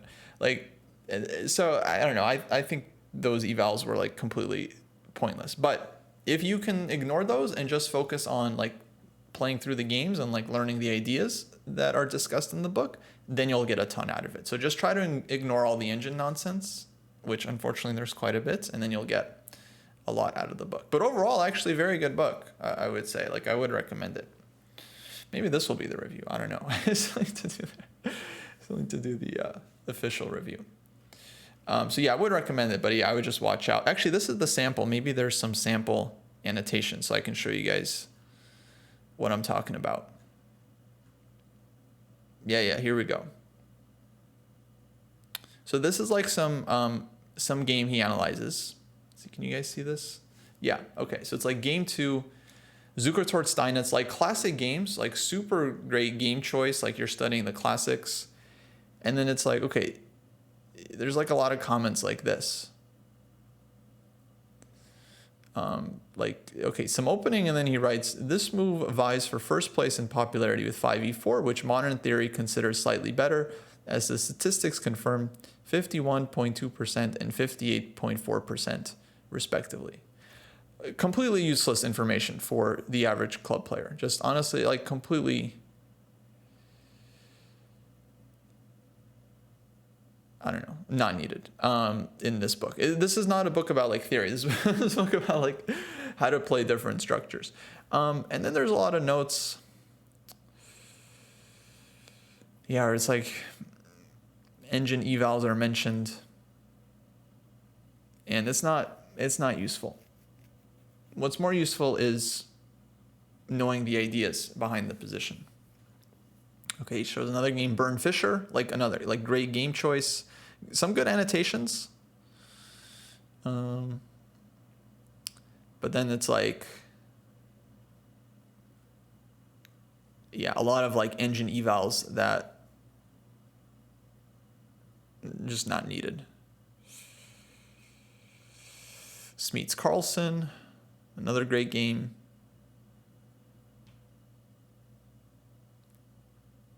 So it's readable. Thankfully, it's not like every note is filled with this engine stuff. But yeah, here I don't think you guys see it, but it's like another note like, oh, this line, according to Stockfish, white is better in the event of h4. But the Stockfish analysis is like already outdated. So I would just focus on the human annotations and just ignore like, oh, database says this, Stockfish says this. It's like, it's not important. You're not going to remember it. What's more important is like the ideas. If you understand like the ideas that, like in this game, this Fischer game, I think there's like a very famous h5 idea that Fischer plays. Here. It's 13 h5. It's like this like fantastic idea. It's like, okay, you should focus on learning this idea. And yeah, the statistics of like random opening lines and stuff, I don't know. I don't pay attention to it. Yeah, I think I started paying attention to the engine and like the database and stuff when I was like above 2200 FIDE. So before that point, it's like, I don't know, just completely, it's just not useful.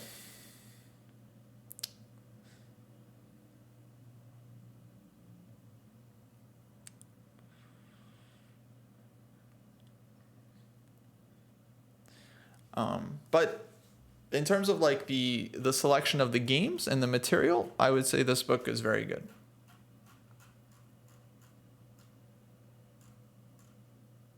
Caruana even wrote the foreword.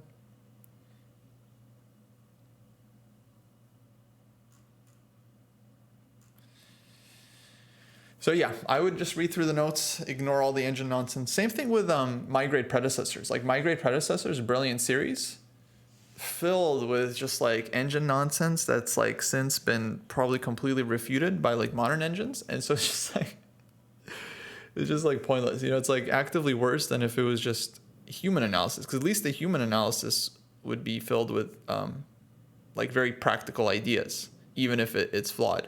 But the engine analysis is just like this engine dump from whatever Fritz 12 was saying at the time. And yeah, I don't see how that's going to be useful to most players. What's useful is like learning the ideas. In these kinds of positions, you want to play for this plan or this this kind of pawn break, or try to exchange these pieces, or play for this attack. That's what's useful. Yeah, but even despite that, I still think, I rank My Great Predecessors very highly. It was one of my top books. I think I ranked it much higher than Jesse and David did. I don't think they were fans, but I ranked it very high because I think it's still an amazing book despite its flaws. You just got to skip the engine dump. Just skip all the engine dump. If you see, there's just like a block of engine variations, just play through the game. Just play through the game, read the notes, read the stories. You'll get a ton out of it. Just skip the blocks of text. Whenever you see that, just like say to yourself, I ain't reading all that. I'm happy for you though, or sad for you. Just say that to yourself and just move on to just be like, I ain't reading all that, but I'm happy for you.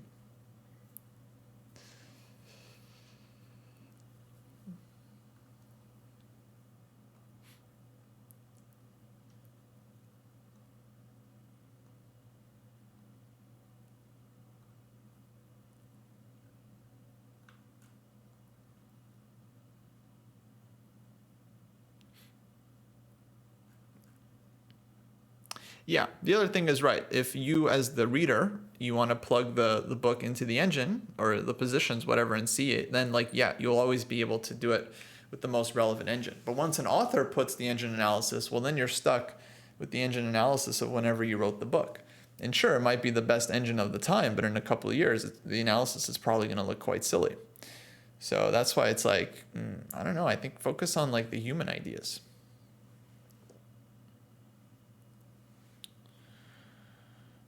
Do I think E4 and D4 players have to focus on different stuff?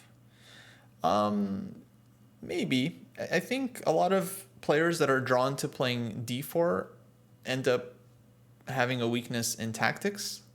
And that kind of explains why they're playing D4. It's because they want less open positions that are inherently less tactical and less sharp than E4 positions. So a lot of times it feels like if someone is playing D4 at a lower level, then they kind of have a problem with tactics and dynamic positions, and they need to work on that. I certainly did. That's one of the reasons why I picked up the King's Indian, is because I felt like I need to improve my play in really sharp structures. And so the King's Indian certainly helped with that. I find a lot of D4 players, like, they shy away from complications. They don't feel confident with their calculation. They don't want to take risk and sacrifice. So these are the things they usually need to work on. E4 players, I think, can be kind of all over the place. But I would say maybe the flip is kind of true, where you might struggle a little bit more with the technical aspects of play. Not everyone, just like in general, that would be my guess. You got to work on your end games and your positional play, your strategic play. Whereas for D4 players, that stuff probably comes a little bit more naturally. And in fact, that might be why they're inclined to D4. It's because they want a slower and positional pace of play. Obviously, you can play D4 in a super sharp way. You can play E4 in a super positional way, right? There's all kinds of players, but I'm just saying, like, in general, that's what I've seen.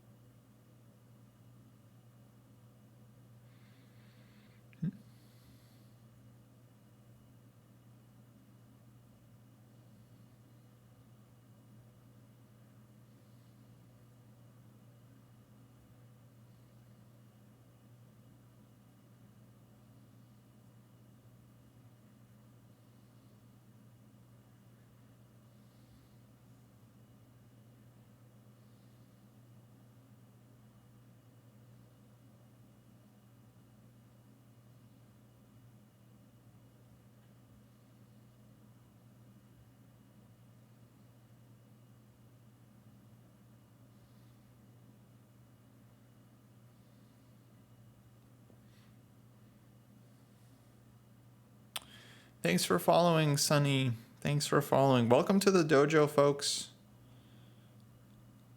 If you're still here from the raid earlier, much appreciated.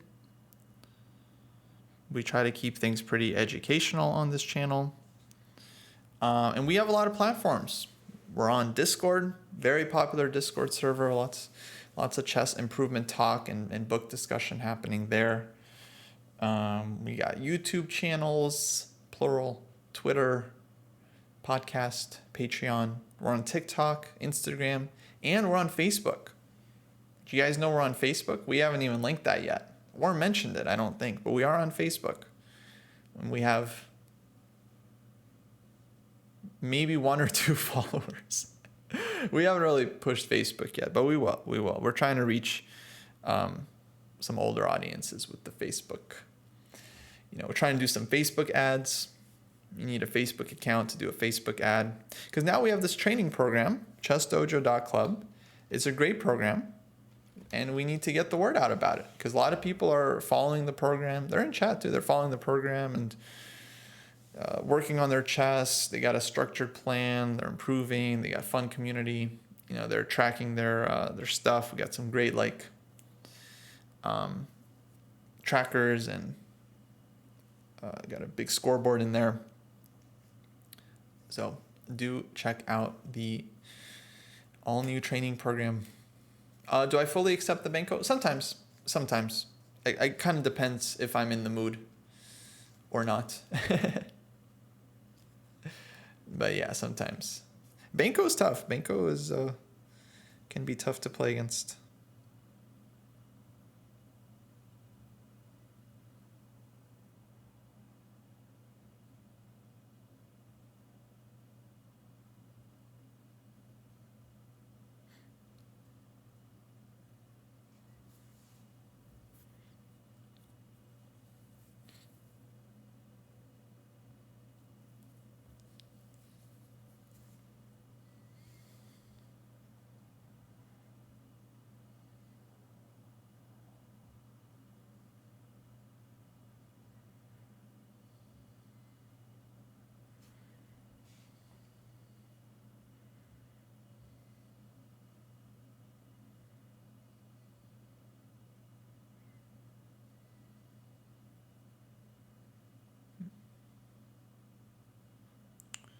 Do I think Queen's Indian or Rogozin is better? They're both playable. I refer you to my previous speech about how most openings are basically equal. It's just the matter of how well you know them.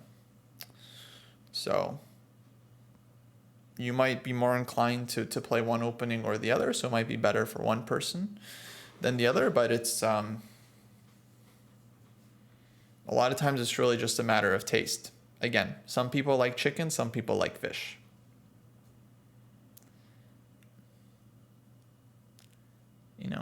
It's like that's just how it goes.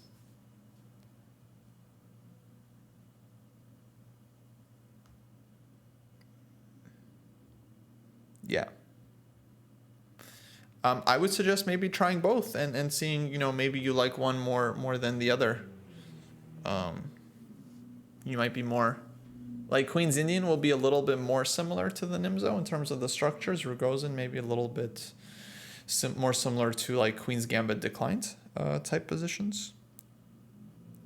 Rogozin probably a bit sharper. So if you want something sharper, I would go Rogozin. If you want something more positional, I would go Queen's Indian. Like Karpov.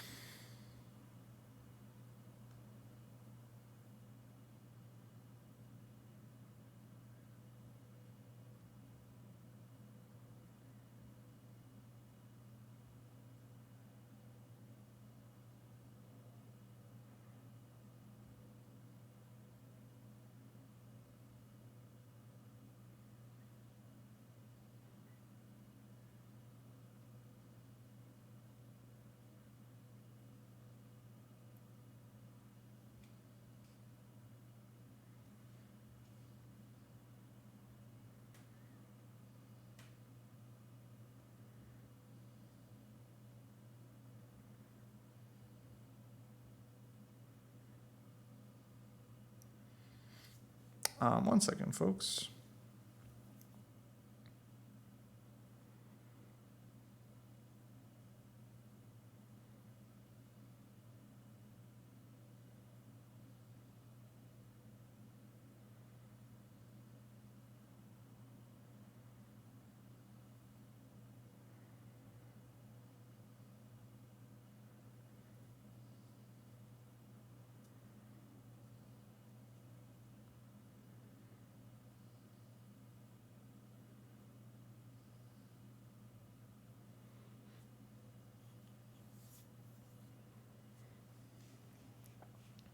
Do I do Chessable? Sometimes. Lately, I haven't done a lot of Chessable, but I have done Chessable before.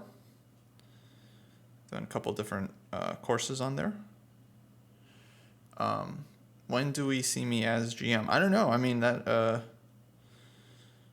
takes a lot of time. You know? When are the Jets going to win a championship?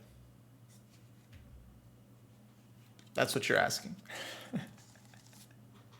It's like, I don't know. They're going to keep trying. They're going to keep working, keep trying.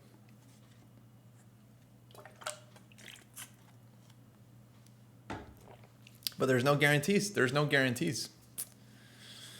You know? You just have to work and try to improve. Main thing for me is that I enjoy what I'm doing. So as long as I'm happy playing chess, studying chess, you know, I'll keep doing chess. If I don't like, you know, playing or studying or whatever, then I'll stop doing it. Once the enjoyment runs out and I want to do something else, then I'll do something else. But for now, I like chess. Even if I don't get GM, I'm happy to play and try to improve. You know, I'm in it for the game, not for the title. Like, I like playing. This is what I would be doing if I didn't have to worry about money. I cut down on coaching at the start of the pandemic. I started moving all my stuff online and then kind of slowly doing less and less teaching. So I don't do a lot of teaching these days. Basically, I just work with like a couple people occasionally. Mostly streamers now. So I give lessons to streamers. But I would say my focus has been on the Dojo training program. I mean, Dojo takes up most of my time. You know, I'm either working on the training program or working on content or streaming or putting out fires in the Discord or like cleaning up the Discord, cleaning up the YouTube channel, checking Twitter, keeping my pulse on the chess internet. Obviously, you know, talking to people that like do work for us and stuff, choosing clips. You know, every 2 seconds, every like 3 days, you know, Twitch or YouTube, they come out with a new feature and it's like, oh, you can now like feature clips or you can now like do this. And then I got to go and figure out, all right, how do we do this? You know, how do you guys become a GM? Look, you got to work hard. Okay. I mean, it's no mystery really. You just have to do everything eventually, not all at once, but you have to kind of learn every single part of the game really, really well. And you have to play a lot. Of course, you have to play a bunch. Play a lot, study a lot, train a lot, and then you'll get good. That's generally how it works.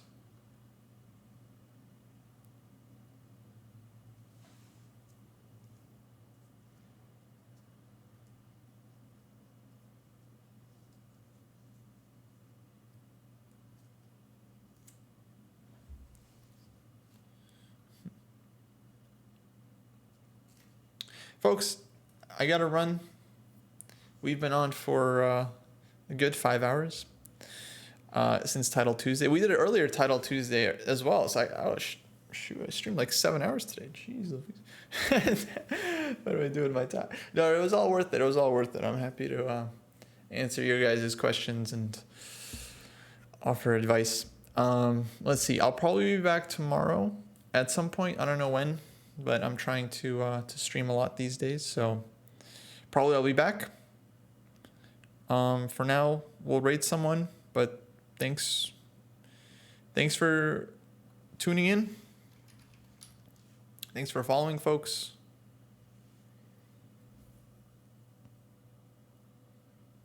And see you guys next time. All right, who are we going to raid? By the way, before we quit, let me plug real quick. In the dojo, in the Discord, we got a new league. The Dojo Liga. We got regularly running tournament events. Every day we're doing blitz events, and we got weekly rapid events. Next one actually is going to be tomorrow morning. We got like rapid events every Monday, Wednesday, and Friday. So join the Discord, folks. Join our team on Lichess. You'll get access to all the tournaments there. If you play the tournaments, you get on the leaderboard. It's a lot of fun. I would definitely recommend checking it out. So join our Lichess team, join the Discord. You'll see all the info there. You can play in our events and have fun playing online chess, in a real league. Okay. Let's see who we're going to raid here.